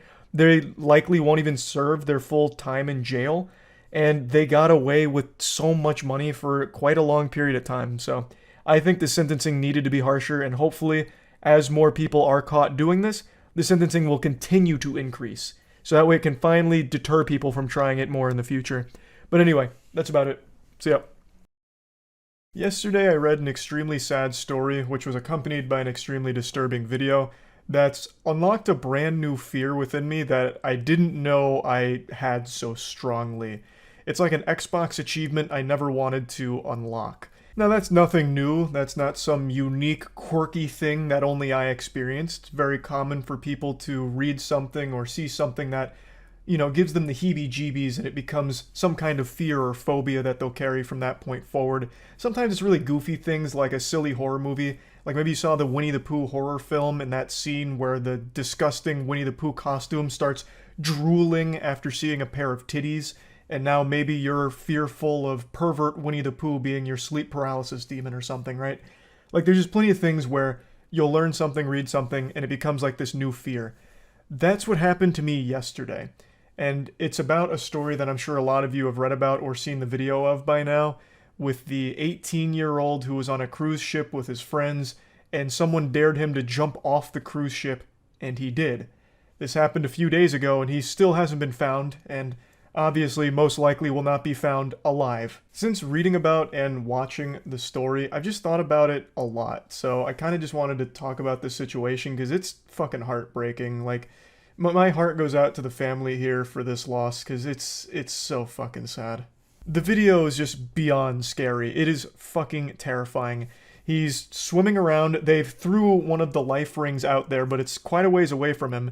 And you can actually see something like breach the surface of the water, and it looks like a shark. Like it actually looks like a shark in front of him, and he's looking at something and swimming away from it. He's swimming away from the life ring, And that's, I think, and what a lot of people speculate is because it looked like a shark. Now, from what I've read, it's not uncommon for sharks to circle cruise ships just kind of collecting scraps, which I, of course, had no idea of. They sound like fucking seagulls out there, I guess. So it very well could have been a shark, but it's too blurry and it's too dark in the night to actually see for sure if it's a shark. But there was something there. And he started swimming away from the life ring, and within like 2 seconds just vanishes into the open water in the middle of the night. The video is just haunting as well. There's some callous asshole who, as the 18-year-old kid is vanishing into the open water, he just says, bye-bye. Like, that is downright evil. Keep in mind, this was off of a dare, which is crazy to think about. It's unironically what your parents used to say growing up, you know, don't follow the crowd. If your friends jump off a cliff, would you jump off a cliff? You know, that kind of garbage. But then it actually happened here. Of course, I imagine whoever dared him to jump off the ship didn't expect him to actually do it, but he did, which means that person is now partly responsible for Cameron's death. The kid's name was Cameron, and they haven't found his body yet, and they probably never will. They called off the search because they hadn't been making any progress on it, so they'll probably never find the body, and I don't think there's any chance that he'll be found alive at any point or anything like that. So this is very much a situation where that dare killed him. Such a diabolical dare, too. Even if it was meant as a joke. I dare you to jump off the cruise ship, basically saying, I dare you to commit suicide. Like, that's fucking crazy. That's so weird. You know, double dog dare you to throw your life away. Haha. It's so gross. It's a tragic situation, and the video is so fucking disturbing to see. I, of course, have always had a bit of a fear of open water, like swimming out in open water. I think every human being in the world has that kind of fear, like, built in. That's like default factory settings for human beings. But I've never really considered the possibility of a cruise ship leading to a situation like this. I've never been on a cruise before. It's not because I'm afraid of, like, boats or anything like that. It's mainly just because I don't think I would enjoy being on a cruise. But I never really stopped to process the potential danger of falling in. Like, I guess in my stupid little caveman brain, I always thought to myself, like, ooh, Charlie fall in, Charlie swim back to boat, or life ring go to Charlie and Charlie get back on boat. And honestly, I blame Yu-Gi-Oh! When Weevil throws in Yugi's Exodia pieces and Joey dives in off the boat and has no problem getting back. That must have planted the stupidity deep in my brain. But I just never really processed the potential danger of an overboard. And according to what I've read, overboards on cruise ships are very, very often fatal, especially in the middle of the night. It's extremely difficult to find someone who's gone overboard because of the current that the cruise ship creates. Usually yanks people under, pushing them very far away very quickly, and it just makes it very difficult to locate, even during the day. Let alone at night. It is so fucking rare. There's been a reported 212 overboards from 2009 to 2019, so they're not super common. I guess there's a lot of protocol in place to prevent something like that happening, but it does happen occasionally. And of the 212 overboards, 48 of those were rescued alive, so 28%. That's not a very high survival rate at all. So I just never realized just how dangerous it would be to fall off of a cruise ship. And I feel like another thing that contributes to it is people just have this perception that cruise ships move excruciatingly slow, but that's just not the reality of it. They're simply massive. Like, they are huge, so it looks like they're going slower than they are. But in the water out there, it'd be very hard to keep up with the cruise ship unless you're an Olympic caliber swimmer. It's kind of like a kaiju fight, right? Like Godzilla fighting King Ghidorah, it looks like they're kind of moving slow with a tail whip and shit, but they're just so big, that tail's probably moving at goddamn the speed of sound. It's just because it's so big, it looks slow. So, like, falling in or jumping in off of a cruise ship has to be one of the worst things that can happen, like, in general. And I haven't even mentioned the hypothermia because of how cold the water would be in the middle of the night and in the middle of the open water like that. It is probably just the worst possible situation to find yourself in. It's heartbreaking. It's a super tragic story, and unironically, it has unlocked a massive new fear within me, like just picturing that whole series of events out there and then seeing that video. So yeah, I just kind of wanted to talk about this story a little bit, and yeah, that's about it. So yeah. I want to start this video off by celebrating something important that's a little unrelated to the overall topic of the video, but one that calls for celebration. So let's pump our fists and wiggle our fingers together as we say rest in peace to James Corden's Late Late Show. That's right, it's finally over.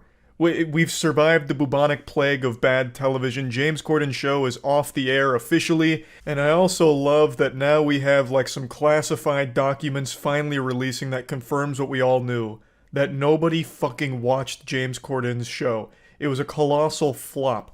It was losing $20 million a year apparently before they finally decided to take it behind the barn and put it down for good, just execute it. There is nobody in the world that likes James Corden. I've said it for years now. He's like one of the only unifying things our planet has to offer.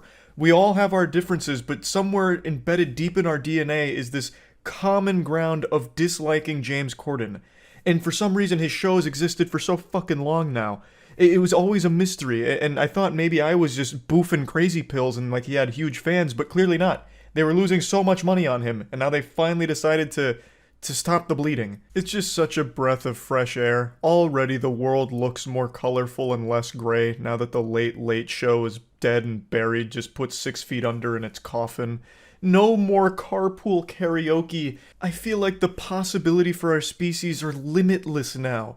It's like in Gurren Lagann when humanity goes from living underground fucking cave-dwelling troglodytes to breaching into the surface world, and then they start evolving at a rapid rate. I feel like that's where we're at right now because carpool karaoke is no longer keeping us buried. You know, that was the single thing preventing us from reaching a Type 2 spacefaring civilization. It's so nice. Now let's get to the actual topic of today's video. Enough celebrating the end of the Late Late Show. I'm sure many of you have heard about this massive writers' strike that's going on right now, where the Writers Guild of America is protesting, so they've all stopped their work in the industry at the moment. There's a lot of reasons for it, but really the primary takeaways are they're not being fairly compensated for their work when it comes to streaming services. So right now they're paid a single fixed residual that aren't tied to viewer numbers and no additional payments that come through when the show shuffles between different streaming services. An example they give is one of the writers for Jane the Virgin is only receiving 1 to 2 cents for their residual checks, which is far from the norm or acceptable. And that's because streaming content has blown up recently, and for the industry itself, it's still pretty new. So they're not really getting the compensation that they should be, especially when compared to other aspects of the entertainment industry like normal movies or normal TV shows. So streaming is still in that weird gray area where they're getting face fucked when it comes to their compensation, and now they're protesting, looking for more appropriate compensation and fairer pay for it, which I think is totally reasonable. None of these shows happen without the writers. I understand the A-list actors and celebrities are always going to put asses in the seats and make swamp-ass thrones as people are glued to it for these characters, but those characters are written by these writers, and without them, they'd be fucking flat and worthless. The effect of writers on the actual medium is severely overlooked by just normal viewers, I feel. I've seen real brain rot takes on this from Twitter about how the writers aren't even important to the shows to begin with, which is mind-boggling that we've reached a point where there's a lot of viewers that are unable to wrap their head around the entire show they watch is constructed by these writers. Without them, it doesn't exist, it doesn't happen, and it doesn't work. So it's super weird that people are trying to belittle their role in the industry and downplay their importance, even going as far as to call this whole strike a bunch of mumbo-jumbo, hocus-pocus nonsense and that they're entitled. It's so fucked up. Like, for some reason now people are taking up arms in order to protect billionaires in their right to exploit writers like this. I think it's fucking stupid. Like, again, the writers make the shows happen. It's not like your favorite actors that are in these shows go in there and fucking improv every single one of their lines. That's just not how it works. So yeah, I do agree that the writers deserve better pay, especially because streaming has blown up so much, and yet the pay for writers hasn't grown with it. This sector has exploded, yet for some reason the writers have been left behind when it comes to their compensation. So I think the strike is totally within their right to do. I think it's a good thing. And if you don't believe me that it's a good thing, how about I just show you some of the proof that's in the pudding right now? Get ready, because I'm about to give you a fucking enema of good news. This writer's strike has already been huge W's across the board for anybody with eyes, because since they're striking, a lot of terrible shows have had to go on hiatus, had to go dark. That includes every late night talk show, baby. Every single fucking one of these late night parasites have had to go off air because, of course, they don't write their own material. They're not like real comedians anymore. They don't make fucking jokes on their own. It's all fed to them by these writers. And now that they're striking, they have nothing. Thus, they've had to stop the programs. So no Jimmy Kimmel, no Jimmy Fallon. We're getting everything fucking purged right now and on break, and it feels so good to not have to have YouTube inundated with fucking god-awful late show talk clips. Oh my god, it feels amazing. So there's already a huge W there, already seeing some great stuff from the writer's strike, some good results. But if you want the best possible news from the writer's strike, you know what else is severely affected? Big Mouth. The worst show ever produced by human beings is currently getting hammered because of this writer's strike. It is unable to continue production as of the moment, and we can only pray, have our fingers crossed, that they will just shut down the upcoming season and call it quits. Just put the kibosh on the entire series, because Big Mouth fucking sucks. Just close your eyes and envision this utopia with me. No James Corden Late Show. No Big Mouth. That is a serene existence. That would actually unlock the full potential of our brains. It'd be like taking that pill from Limitless. We would fucking invent teleportation technology the next day. Now, even better news, even if Big Mouth does unfortunately continue, if we're cursed for another season of Big Mouth, it's the final season. So there won't be any after that, which that's great news, but it's bittersweet because we could just not have that season air to begin with. So regardless, though, Big Mouth on the horizon is soon to be finished, kaput, which is fantastic. I also forgot one other big one that's currently going dark. Another stinker. Saturday Night Live! Saturday Night Live is also affected by the writer's strike, so they're unable to currently continue as is. So just a lot of good W's all around here. Now, there is more to the purpose behind the strike. It wasn't all for the compensation. There is another component to this that I think it's worth mentioning here. They're also wanting to regulate AI when it comes to the industry. AI is also exploding, and it is evolving at an unbelievably fast rate. Which is, of course, a legitimate concern here. AI is already fucking wild. It is frightening how good it's gotten in such a short period of time, and it's still very primitive. It is still very early on in this technology, so it's only going to get better and more refined. So what the Writers Guild is looking for here is some regulation where the AI can't be trained off of their works. Their works would be protected, so that way the AI can't be building models based around their scripts, can't be like generating scripts of their own based on their work, and also they can't really be using AI to go through and change some of their work or undermine it and shit like that. It's just looking for some level of protection for the writers. It doesn't seem like they're trying to completely outlaw it, make it illegal when it comes to AI in the writing room, or forbid it entirely, because AI can be used as a good tool for writers as well. It's just looking for some level of like regulation or just some openness to discuss how they can utilize AI in different ways there. At least that's how I understand it. I could be wrong, but it doesn't seem like they're just trying to get rid of it entirely from the writing process. So yeah, overall, wishing the best for the writers here with the strike. From what I can tell, it doesn't seem like the powerful suits out there are really responding at all to it in any meaningful capacity at the moment. It seems like the attitude's kind of just rub some fucking dirt in it, get over it kind of thing. But I guess we'll see how that goes when their biggest programs start to feel the effects of the strike, because the WGA is huge. They do a lot of writing. So I guess we'll see how everything plays out, but just want to talk about it a little bit. That's it. See ya. Today I experienced what it must have felt like for early human scholars like Aristotle when they'd sit and ponder the deep, complex issues plaguing society, as well as taking notice of things going on around them and trying to make sense of all of it. And today, my philosophical thought experiment was, why is every single new movie that's coming out flopping? With the exception of Spider-Man Across the Spider-Verse, most new movies that are coming out over the last few months are setting new records for how dog shit they're performing in the box office. These bad boys are flopping harder than LeBron James against the Denver Nuggets in the playoffs. It's getting rough. And I just read this headline here about a movie I didn't even know existed being DreamWorks' lowest opening for anything they've ever made, called Ruby Gillman Teenage Kraken. It brought in just $5.2 million so far on opening weekend. And this is a $70 million budget, and that doesn't account for any of the marketing costs. So this is looking like a historic bomb here. And this isn't alone. Elemental is still in theaters and is not performing well. It was Pixar's second lowest opening ever, I believe. Like, what's going on here?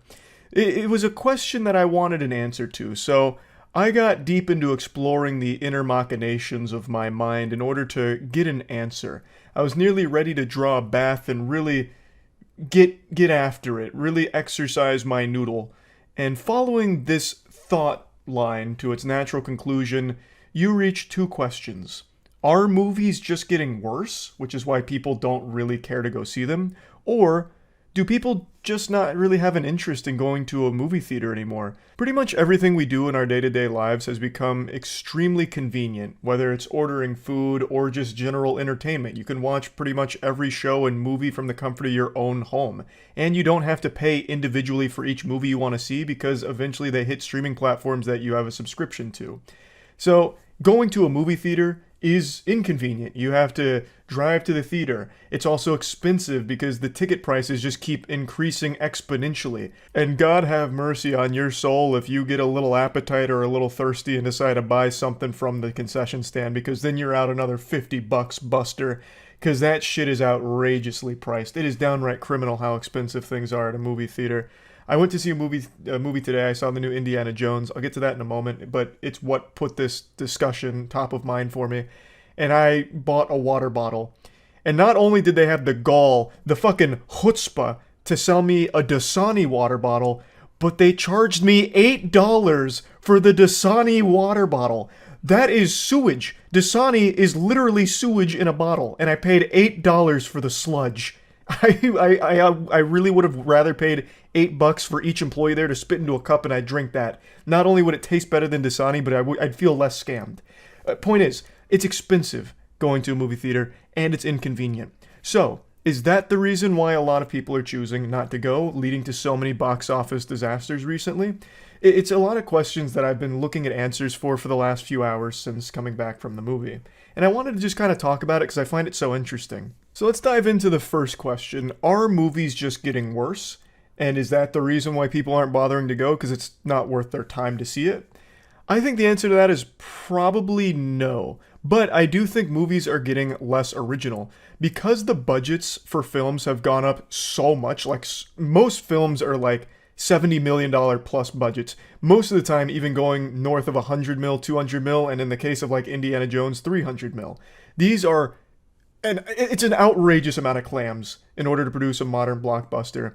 So when you're gambling with that amount of money on a movie, most of the higher-ups like to make sure that it's the safest possible investment they can make with it. So they choose to either make sequels or reboots or remakes, something that they know has a built-in core audience.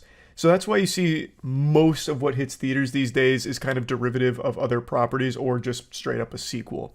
And I think that leads to a lot of people feeling like they've just kind of already been through this song and dance before. You're not getting a ton of unique experiences from huge blockbusters anymore. And I think that does play a role in it, but I don't think that necessarily means the movies themselves are worse. They're just so much safer. They just play everything super safe and by the book.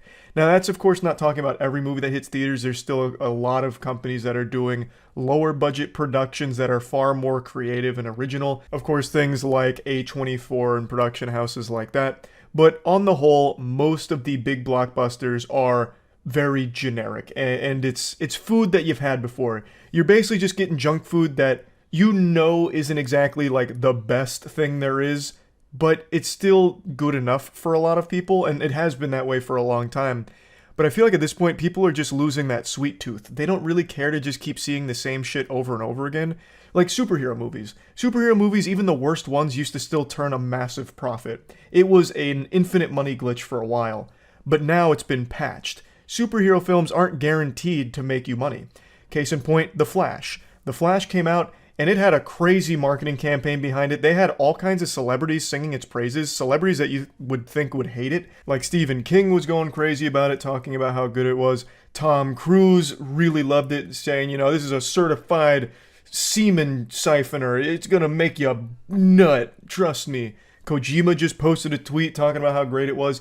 Just so many celebrities talking about it being great which I still believe was some kind of like paid marketing campaign that they haven't disclosed. I still find it so hard to believe after seeing the movie that all of these celebrities lost their fucking mind over it. Like, it's a fine film, but nothing that I think really changed the whole landscape. But they were talking about it like it reinvented the whole superhero genre. And it still bombed in the box office. Now, of course, there are other factors at play, like Ezra Miller and the crime spree Ezra Miller went on that went completely unpunished.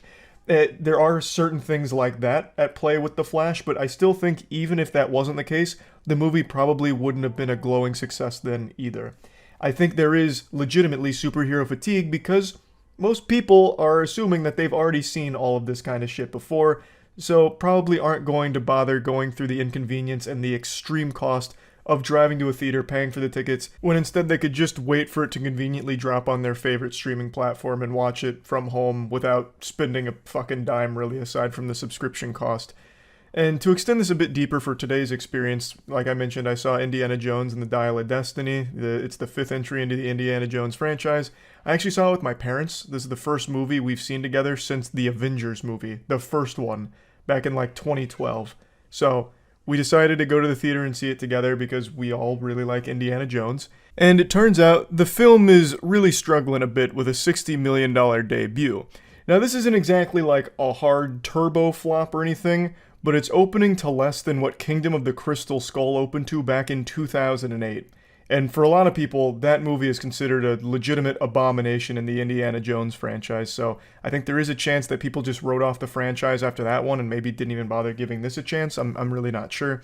But yeah, the movie is not performing nearly as well as they expected it to, despite the film's budget being like $300 million, which doesn't even account for the marketing costs, at least according to the numbers I'm seeing online.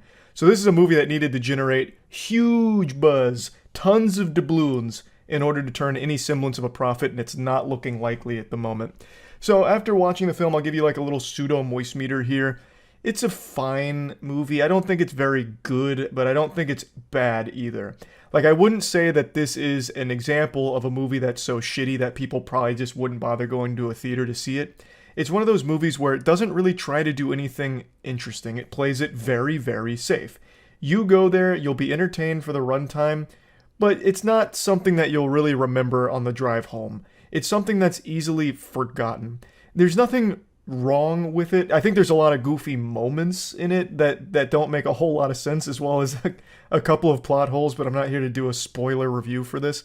I'll just say overall, it's probably the second worst Indiana Jones movie. I still think it's probably a little bit better than Kingdom of the Crystal Skull, but not by much. It doesn't even come close to the original trilogy. But again, I don't think it's like, you know, an affront to God or anything. It's not horrible. So this wouldn't really be something that I would think would be an example of movies are just getting worse and that's why no one's going to see them. But I do think this is an example of this is a very safe, generic movie that most people probably wouldn't bother to see. In movie theaters, that is. This would be something you'd flip on when you're, you know, just perusing your streaming platform of choice. And you'd throw it on for, you know, some background noise. Or if you need something to kill fucking like 3 hours. This movie is way too long. I'm not just going to give a whole Indiana Jones review here, but point is, I don't think this is a movie that's so bad that it's scaring people away from going to see it. It's just, I do think it's not a movie that would get people excited to go. They tried to revive a beloved franchise again, and that bet is no longer working these days.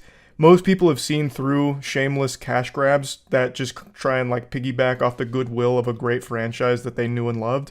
And I think that's one of the big things that people are now just being kind of more conscientious of. Like, I know it's probably not going to be as good as the originals, so I'm not going to go out of my way to pay a ton of money for the tickets. And I'm certainly not going to pay a ton of money for the drinks and food. Because I swear to God, with the prices the way they are, you'd have to choose between paying for a bottle of Dasani or paying for a handful of rare earth minerals. Like, there's going to be like the same cost of a diamond at some point for a fucking bottle of Dasani at a movie theater. But yeah, I don't think that the main deterrent for people going to a theater is movies getting shittier, but I do think them refusing to take big, like, blockbuster risks on new IP or, like, more bold creative projects is definitely something that is not doing them any favors. But I think by far the biggest contributing factor is it's pricing people out. and it's just not convenient anymore, whereas everything else in the world is just getting more and more convenient, whereas going to a movie theater is going the opposite direction. It's getting less and less convenient and more expensive. So it's just one of those things where I think that's the biggest thing at play here for a lot of these flops that have been happening. Not necessarily that the projects are shittier. Like Ruby Gilman could be an absolute masterpiece. I have no fucking idea. But I don't feel like going to a theater to see it because it just doesn't really capture me as like worth the inconvenience of going there for it. Same with Elemental. Elemental just seems like a really kind of generic film. And that's not enough to get me like, in the car, and putting my ass in the seat in order to watch it just to see if it is generic or if it's like great. I don't really feel like bothering with that, and I feel like that's the way a lot of people feel because it's expensive and it's inconvenient. So that's kind of my guess for the flops. Just something I was thinking about today watching Indiana Jones and learning that it was not doing super hot in the box office, and I thought for sure Indiana Jones was going to be a shoo-in for profit, but clearly not. I think the age of being able to just kind of phone it in for movies and blockbusters and being able to make, tons of money off of very lazy writing or very generic storytelling and productions, I think that age is kind of behind us now. I think in order to stand out in the box office, it's being proven recently that you need a very strong, good movie. Like Spider-Man Across the Spider-Verse. That film is absolutely exploding. Another good example is Puss in Boots 2. Like, I think now we're entering an age where people are only going to go to a theater if it really seems like something special that will be worth their time and they'll get a great experience out of it. As opposed to how it used to be where people just kind of go to a theater to see anything, even if it looked kind of generic, because, they were in malls and everyone was out and about, like in malls and shit. So, I'll check out the newest superhero film just because it's there and it'll probably just be, some mindless entertainment for a little while. And it wasn't that expensive back then compared to now.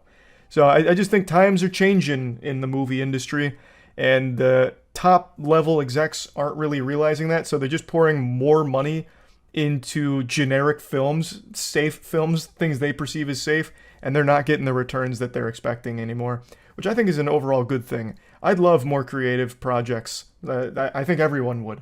So yeah, I just wanted to talk about that a little bit. That's it. So yeah. Get this in slow-mo, you're gonna see it go straight. Sit up. Yeah! Get out of the state, Wokey. I hate when people say that to me. I see him.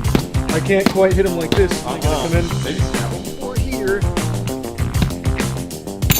Oh! Alright, what's going on, Patriots? Today we're testing out stab vests from the cheapest Wish variants all the way to the top of the line. Got inspired because I saw that viral video of that guy like showing off basically that suit from John Wick in real life. Mm-hmm. I think it was PSS.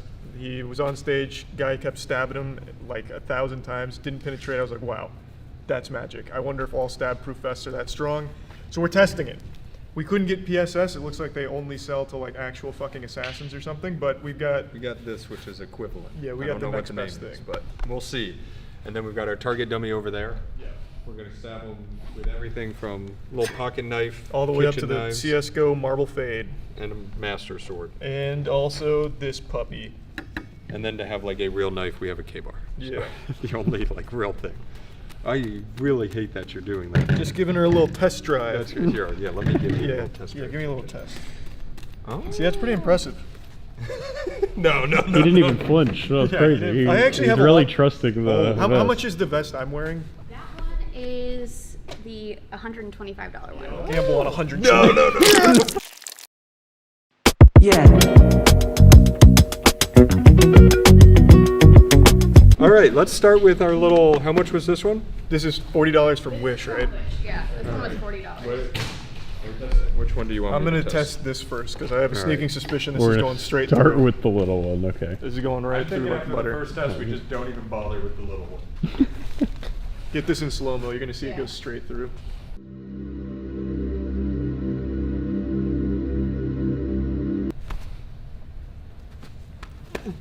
Go in. Yeah. Wait, did it actually? What the fuck?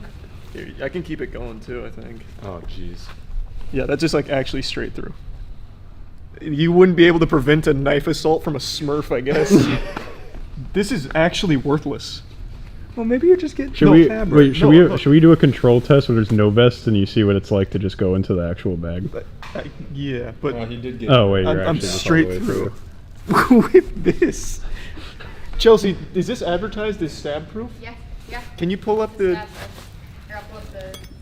Is this the wrong side? Let's do a real knife. Yeah, I understand. Here. What the? Ready? We're gonna do cut. Okay. There's a little cut there. That's in the bag, for sure, in the bag. That is absolutely in the bag. This actually seems like it's flimsier than flesh. Yeah, that's... It accepts the blade more than your skin would. It wants to be stabbed. Yeah, it's like a stab magnet. Oh my god. The newest U.S. Army military tactical vest, anti-stab, hard self-defense clothing, bulletproof security equipment, MIN, tactical vest, bulletproof vest, and mountaineering vest. That's this line. Oh my god. They're killing our soldiers with these. This is their latest and greatest. That's what $40. And they advertise bulletproof. I got through it with this. I actually don't think this will get super. That it's not really sharp at the point anymore. Yeah. I like that you said anymore, like we didn't dent that out of the Well, that's what I box. meant. It's not sharp anymore because you dented it the first time you picked it up. Yeah. Hey, you sounded like one. Yeah. Our real test, I guess, is just the K-bar every time.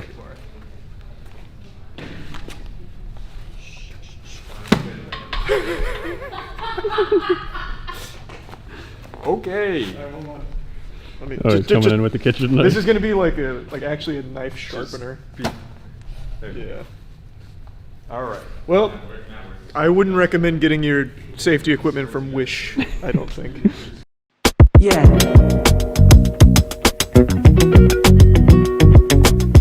So this one is a cut-resistant shirt, kind of like the gloves you would wear to like cook.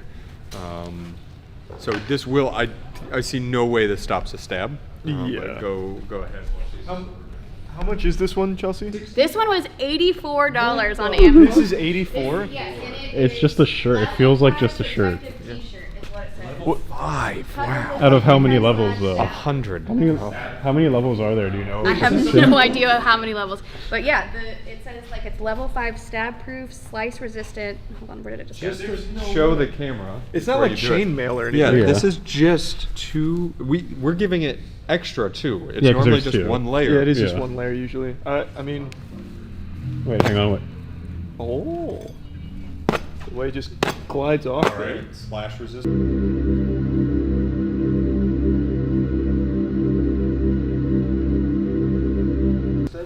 Okay.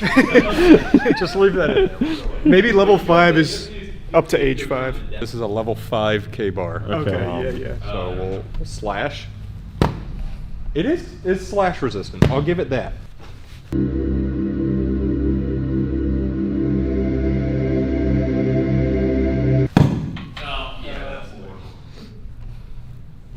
And it's dead.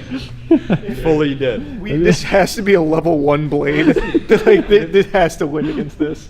Surely, no This is shot. like World of Warcraft weaponry. Oh, we just stopped it. No. Yeah. Does that one feel more sturdy? Well, you gave yourself a little test. Yeah, so. no, this one I actually think will stop most of it, not all of it. So we'll start with the small knife again on this one, because I have hopes that this can stop the small knife. It will. Oh yeah, there's a little something in there. It's like gel almost. Mine's like a metal plate. Yeah, this one's more. I think it's. Yeah, it does kind of feel like a really big piece of like styrofoam. Yeah. Oh wow, this just cut that so easily. Cut or stab? Oh, like I can. So it's just the fabric. It's like a See- nice see if knife you go through butter. through. Yeah. All right. Now we're getting somewhere.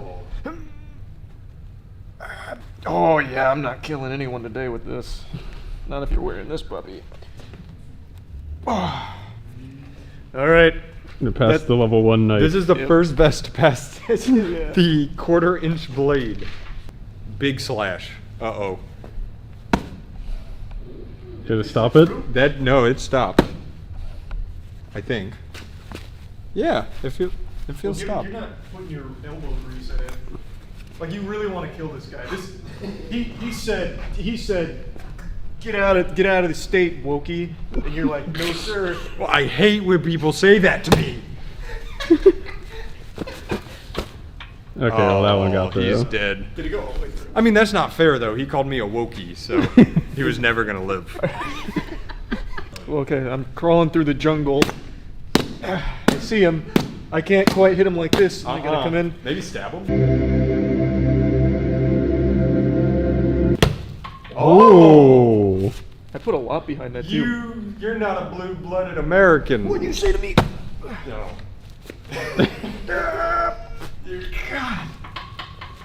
I don't know. Maybe you just found like the one Maybe I did. small Here, wait. weakness in there. Where did you go in? Was it like over here? You went in right here. Yeah, so I'm gonna go in okay. your area. Yeah. Call me a wokey again. It really gets my Hey, blood pumping. blue hair. Whoa! I hate blue hairs.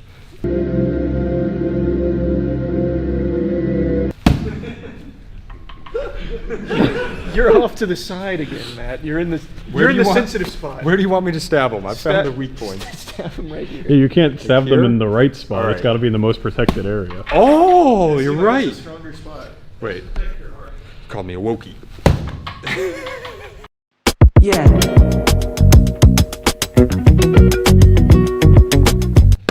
Oh, this. Yeah, there's no way I'm gonna be able to like.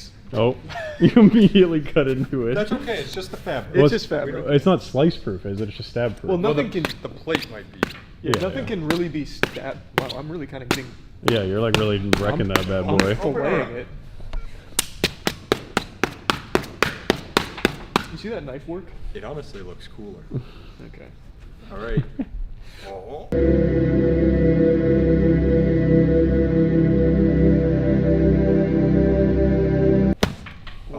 Oh. I didn't get it straight enough in there though, so let's. Look, it's taunting you. Angle of azimuth. That's pretty good. That's actually very good. Here, you try. All right. I got a little more in that time. Yeah, it looked but like not you did. bad. I don't think that went through. Maybe it did. I don't. That's think pretty so. good. I don't think it did it? Yeah, should we drop it to the floor and let Charlie mount it? Well, I don't. Oh wow. Go don't think ahead. that's Charlie, get on him. Okay. Fuck him up. All right. Get out of my house, burglar. Wait. You won't find what you're looking for here.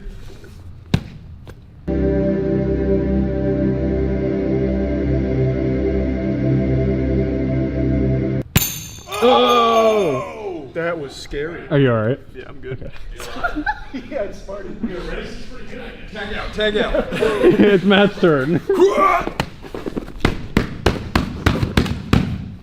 I think you might have got through it that time. I'm in, baby. Somehow my kitchen knife didn't work.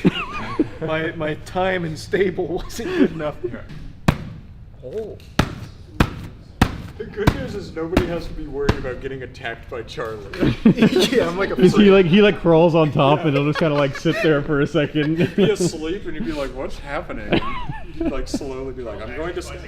Yeah, I'm just like afraid now. It blew up my other knife. This should be far stronger. Well, that's what we said about the marble fade. That's not what we That's said. not- That's like a $4 Walmart knife.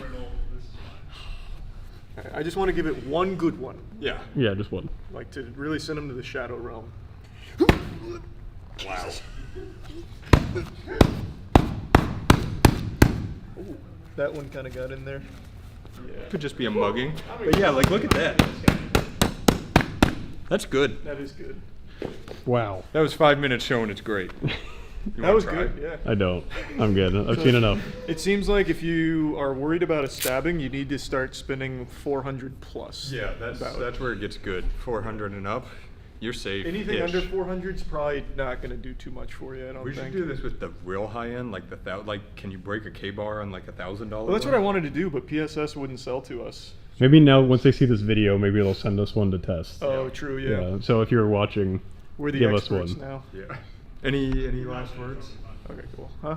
Any last words? No, just I think it's about time we stop stabbing each other.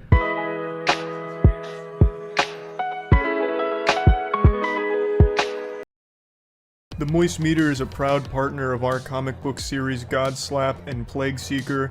Both are available at badegg.co, link in the description. Welcome to the Moist Meter. Today we're looking at Oppenheimer. I've said this many times and I'll say it again. I am a huge fan of Christopher Nolan. He's among my favorite directors ever. And I think he absolutely crushed this one. I just want to dive in right away and just start going gushing grannies over this one because it's really, really good. But I want to get it off rip here that I don't think this is a movie that everyone's going to like. I can already tell there's going to be quite a few people that'll go into this movie expecting it to be about the bomb, and everything is about the bomb. And that's not exactly what the movie is. It is very clearly about Oppenheimer, as the title would suggest. But Oppenheimer, at least in like the mainstream consciousness, I feel like always gets overshadowed by the Manhattan Project and the bomb. And in this movie, he doesn't. And I really appreciate that. It is really about Oppenheimer and everything he went through, at least everything that could fit in a 3-hour movie. And by the way, this movie doesn't feel like 3 hours. It fucking flew by. Like, I wanted more. I was still salivating for more. Like, the entire last half of this movie, I wanted to be another entire movie. Like, everything here I thought fit really well. But I completely understand that this movie's not going to be a one-size-fits-all butt plug that's going to leave everybody satisfied, because it very much is a movie that focuses on the main character, Oppenheimer, played by Cillian Murphy, who fucking crushes it in the role, and it's mainly talking. It's mainly the relationships Oppenheimer had with the incredibly stacked supporting cast here, by the way. The cast in this film is unreal. There are so many big names tied to this project from out of fucking nowhere, and some of them don't even play a big role. Like, I don't even think Robert Downey Jr. had more than maybe like 15 minutes of screen time, and yet he was a scene stealer every time he was here. Everyone went all in on their performances. It was fantastic. But again, don't go into this movie expecting some kind of explosion porn or anything like that. It is a incredibly well written and extremely well acted piece all about the very eventful, complicated life of Oppenheimer. And it is beautiful. Now, I went into this film with very limited knowledge of Oppenheimer. Like most people, I only really know him as the father of the atomic bomb and the famous quote, "Now I am become death," which isn't his quote. He was quoting something else when talking about the atomic bomb and then crying about it, recognizing the gravity of his creation and having to live with the sin of his achievement. It's a movie that tackles a very complicated person. This isn't some made-up character like a fictional mad scientist, fucking Dr. Evil threatening to destroy the world with sharks with laser beams attached to their heads. This is a real person who helped create the most deadly weapon ever invented, and it was used and led to hundreds of thousands of deaths. And it follows this character before the Manhattan Project, during and after, and dealing with the subsequent trauma from the Manhattan Project post-atomic bombing. And the movie even transitions into like a pseudo-courtroom drama, because Oppenheimer didn't exactly face trial, but he did face something very comparable, and the movie is really, really good at delivering that courtroom drama experience as well. I don't want to get into spoilers.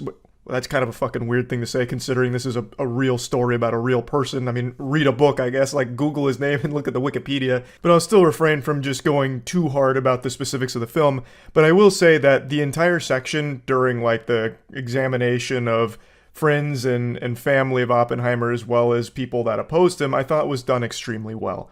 The movie is just, I think, fantastic across the board, but I do have a couple of minor complaints here, and one of them's actually become a little bit of a meme with Christopher Nolan over the last few years here. It's the audio mixing. I've seen a lot of people patting Nolan on the ass for this one, saying that he really did a great job with the audio mixing this time around, because a lot of people have noticed that oftentimes shit gets a little wacky in that department. They set the dial from goofy all the way to silly when it comes to audio mixing on some Nolan films, and people have pointed it out. And this time around, they're saying this was, like, much better. But I do have to disagree to a certain extent. I do think it's much better. But in the beginning of the film, and really only in the beginning of the film, actually, there are multiple instances where the soundtrack, the score, and make no mistake, it is fantastic. I think they did an incredible job with the score here. I think the music is absolutely outstanding, a beautiful compliment to the film. But there is multiple instances in the beginning where the soundtrack will swell, reach some kind of crescendo, and drown out everything else around it. And you can't make out what the fuck the characters are saying. They sound like Charlie Brown's parents behind the music. And not just with the score. There's a couple of other scenes in the beginning where there's other sound effects going on, and you still can't really make out what characters are saying to each other. And I know it's not just me. I can confirm beyond a shadow of a doubt that it's not just me. I understand I'm about to turn 29, so I'm getting up there in age, and it's not just my ears getting old. It's something other people experience too. I talked to Jackson after I watched it, who said the same thing about the beginning of the film, and as I say, the proof is in the pudding, and the pudding was very viscous. The people in front of me and to the left a little bit, I saw twice in the first 30, 45 minutes, lean over, and I heard them ask what they said, because they weren't exactly being quiet about it. I saw it in IMAX, which was a great experience, by the way. It was absolutely fucking packed. We were shoulder to shoulder, and our IMAX theater has the seats basically on top of each other, which I don't know if that's standard or not. I've only seen 2 movies in IMAX before this, but since we were so close, I could see and hear that, which made me feel a lot better knowing it's not just me that was struggling to hear things in the beginning of the film. I don't think it's a big deal. It's not a big complaint. It only was a little bit in the beginning. But I did want to at least mention that. The audio mixing is getting a lot of praise right now, and I do think overall it is a huge improvement, but in the beginning, I do think it's not perfect or anything. Which is fine, because pretty much everything else is. I fucking loved this movie, honestly. I think it is just an extraordinary film. I will mention one other thing, and this isn't a complaint by any means, but I do want to at least put it out there. There are so many characters in here, and they're all really interesting. But since there are so many characters, it's a lot of names. So by the midpoint of the team getting together at the Manhattan Project, assembling the fucking Avengers of scientists, there were so many names being tossed around, I legitimately didn't know who the fuck was being discussed half the time. It wasn't until I saw their face where I was like, oh yeah, that guy. And then I'd be like, it's good to see you. And then he'd go do his assigned role. And there's just a ton of characters in here that have a lot to do, but they mainly tell you instead of show you. I would have liked them to show a little bit more, but I don't think that's a huge issue because it's already a 3-hour film. If they showed you more of what they were saying, this movie would be pushing 8 hours. There's just a big story to tell, and they did the best they could, and I think they did an incredible job with it. But I think it might be a little confusing for people because they introduced so many characters so rapidly. It's very fast-paced. The movie moves at an absolutely cutthroat pace, which I appreciate. Not that I mind slow burn movies, but I actually was really surprised to see just how quickly this movie was moving through things, and I never really felt lost. Obviously, I'm not a fucking scientist, I'm not out there with a 180 IQ or anything, so a lot of the math and science discussions that were happening and some of the breakthroughs were a little lost on me, but I don't think there's anything they could have done differently there. It's not a big deal. I didn't expect them to hold my hand through all of that and give me some kind of bachelor's degree in fucking physics or anything by the end of the film. But I do think that since it moves so quickly with so much being introduced so rapidly, I think there are a couple moments where you can get a little lost in the sauce and maybe a little bit in the dark on exactly what's happening in the overall narrative, but really not for long. I think it does an incredible job of keeping everyone in the loop on exactly what's going on, what Oppenheimer's experiencing, what other characters are experiencing, what the goal is, what's happening. I think it really does a good job overall. I think it's just a really great film. So plugging Oppenheimer into the moist meter, I'm giving this one a big crisp 90%. I do really think this movie is extraordinary. I think it is a very great film. Another Nolan hit. So yeah, that's about it. So yeah. Huge thanks to ourselves for sponsoring this moist meter. Godslap is a comic series written by myself, Jackson, Matt, Danny, and Aubrey Sitterson. It follows the story of a character named Ace, who's an extremely powerful slapper in a world where slapping is king. Issue 3 just dropped. It's all available at badegg.co, and shit is starting to pop off. Ace is being hunted by a mysterious foe named Defister, who after swan diving through a hospital, picks up Ace's trail and hunts him to the ends of the earth with his sidekick Olfactor.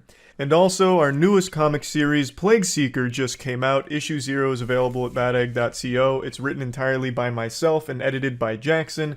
It's set in a world 1,000 years after an apocalyptic event known as the Calamity. An asteroid hits Earth, and it brought with it mutations that changed all of its inhabitants. Now the world is infested with things called plagues, and atop the food chain sits 8 great plagues that control the entire world, and only one man stands against them, the Plague Seeker, who has an insatiable appetite to devour those 8 great plagues. So all of this is available at badegg.co, so please check it out. So yeah. Welcome to the splash zone. I'm just going to cannonball into the pool right away here because this story's got me heated. I am boiling right now. On YouTube, there is one unforgivable sin, an unwritten rule that every creator and user is aware of.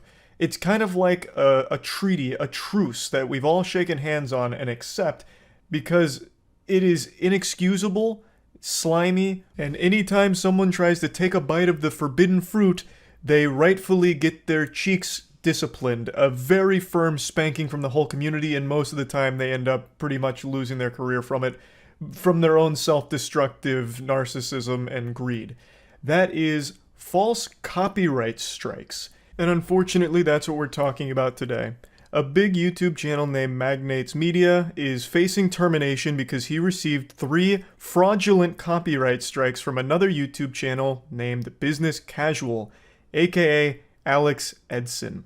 Now, Alex Edson is a special fucking malicious goofball. You see, this guy didn't even build the Business Casual channel from scratch or anything. He bought it when it was already extremely popular. So he didn't even put the fucking work in, which is an absolute goober move off rip. But you've probably heard of this channel recently because he had a viral video talking about why he's suing YouTube. And while there is some compelling points and evidence, there's also a bunch of dirty barnacles in here as well, with some shady claims and some claims that were just absolutely wrong, like provably false. But overall, like, the video did have a lot to it, which is why it was so popular, and it was well put together, it was high production, and made some good points and some not so great points. But overall, it was kind of odd. And a couple YouTubers actually pointed out a lot of it. In fact, Upper Echelon made 3 videos kind of covering all of it, which I think make very good points. Overall, the whole thing was odd, if nothing else. And now Alex is back from the septic tanks, he's risen from the sewers like the Teenage Mutant Ninja Turtles, and he's bringing bad news. He's striking down Magnates Media with what I and anyone with a functioning cerebral cortex will classify as blatant abuse of the copyright systems. So, he's issued 3 strikes to Magnates Media, which sets his channel up for termination in the coming days. He's already received a notice that his channel will be taken down because of these strikes from Business Casual. Let me just lay down the brass tacks here with the level of lunacy we're dealing with these claims. So, Business Casual is basically taking away Magnates Media's entire livelihood because he believes that some of his content looked similar to his based on an editing technique called parallax editing. So he struck him 3 times for 3 separate videos. The total content time of those 3 videos is over an hour and a half long.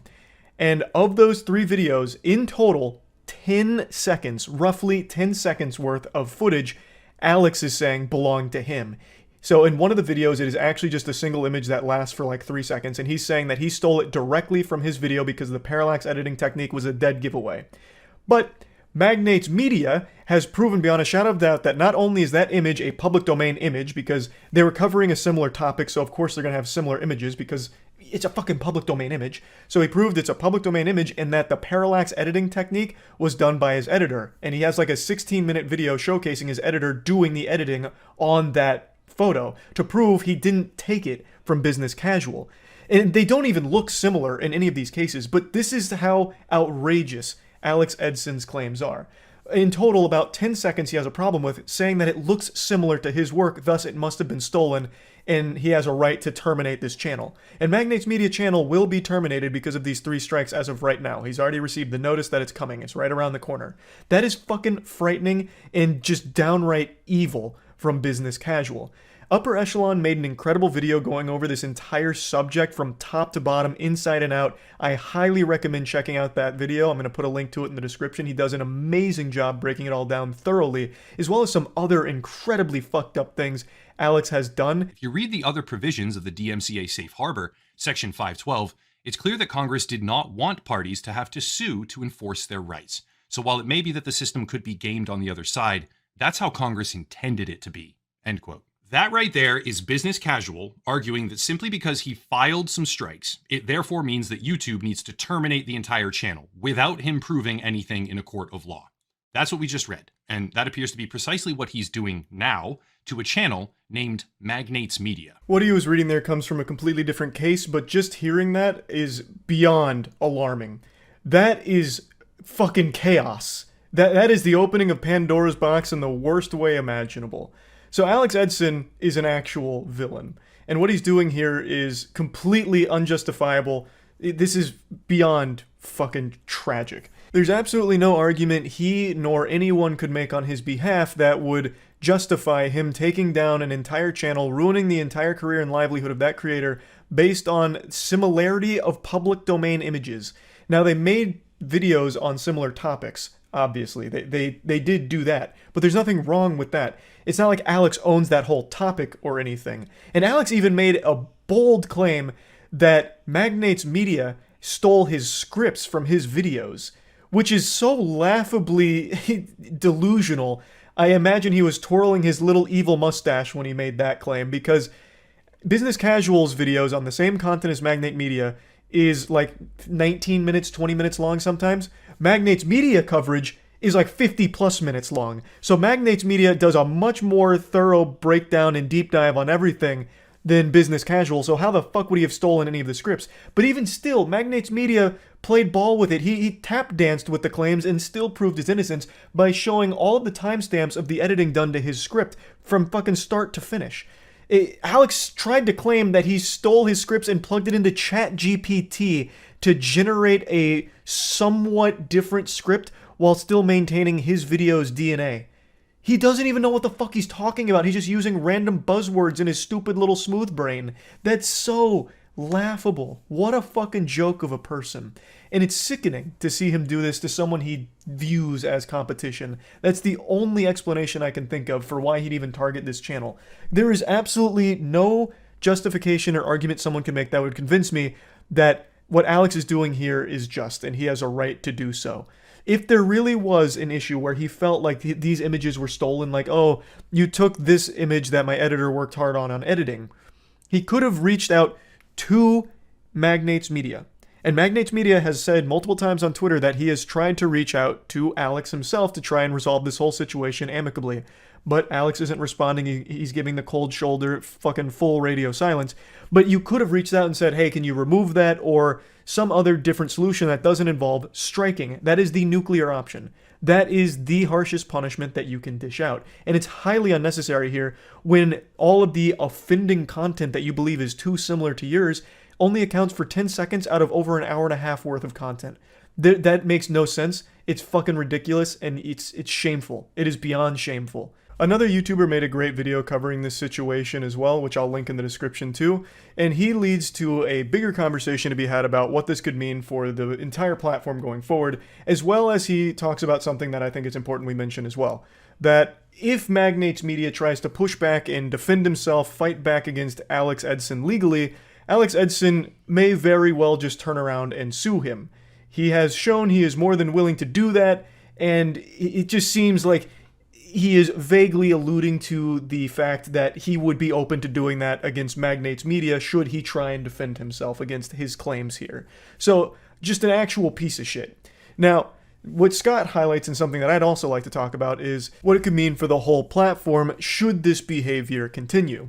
It would mean that if you, let's say, are doing a, video essay on a topic that another channel has covered, you might be at risk of them striking your channel down because you used the same image they used. You were covering the same topic and you may have used the same image, and maybe you just used very standard editing techniques like, TV static effect, or a very common one you see in all video essays these days are the crumpled paper backgrounds. A lot of video essays today use the crumpled paper background. I think you know exactly what I'm talking about. So should this kind of shit continue, you could very well be next on the chopping block for someone who said, hey, I have a right to use the crumpled paper background. You have lifted my editing technique. This work is too similar to mine. Here's a strike for it. I think it's pretty obvious how that would be absolutely awful to the platform overall.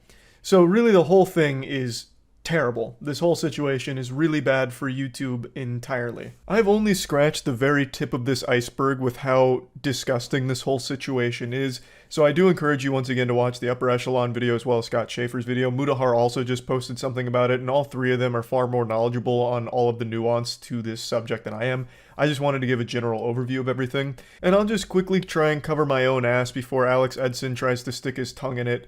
I'm just giving my opinion on everything. I'm not a lawyer. I didn't pass the bar. I can't say for sure if these are fraudulent claims or if it's an alleged abuse of the copyright system. I'm just giving my dumb, stupid caveman brain opinion on it and saying that I think you suck, Alex. I think you are a revolting, stinky piece of dog shit that not even the flies want to be around. That's all. I'm just here to kind of make fun of you and point out a problem here with your behavior. So yeah, here's hoping Magnets Media doesn't lose his channel from all of this absolute mumbo jumbo. That would be extremely upsetting to see. Hoping for the best for him and his channel and a good outcome from this whole situation here. That's really about it. So yeah.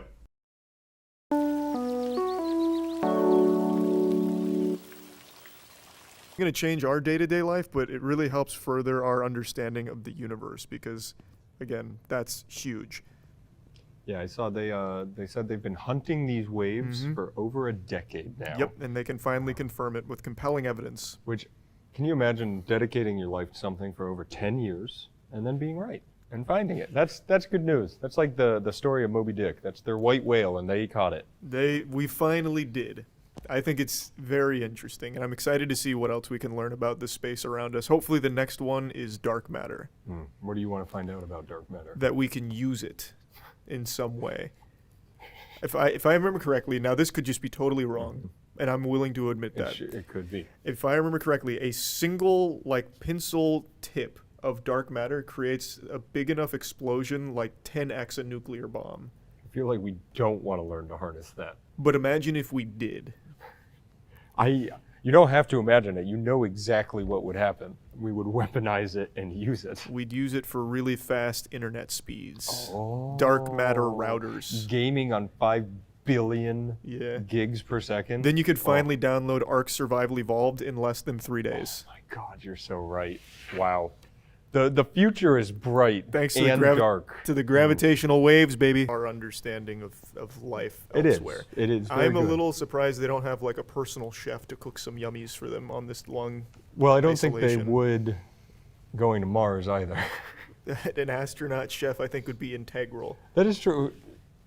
You got the engineer, the You're gonna need medical good officer. nutrients. I mean, I guess if you really think about it, they get bags and they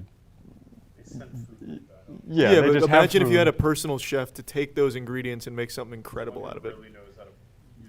They really rehydrate those foods. Yeah. Yeah. I think it's an untapped market. I think you're right. We should train to be astronaut chefs. We could open our own like space restaurant, and maybe then we'd finally get some extraterrestrial visitors. Like, I want to try this cuisine. Nobody visits here because they go, this food stinks. They got Waffle House here? No, thank you. Yeah, I'll I don't go want to get in elsewhere. a fight. I want food. I keep thinking of gravitational waves now. So like the ripple effect that causes the gravitational waves is absolutely nuts too, because it has to do a lot with like black holes and shit. Totally unrelated to the Mars Yeah, thing. We no, can I mean, move on. not really. They're going to have to fly through it. So the gravitational waves push and pull the space-time continuum itself, if you can believe that.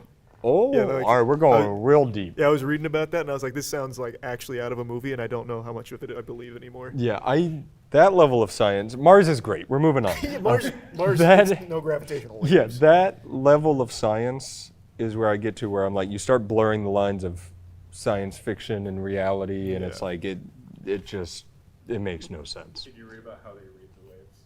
It was a big antenna, right? Basically a big tuning fork. That Really? They stick out because they measure the distance, like when the waves hit one bar and then the time it takes to hit the other bar. Oh, wow. So they basically, it's just a massive like series of antennas that trap. That's Well, so cool. and like that shit literally sounds like the plot of a Rick and Morty episode It where really Rick's does. like, I'm gonna send out the tuning fork into space and Morty, listen to Morty, space music. I'm gonna have to sleep real quick. Yep. Cover me while I and then sleep. it just tuning fork comes out and it like starts playing like fucking Green Day in the ship, and it's just like, it's fucking. You Rick and glorbed in Morty. my trick hole again, Morty. Oh, yeah, never mind.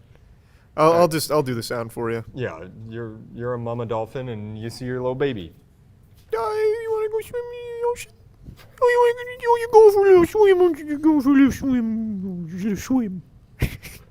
That was spot on. Yeah. If I was your baby dolphin, I'd be so hyped up. Right Yeah, you'd be now. really excited. Yeah, that was really good, and you can hear.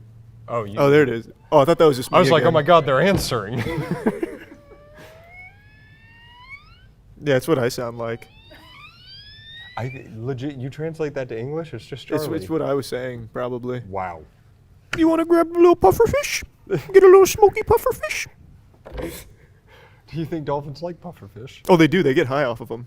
Oh, yeah, I no, forgot about that's right. that. They like bite on pufferfish because it's like Mhm. like a hit, like some kind of neurotoxin, and they just like get high. That's Yeah. crazy. As a mother dolphin, you're encouraging your baby dolphin to go do drugs. Yeah, now, but they don't have ocean drugs. they don't have like laws in the ocean. That's true. You're in survival of the fittest maritime down there. Law at that point. International water. International waters. You can smoke pufferfish all day and night. We should try smoking a pufferfish. I would for a never. bit. No, it Yeah. legitimately would just kill It- us. it would- I was gonna say I didn't think we were on that list. Yeah, it's they are also one of 3 in 2023 to get it. It's Azerbaijan and Tajikistan. So really, what the hell are we doing that we are not malaria free yet? That's baffling. We've had so many cool experiments to try and kill mosquitoes off entirely. I remember Yes. a cool one was we were turning mosquitoes in celibate. Oh. Or, sorry, incel. Like we were turning them celibate. Like they wouldn't reproduce anymore, so that way in a few generations they'd die off. But I guess that we haven't seen the fruits of those labors yet. I love once a year you'll see the signs up around here, well around everywhere with the little fish with the ninja mask on. They call them ninja fish, and you can go get one for free. I'm not making this up. This is not an Aaron story. You go get the fish and you put them in like water near your house, and they eat mosquitoes. That's awesome. I didn't know that. Dragonflies also. A mosquito that has malaria.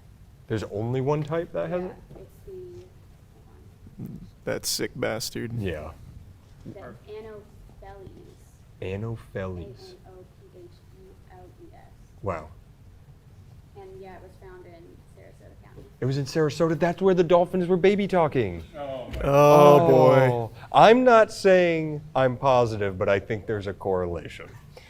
We don't have enough data yet. Yeah, we'll get on that. We'll send Aaron. But anyways, yeah, congrats to Belize. You're killing it. Keep doing what you're doing, and we'll try to catch up. It's that happy time of year again, and no, it's not Christmas. It's time to tell you about moistglobal.com. Tell them what I've got here, Chuck. You've got a great Moist Esports jersey right there, Matt. Comfortable fit, knows how to breathe, and knows how to look good. Breathable, comfy, perfect. You go to moistglobal.com, you pick up this bad boy, you pick up a hoodie, you pick up sweatpants, slides, headbands, we've got it all. So That is right. Yeah, go to moistglobal.com. That's great news. 155 discs, it would take me a day, like an entire day. Yeah, but with a dog, you have to keep in mind, doesn't have 2 hands, only True. one mouth, has to go there and back. Very inefficient. This probably took a couple months. The story makes it sound like it was in like a short period of time in a day. No, it seems like a mission. I think like she brings the dog. Okay. when she all walks her dog, often Daisy will then go into the woods, get maybe 2 or 3 frisbee golf discs, and then I was much more thinking like the way it sounded was like Daisy went into the woods and then came out with a fuck ton of discs, and her owner was like, "Holy shit! Like that's 155." She'd need frisbees. to rent a U-Haul for that. True. Well, great job, Daisy, Good and work, I hope Daisy. all of those discs sell. Amen. Oh, That's so sweet.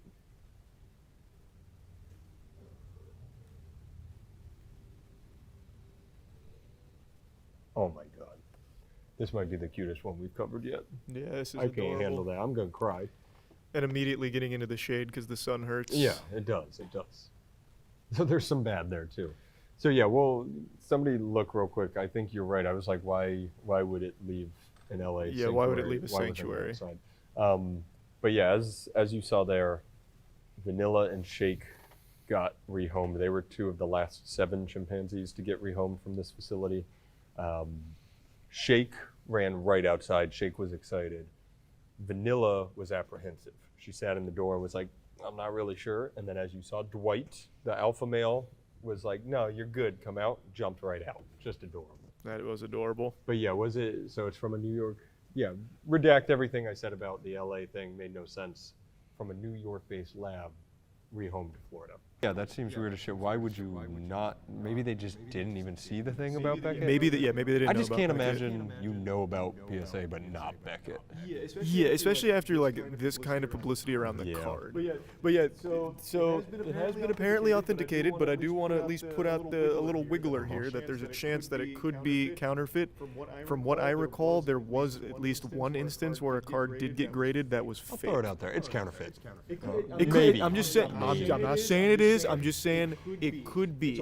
It's a one of one, meaning that they had nothing to compare it to. But I imagine if they authenticated it, they had to go to Wizards, right? If Wizards Didn't but like look at what it. we were expecting, where Wizards would hold the card to sell more boxes. Yeah. Imagine they did, and this was found, but Wizards knows how much shit they'll get if they say that's not the real card, and they're just like, fuck. Yeah, how do you know that's not the real card? Well, Yeah, because like the real card's in my office right now. It's Like, still in my office. Oh yeah. man, they're in a pickle.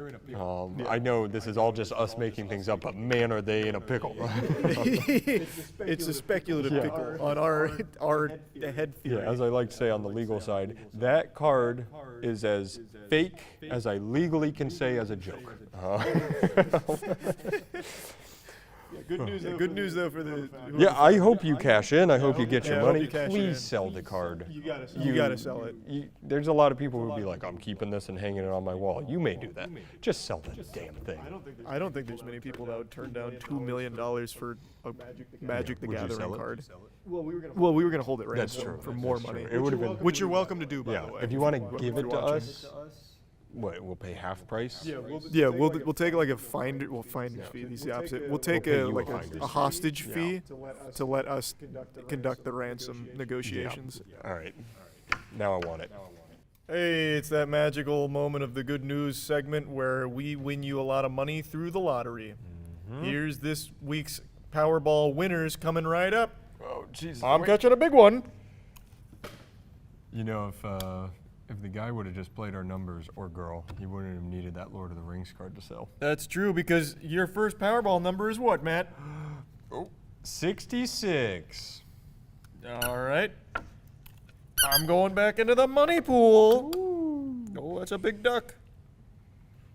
It's crazy that we give out such good content for free.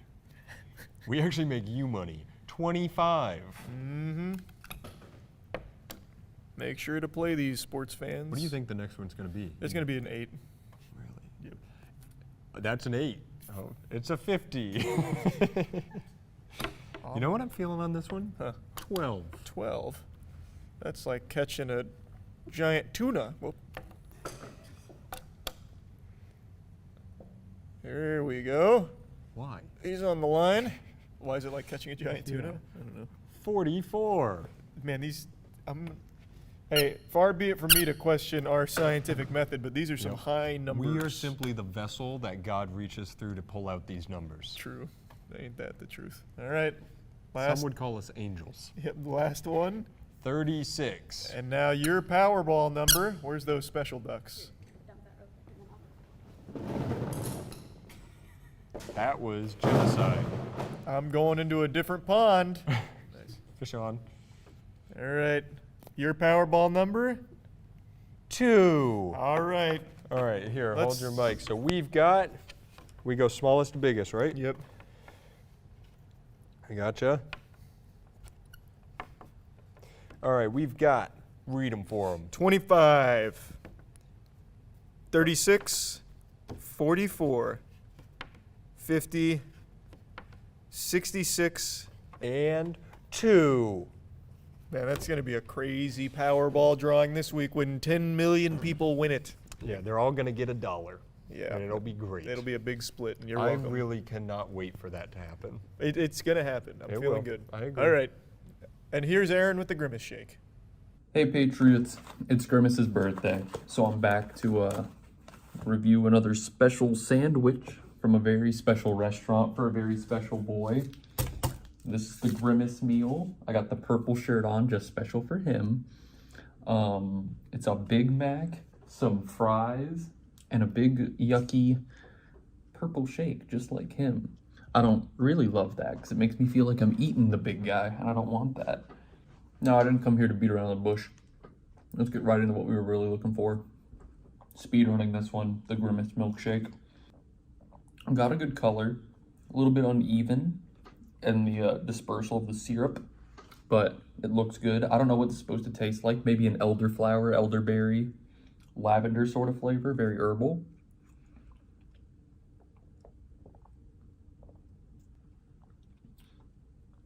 Now, what are you doing in there, Flavor?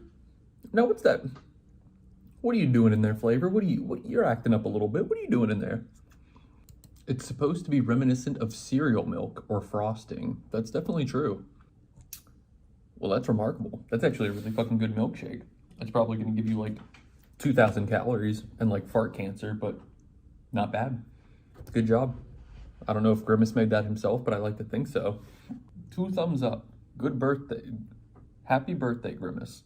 I remember the days when I was a young, naive little gremlin, still believing in things like the tooth fairy and the boogeyman and chocolate milk coming from brown cows, which, by the way, according to a survey conducted by the U.S. Dairy Innovation Center, about 7% of Americans still believe that chocolate milk comes from brown cows, which comes out to about 16.4 million Americans believing that. Of course, take that information with a grain of salt. I don't know how that data was collected, but I certainly wouldn't be surprised if it's accurate. Go on the platform formerly known as Twitter for more than 5 minutes, and you'll realize that we have truly entered the stupid dimension. We are all citizens of Doofusville, and we're only getting more and more new neighbors coming in here. But what's causing all of this? It's like the Space Jam basketballs out there sapping away all of our intelligence. There's an idiot virus spreading, and it's infecting the minds of so many. Where's it coming from? I'll tell you, goddammit. It's the darn internet, the cyberspace. They tried to warn us about Y2K, but we didn't listen. While it may not have been the end of the world, it was the end of all rational thought. What I want to talk about today is a story involving an 11-year-old who followed a YouTube fake kidnapping challenge prank and got herself arrested. And this is a very serious offense. It's a fucking felony that this child believed was just a good, fun prank because they watched it on YouTube. So I want to talk about that story and then expand the scope a little bit bigger to internet trends and internet content genres that are legitimately just poisoning people's minds and setting them up for failure for the rest of their life. Since kids have unfiltered access to the internet because most parents don't want to do their job of being a parent anymore, they just put that responsibility on the internet to raise their kids. The onus of raising a child is now on the internet to make sure that it's perfectly curated so a kid can just endlessly scroll through the iPad while their parents do something else and they expect the kid to grow up to be some successful, well-adjusted person, which I don't think is going to be the case. Which is just a sad situation all around. I don't even blame the kids. It's not their fault that their parents are absent and just sitting them in front of a screen for hours upon hours every day. But anyway, let me go ahead and get into the actual story here, and then we'll dive in a bit more. The 11-year-old girl in this police body cam video is in a whole lot of trouble. She made a fake phone call to 911 saying her friend had been kidnapped. She later told cops she thought it would be funny. Well, they didn't laugh, admonishing her to never do this again. The classic fake kidnapping prank. I can't believe the cops weren't laughing. Humorless, I tell you. Soulless, in fact. So, the fake kidnapping prank is a timeless classic on the internet. YouTube pranksters have been letting that one rip for many years now. For those that don't know, if the name wasn't a dead giveaway, you fake a kidnapping.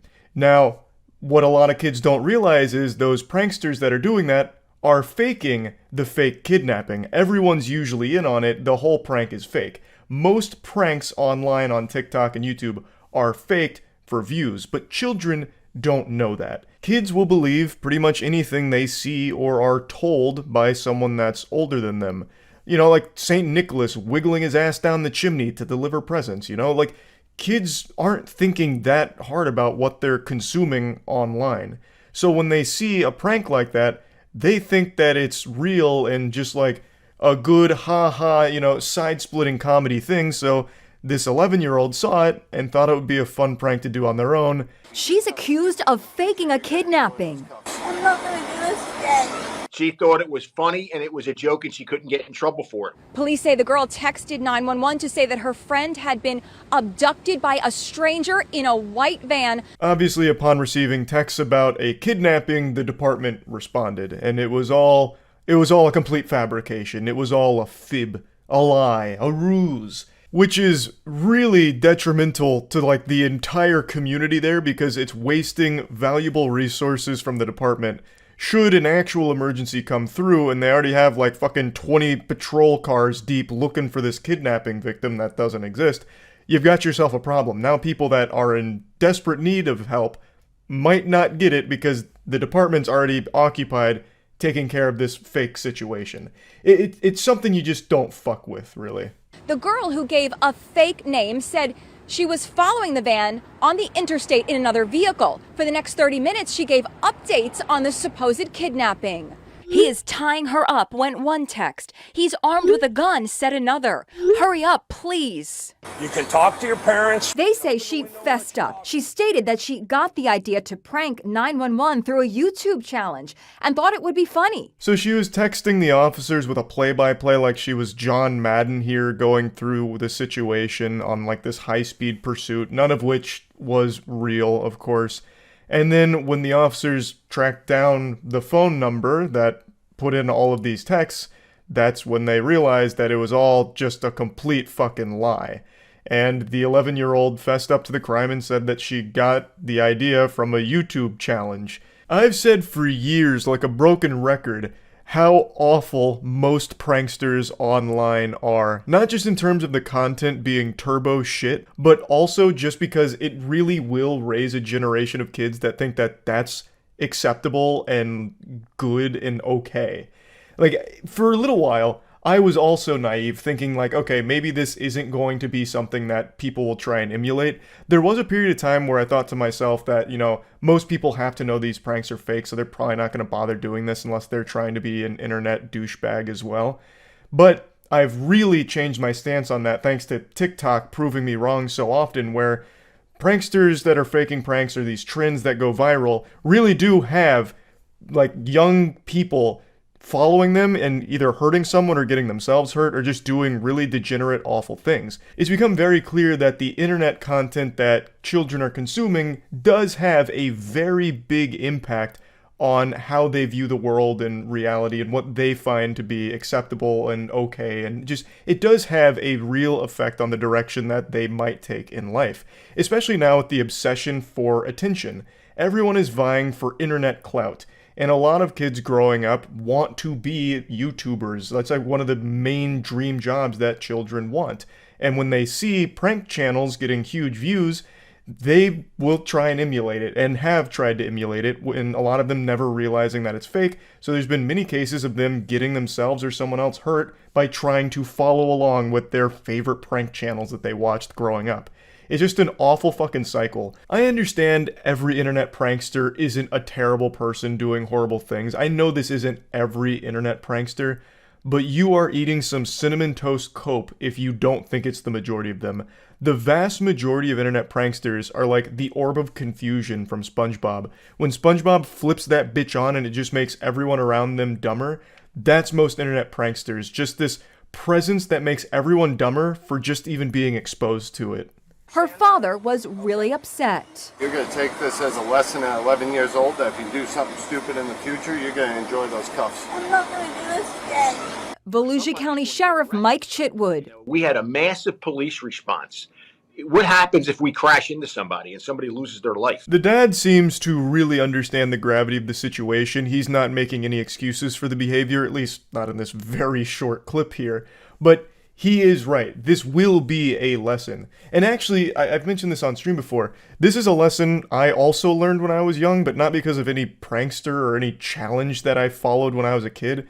There was a point where we went to a pool for a field trip and there was a payphone nearby and we were just doing like fake calls to our friends and saying silly things. It was all make-believe. But what I didn't realize is 911's free on a payphone, so I dialed 911 and immediately started going into like silly things and making claims about the pool being like haunted or on fire or something. And they did show up. And boy, let me tell you, I felt fucking horrible. That was... my jaw has never hit the floor harder than when the police actually showed up with a fire truck. That was a huge lesson to me. I didn't mean to dial a false report, and I certainly would have never done that on purpose or as some kind of joke. I was dumb and had no idea that 911 was a free call. Point is, the dad is right. This will serve as an invaluable lesson, I imagine, and hopefully she'll never do any kind of shit like this again, and hopefully anyone else that sees this story will realize that it's just completely unacceptable and that pranks shouldn't just be, you know, taken at face value and followed along with at home. The child was charged with making a false police report, which is a felony, and misuse of 911. That's a misdemeanor. So it does actually sound like they are charging her with a felony and misdemeanor for this situation here. So this is a very big deal. That's a lot of trouble to get in over a YouTube challenge. Now, interestingly enough, this isn't the only fake kidnapping that happened even just over the last 2 weeks. A massive case of a fake kidnapping. I talked about it on stream, but I haven't talked about it in a video. I was waiting for like the whole thing to kind of wrap up, but I'll just go ahead and mention it here because it's very much in line with what happened with this. There's a woman named Carly Russell who led police on a wild goose chase about a kidnapping that never happened. She stated that she saw a toddler on like the side of the interstate and then like pulled over to try and, you know, help save the toddler, and then ended up getting kidnapped for a couple days. And it turned out to be all just complete baloney. Just absolute horseradish. Nothing about it was true. She even admitted it was all a lie. But she hasn't been charged yet. So I'm wondering when those charges are going to come, especially now since the precedent is being set that any kind of like false reports, especially something that requires a massive department response like a fucking kidnapping, is going to be a, you know, no punches pulled kind of situation. Like they're charging the 11-year-old here, so I imagine she's also going to get charges as well. It's just a matter of time. But this is just a fucking crazy situation we're in, where so often now these YouTube challenges and pranks and trends are getting people hurt, killed, or ruining their lives. It's fucking sad. So yeah, I just kind of wanted to talk about that a little bit. That's it. See ya. Why can't I get this timing even a little bit? Like this one feels good, but it's too late.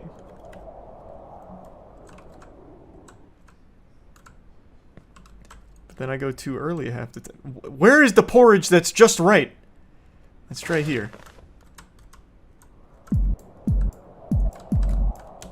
Yeah, there we go.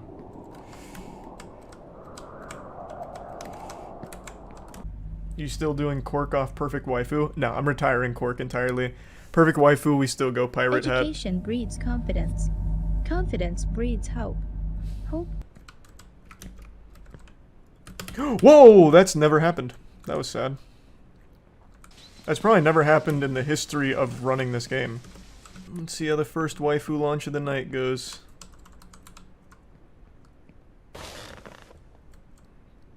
Man, I'm not even gonna reach it. Holy. Can I bail out anywhere? Not really.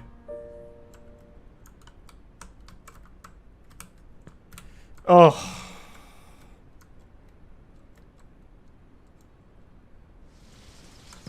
Oh.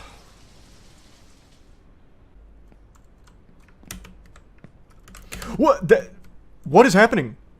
Did this game get like a hotfix tonight? Why is he not grabbing that anymore? That's 2 times tonight, and that's never happened before until tonight. What is going on? He is straight up refusing to grab that. When I've never had that issue. What? What is going on?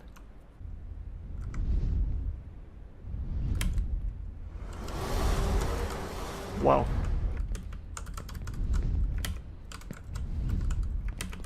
Actually perfect.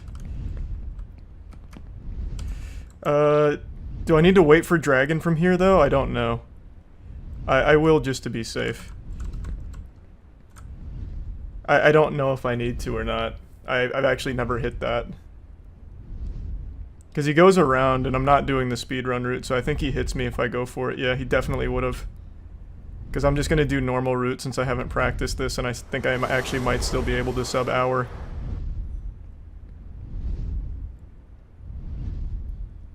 This was with like 3 catastrophic failures, too.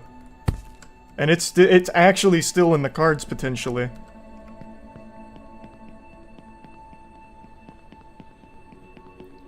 I full fell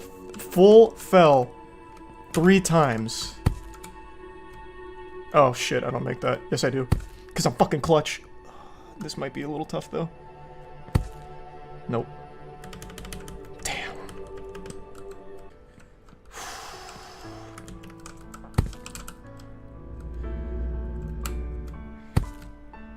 We are in this world to get No. experience. Fuck. To move forward. I got the last So the little meaning of dinky life is in hitbox life on that. Fuck. Wow, that's cool. God damn, this is gonna be like a 1 hour, 1 minute run. Fuck, what a shame.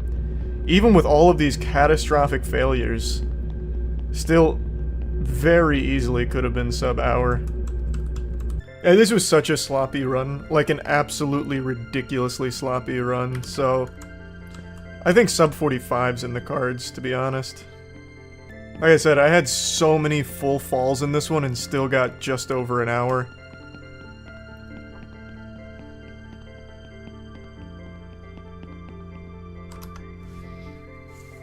We take that. First run was 2 hours, 54 minutes. Second run is an hour. That's substantial improvement. We've come a long way. This is on track for sub 40. Not really. Thanks to the resub cup. Well, if I hit everything perfectly, maybe, yeah. But that's just unlikely. He's got about, like, this angle. He goes back and forth a few times. And then hits it. That's... I'm not even gonna make it. I don't understand, man.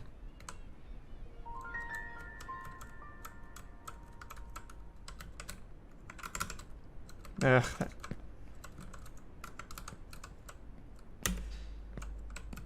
That's the second time that I don't even make it off that. I'm hitting the right spot on the bed, too.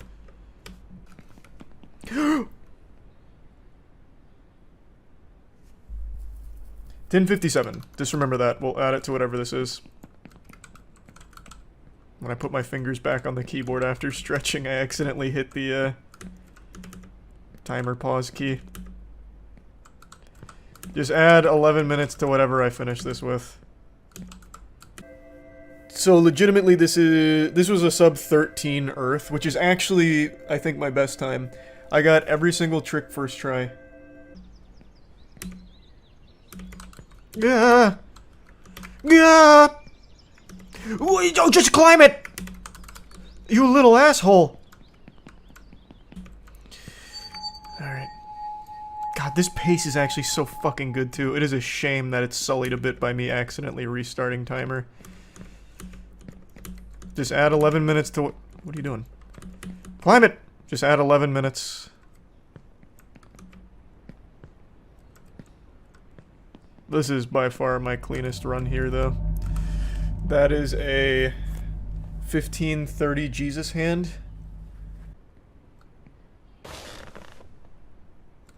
Perfect waifu.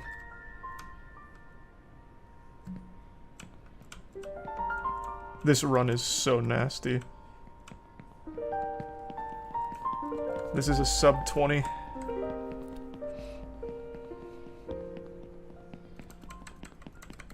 I prefer my setup for waifu, it just feels better.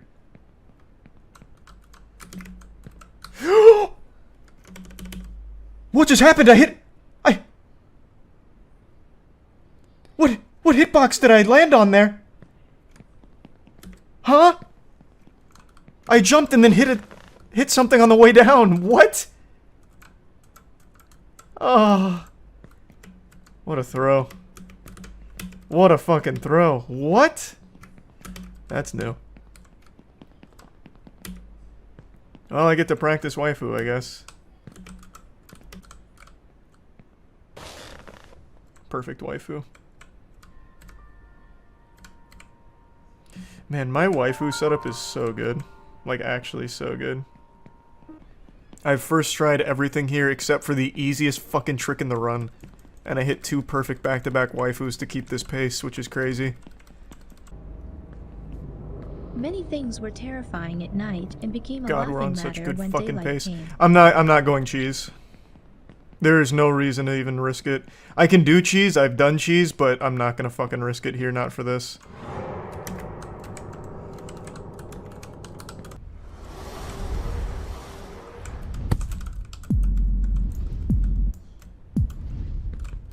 Oh, tragic.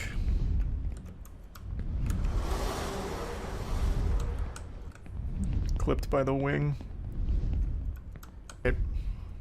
Right when he gets to the corner and makes the sound. Right now.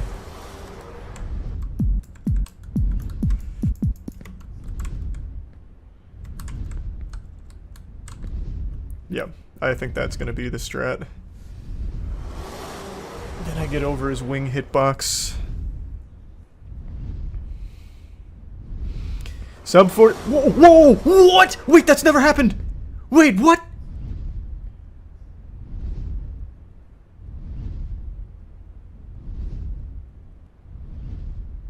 Huh? I've never even seen that happen. Wait, how? How did he wiggle me off? I didn't even do anything. That hitbox has never once kicked me off. My hands were off the keyboard. All I had was a hand on a mouse. What the fuck, man? Well, I get to practice my new dragon setup, I guess. That was crazy.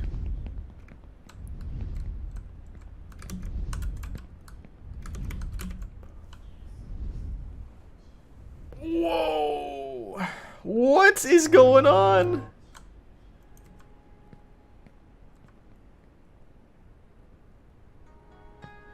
Something had to have just happened to the game during all that. I've never been kicked off Dragon once I'm on top of his hitbox. And then I just fall through solid floor walking.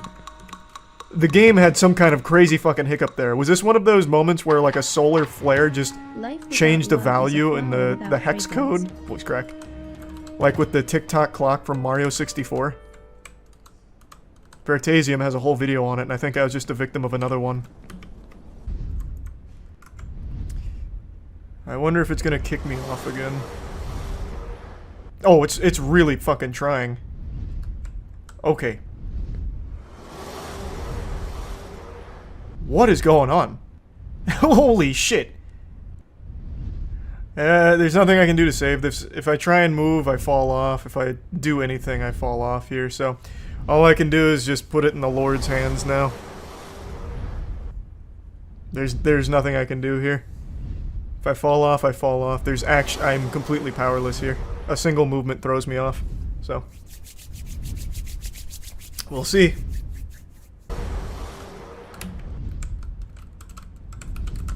Oh my god, that was clean. Holy shit, that was so clean. I still think I have to wait for Dragon to go around or I'm gonna get clipped. I still think I have to. Or I can try the speedrun route. Which is this, which I know I won't get hit in.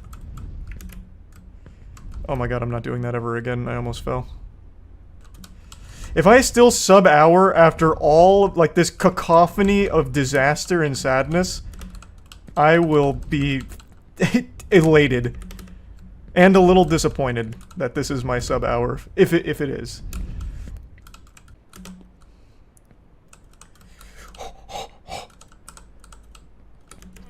Horse tried to kick me off. Not on my watch. Not today. No, sir. No, sir. The jockey is in.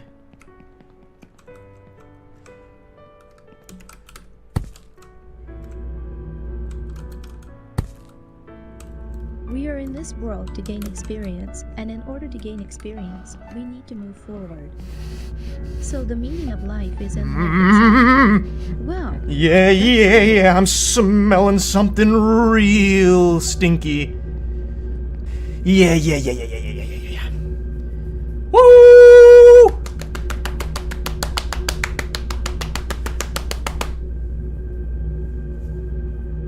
Alright. No, timer's wrong. Right now we're at 51:52. Well, a little less than that, like because it was 10:57 when I accidentally slapped my pause button. So add 10:57 to whatever I've got right here. Timer's off. It's still sub-hour and it's still better than Lud. Let's fucking go. That was with... Actually, 52 minutes. Wow.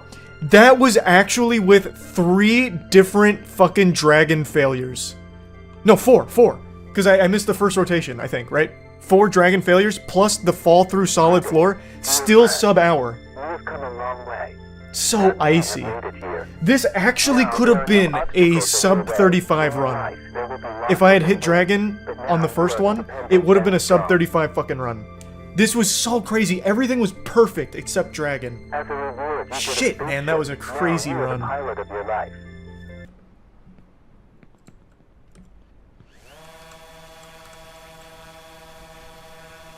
Things are insane. Oof. Wasn't paying enough attention, I guess.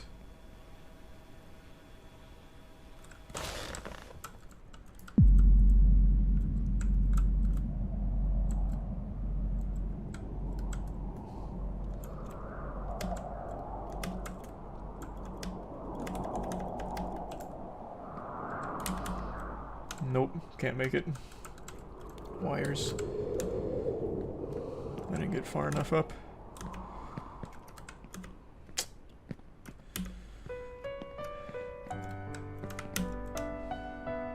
That's alright. It's still faster than my PB.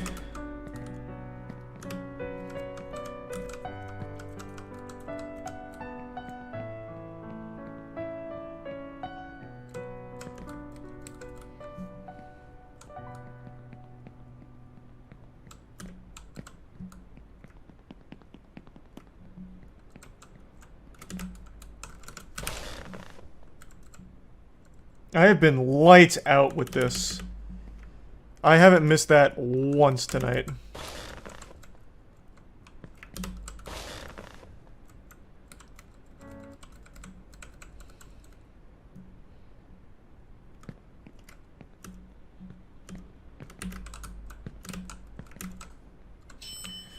Whew. Alright, nice. Actually ahead of PB time. I was at 10:57 at elevator here. Or leaving elevator here. So we're making up ground on what was an incredible run.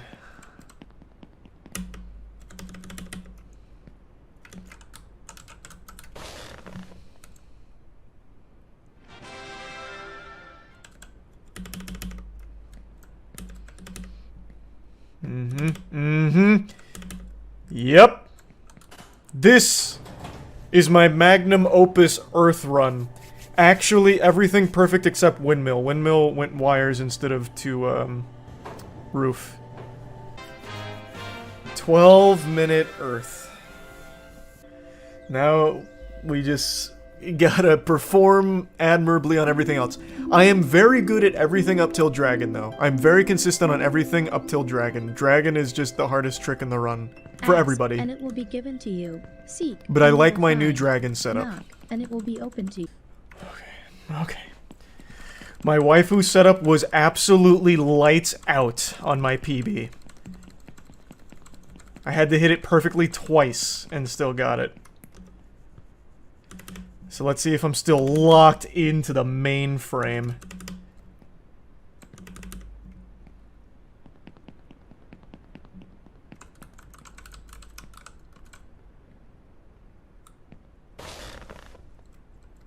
Nope.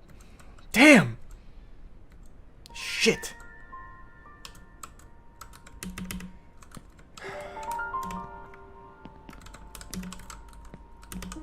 I wasn't sharp enough on the angle. Okay. We're still, saving time on PB. I was 23 shipped last time, I think. And that was with 2 perfect waifus, so we're still saving time. Stop climbing! You're wasting my time. No! No, no, no, no, no. Can I still make it? Can I still make it? Can I still make it? Okay. Oh, I didn't get the jump off, but we still made it. Okay. That would have been like an actual big time loss that I'd be upset about.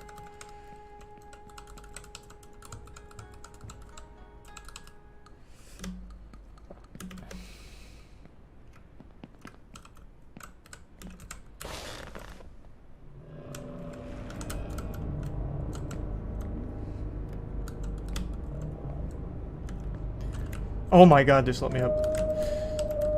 Oh my god, please. This isn't where I wanted to be. But it's where I have to settle for right now.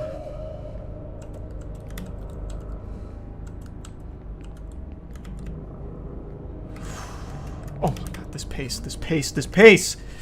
This fucking pace, I'm not going cheese. I just don't want to risk it. I am very confident in my cheese, but I'm not risking it. It's not worth risking. Not with this pace. I really like my cheese, but it's not worth it.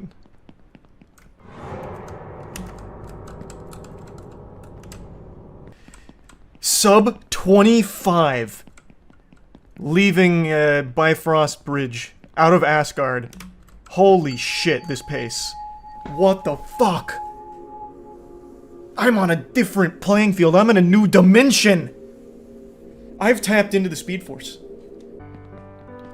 We're going for it. We're going one rotation dragon. Let's get it. Let's fucking get it. Time to get stinky. Stop drifting. Run to the finish line. Give up your hopes, and if your well-being is important to you, be your Nope, own I'm already too savior slow. while you can. Why did he start so early? Going for it anyway, we're full sending. Not even close.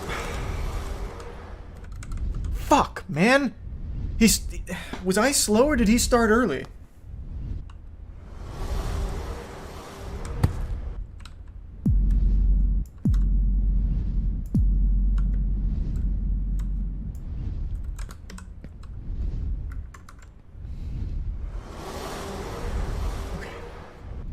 Come on now. Don't kick me off. Don't kick me off. This is a really good position. Don't kick me off. Don't kick me off. Okay, I think we're set. I think that's the only spot it can kick you off if you have a bad spot. Alright. Now we just have to execute at a high level. Does he full send after Dragon? Or does he wait for Dragon to go by? Tell me now. I need to know now. He full sends. Okay, then I'll do the same.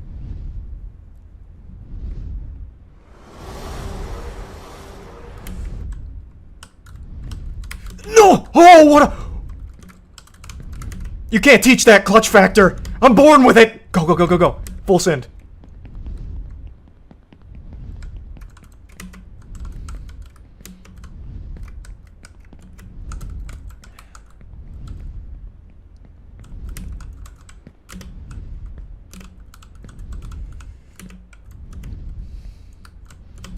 No! No, no! Time loss. Stop climbing everything!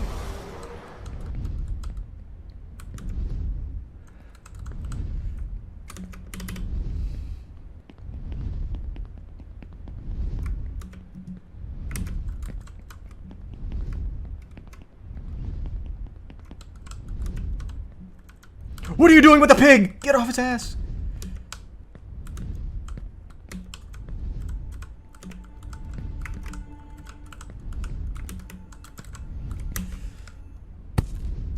Perfect yoga balls. Oh, no, I can't make it. I can't beat Moon Moon. But that's alright, that's alright. We can still have a great run here.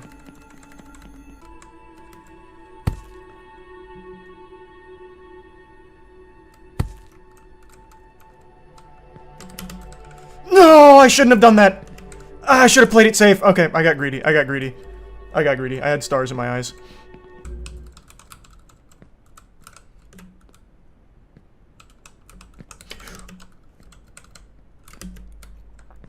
I am so fucking clutch, it's unreal. What? Oh my god, what am I made out of?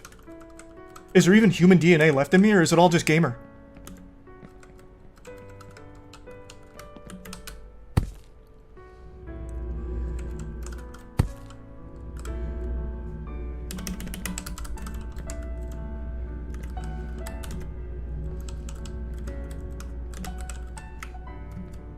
We are in this world to gain experience. Woo, baby! To move forward. What a run! Life is in life itself.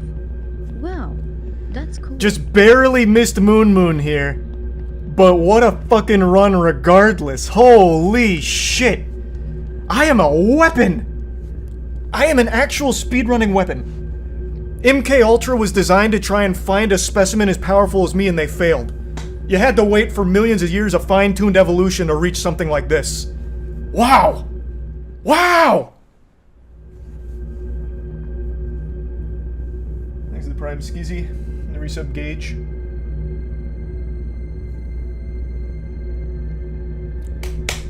Yes! Fucking huge run! And there is still so much room for improvement. I fucked up waifu. I fucked up waifu skip and I didn't get dragon in first rotation. I can absolutely sub 30 this shit. God damn it. Why I oughta. So nasty. The sauce is too tasty with me. Just slow roll a victory lap here. Oh. 36 minutes according to the game.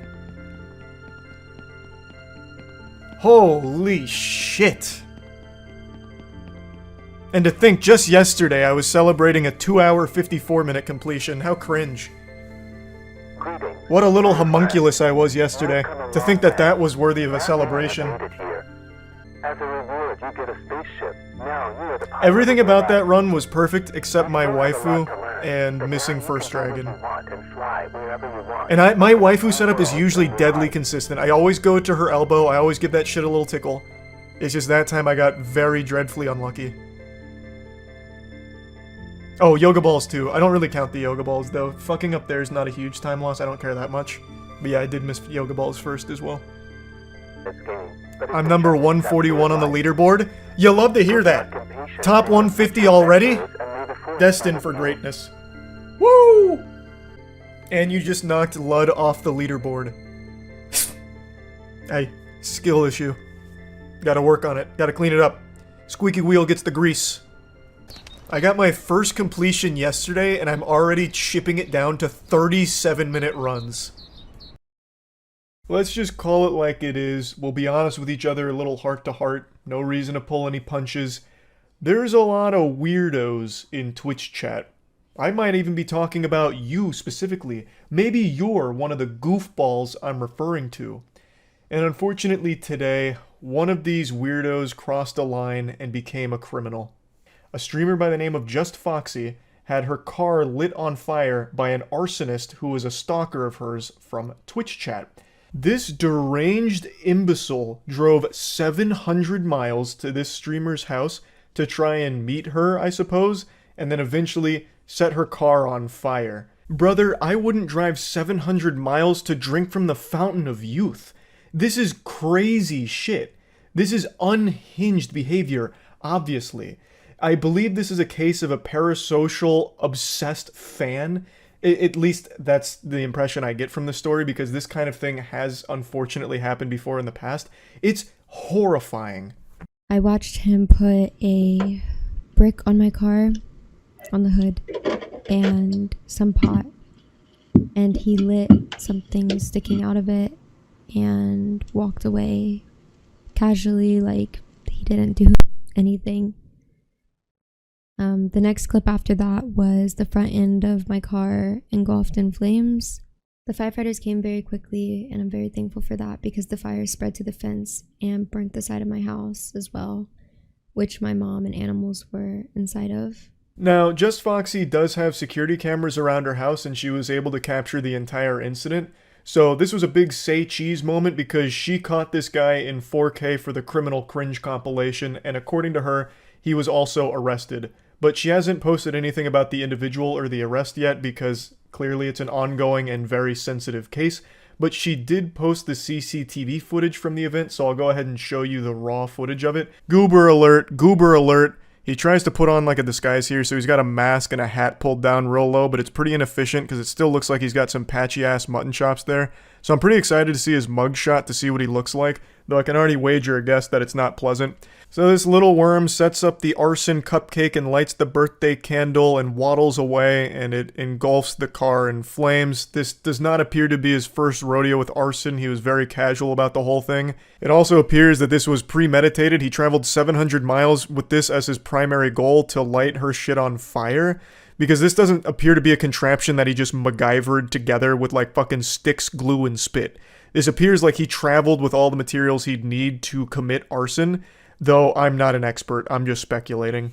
Obviously, this whole thing is pretty traumatic, not only for Just Foxy, but her family. I mean, like she mentioned, the flames did spread to the house, and the mom and animals were in the house at the time that all of this went down. So, just a really scary situation overall. I just never thought that when I started streaming back in 2015 that something like this would ever happen to me. It is super sad. It is something that most people aren't going to think about when they start streaming, because I imagine most people, myself included, go into a stream assuming that everyone that's watching them is just there to be entertained and nothing further. Everyone's, mentally stable. There's not going to be any kind of fishy business or anything weird afoot. But unfortunately, it's just becoming more and more common for viewers to form this parasocial relationship with the content and the creators that they enjoy watching.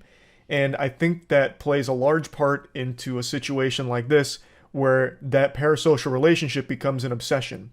And then it becomes a stalker. And then it becomes this. And it's fucking scary. By no means is it just Foxy's fault.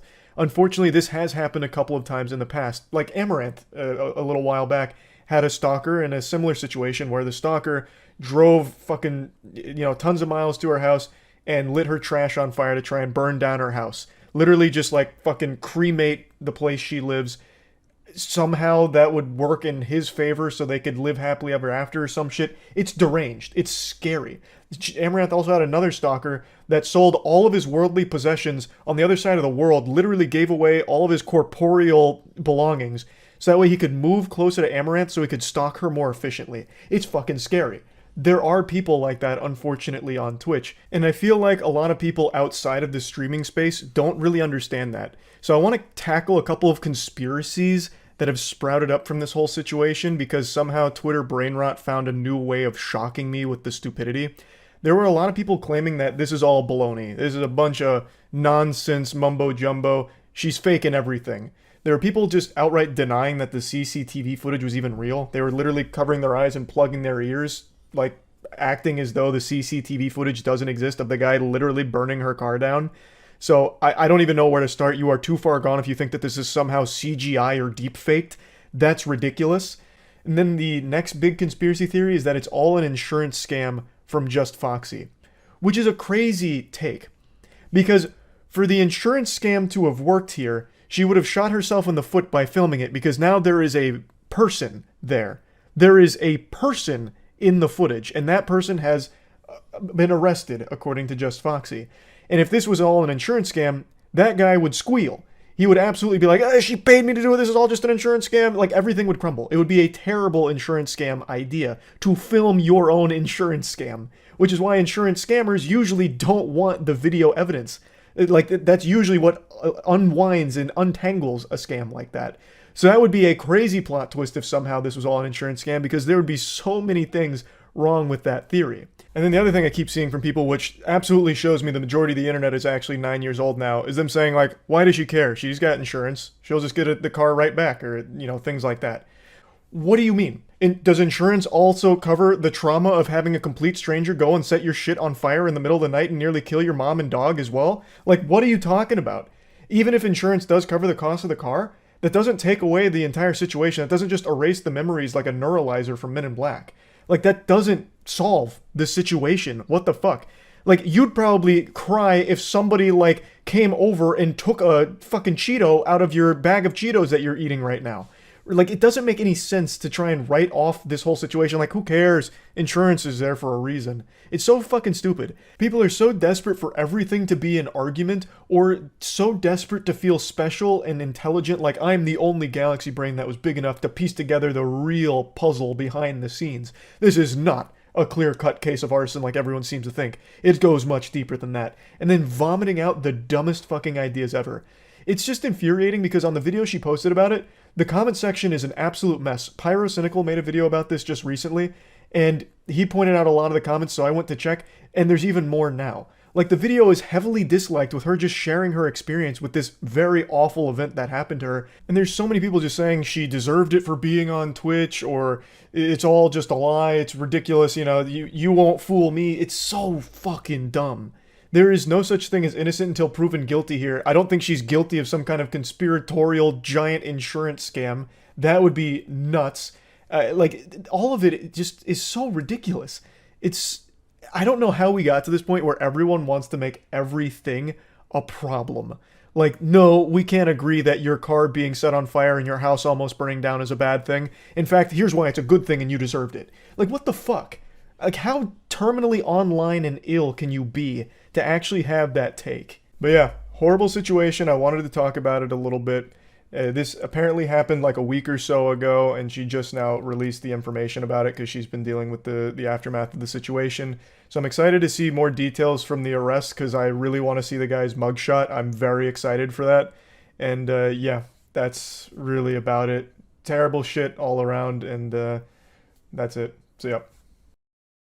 The Moist Meter is a proud partner of our comic book series Godslap and Plague Seeker. Both are available at badegg.co, link in the description. Welcome to the Moist Meter. Today we're taking a look at the new Spider-Man movie, Across the Spider-Verse. Now, the first movie, Into the Spider-Verse, is one of my favorite animated films of all time. That movie is a real special butterfly. That's one of the very unique instances where a film comes out that legitimately innovates in its genre, like pushes it to new limits that were previously thought impossible. Kind of like what The Matrix did 20-some years ago, where it had this new element that hadn't really been seen before, and has now been emulated a ton since. That's what Into the Spider-Verse did. It dragged us fucking kicking and screaming into the future of what animation can look like, and it was beautiful. It's kind of like what the Fosbury flop did for the high jump, right? Like, it legitimately kind of changed the perception of what was possible in the genre for animation here. So, Across the Spider-Verse had some very big shoes to fill, and I'm happy to say it filled those shoes like a cavity. This is an extraordinary follow-up, and somehow manages to once again elevate in animation. It is so beautiful. There is not a single second that goes by in this movie that isn't jaw-droppingly gorgeous. Every frame is a beautiful masterpiece of art. It's unreal just how good this movie looks. But it's not just style with no substance. This movie really doesn't bring you a ton of action off rip. Like, there is a lot of course, action, but it actually puts a big focus on its narrative and its characters. And even when characters are just talking to each other, not only is the writing super tight, somehow just conversations feel like anime montage moments. They'll have like these damn near hand-painted moments where a character like Gwen is talking to her father, and the background's just constantly changing. Just these like dynamic backgrounds that have evolving art that really like makes the conversations feel like action moments sometimes. It's so cool. So now let's talk about the story, because I think they did a great job with the narrative here. It didn't feel like super familiar from the first film, where it just felt like they phoned it in and just did what worked in the first film again. You know, like an encore performance, you know, a King Neptune moment from SpongeBob where it's like, oh, that Krabby Patty tastes so good, I'd want to eat it a second time, and then just fucking regurgitate it. This movie doesn't fall into that trap. It delivers a story that feels really at home with where the first movie leaves off.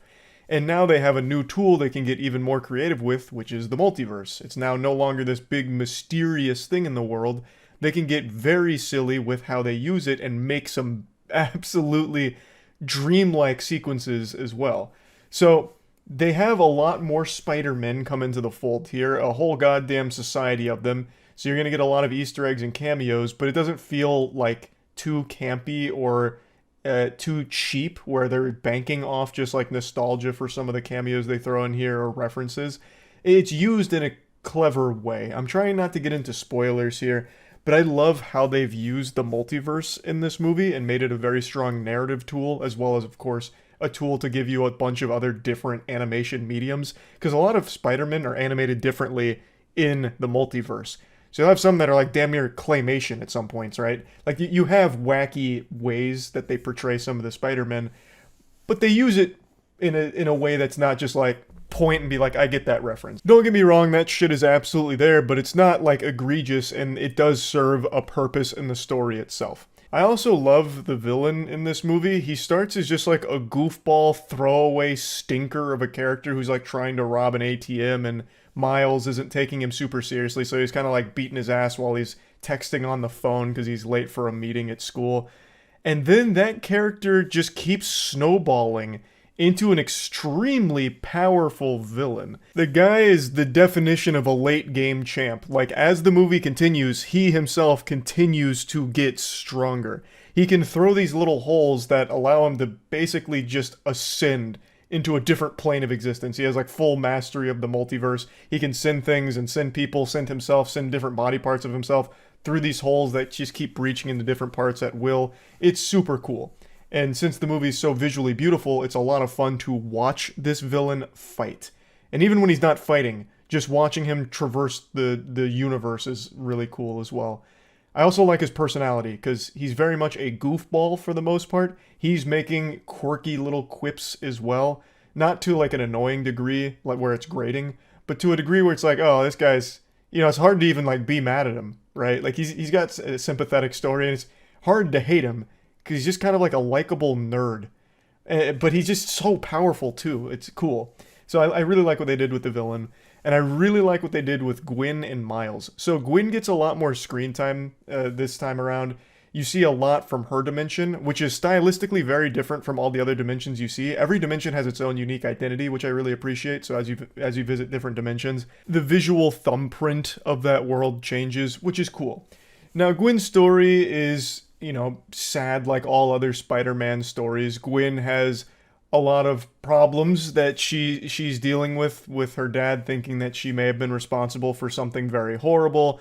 She ends up, turning into a multiverse super soldier, leaving all of her problems behind, which abandons her dad, and she wrestles with a lot of tough shit that goes on. And I really think they did a great job with Gwen's character in fleshing out her, as well as the relationship between her and Miles. Miles is just an outstanding character. I love everything they do with this character. The writing is amazing. A lot of times when there's like a teenage character going through that like rebellious stage, it's kind of annoying to watch for me personally. But with Miles, he doesn't really have that stage. Like, yeah, there's that, like, fuck you, mom and dad, why can't you just let me grow up kind of shit. But it's handled very differently than the normal tropey way of doing it, which is such a breath of fresh air. I can't stand that shit where it's like that cliche of a teenager. My mom and dad don't understand me. Those goobers just don't get it. It's not a phase. And then that becomes like the whole character's personality. Miles doesn't fall into that at all. It's like the decisions he makes and the way he goes about his journey is very well crafted.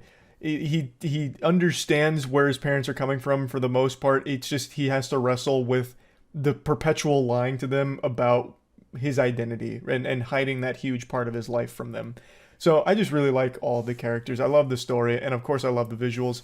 Another thing that I really enjoy is something that the first movie did as well, but they do in this movie even better, which is weaving music into the actual living, breathing nature of the visuals. So the music is integrated so well. Like, you'll have visuals sync up to the songs where you'll just have like all kinds of different moving pieces to an action scene sync up to the music at moments, or as things build up in a crescendo in a song, the visuals start building up with like the animation style starting to blend together and get real fucking wacky. It's so cool.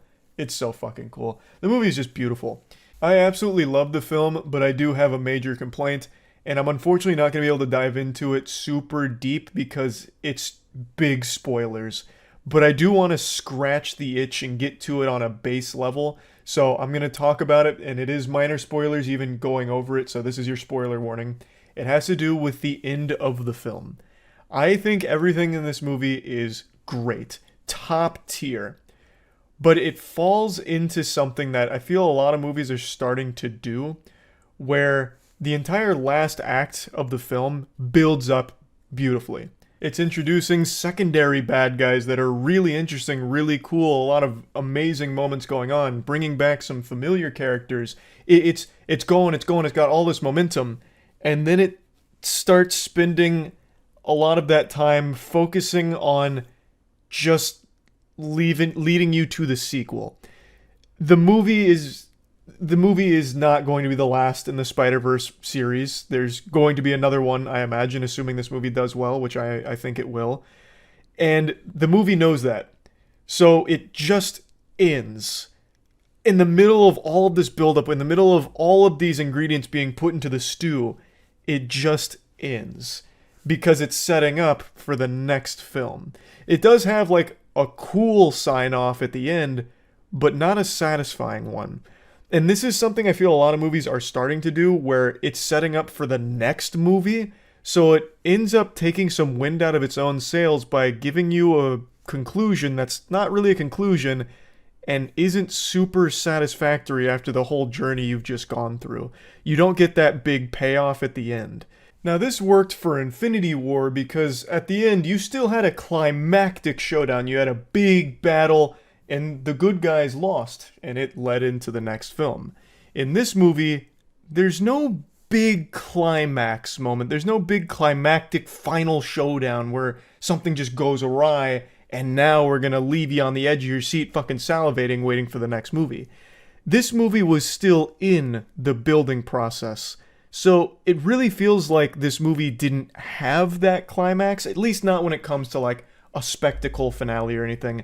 The characters by the end of it are in a very different place than they were at the beginning, you know, in terms of like what they're...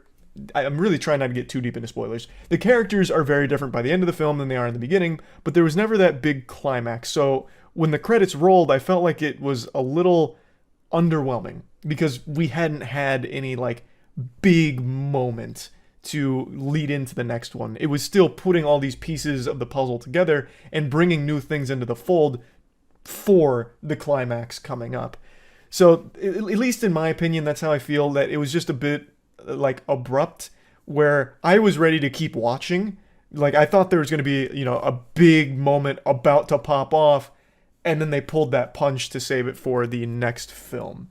So, it felt like it was, I don't know, it felt like it really just wanted to be there to lead to the next film, and that takes some of the wind out of its own sails, if you ask me. By no means does it ruin the film or anything like that. By no stretch of the imagination is this a deal breaker for Across the Spider-Verse. I just felt a bit disappointed that it kind of just existed towards the end to push to the sequel. That just was a little upsetting, but it's not the biggest deal in the world because the movie is still absolutely outstanding. So plugging Across the Spider-Verse and the Moist Meter, I'm giving it a nice 90%. I think this is a must-watch animated film. Even if you're not a huge animated film fan, the movie is still just got so much to offer. I can't recommend it enough. It is such a unique experience, and I think they've done an incredible job with it. It's super fucking good. So yeah, that's about it. So yeah. Huge thanks to ourselves for sponsoring this Moist Meter. Godslap is a comic series written by myself, Jackson, Matt, Danny, and Aubrey Sitterson. It follows the story of a character named Ace, who's an extremely powerful slapper in a world where slapping is king.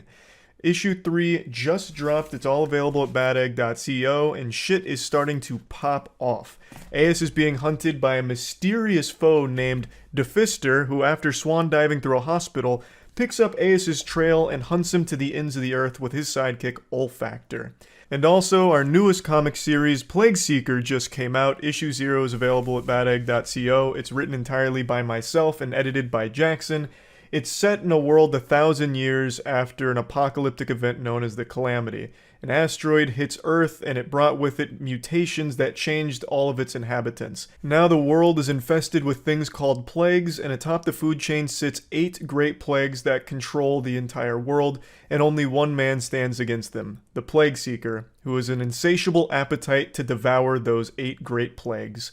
So all of this is available at badegg.co, so please check it out. See ya.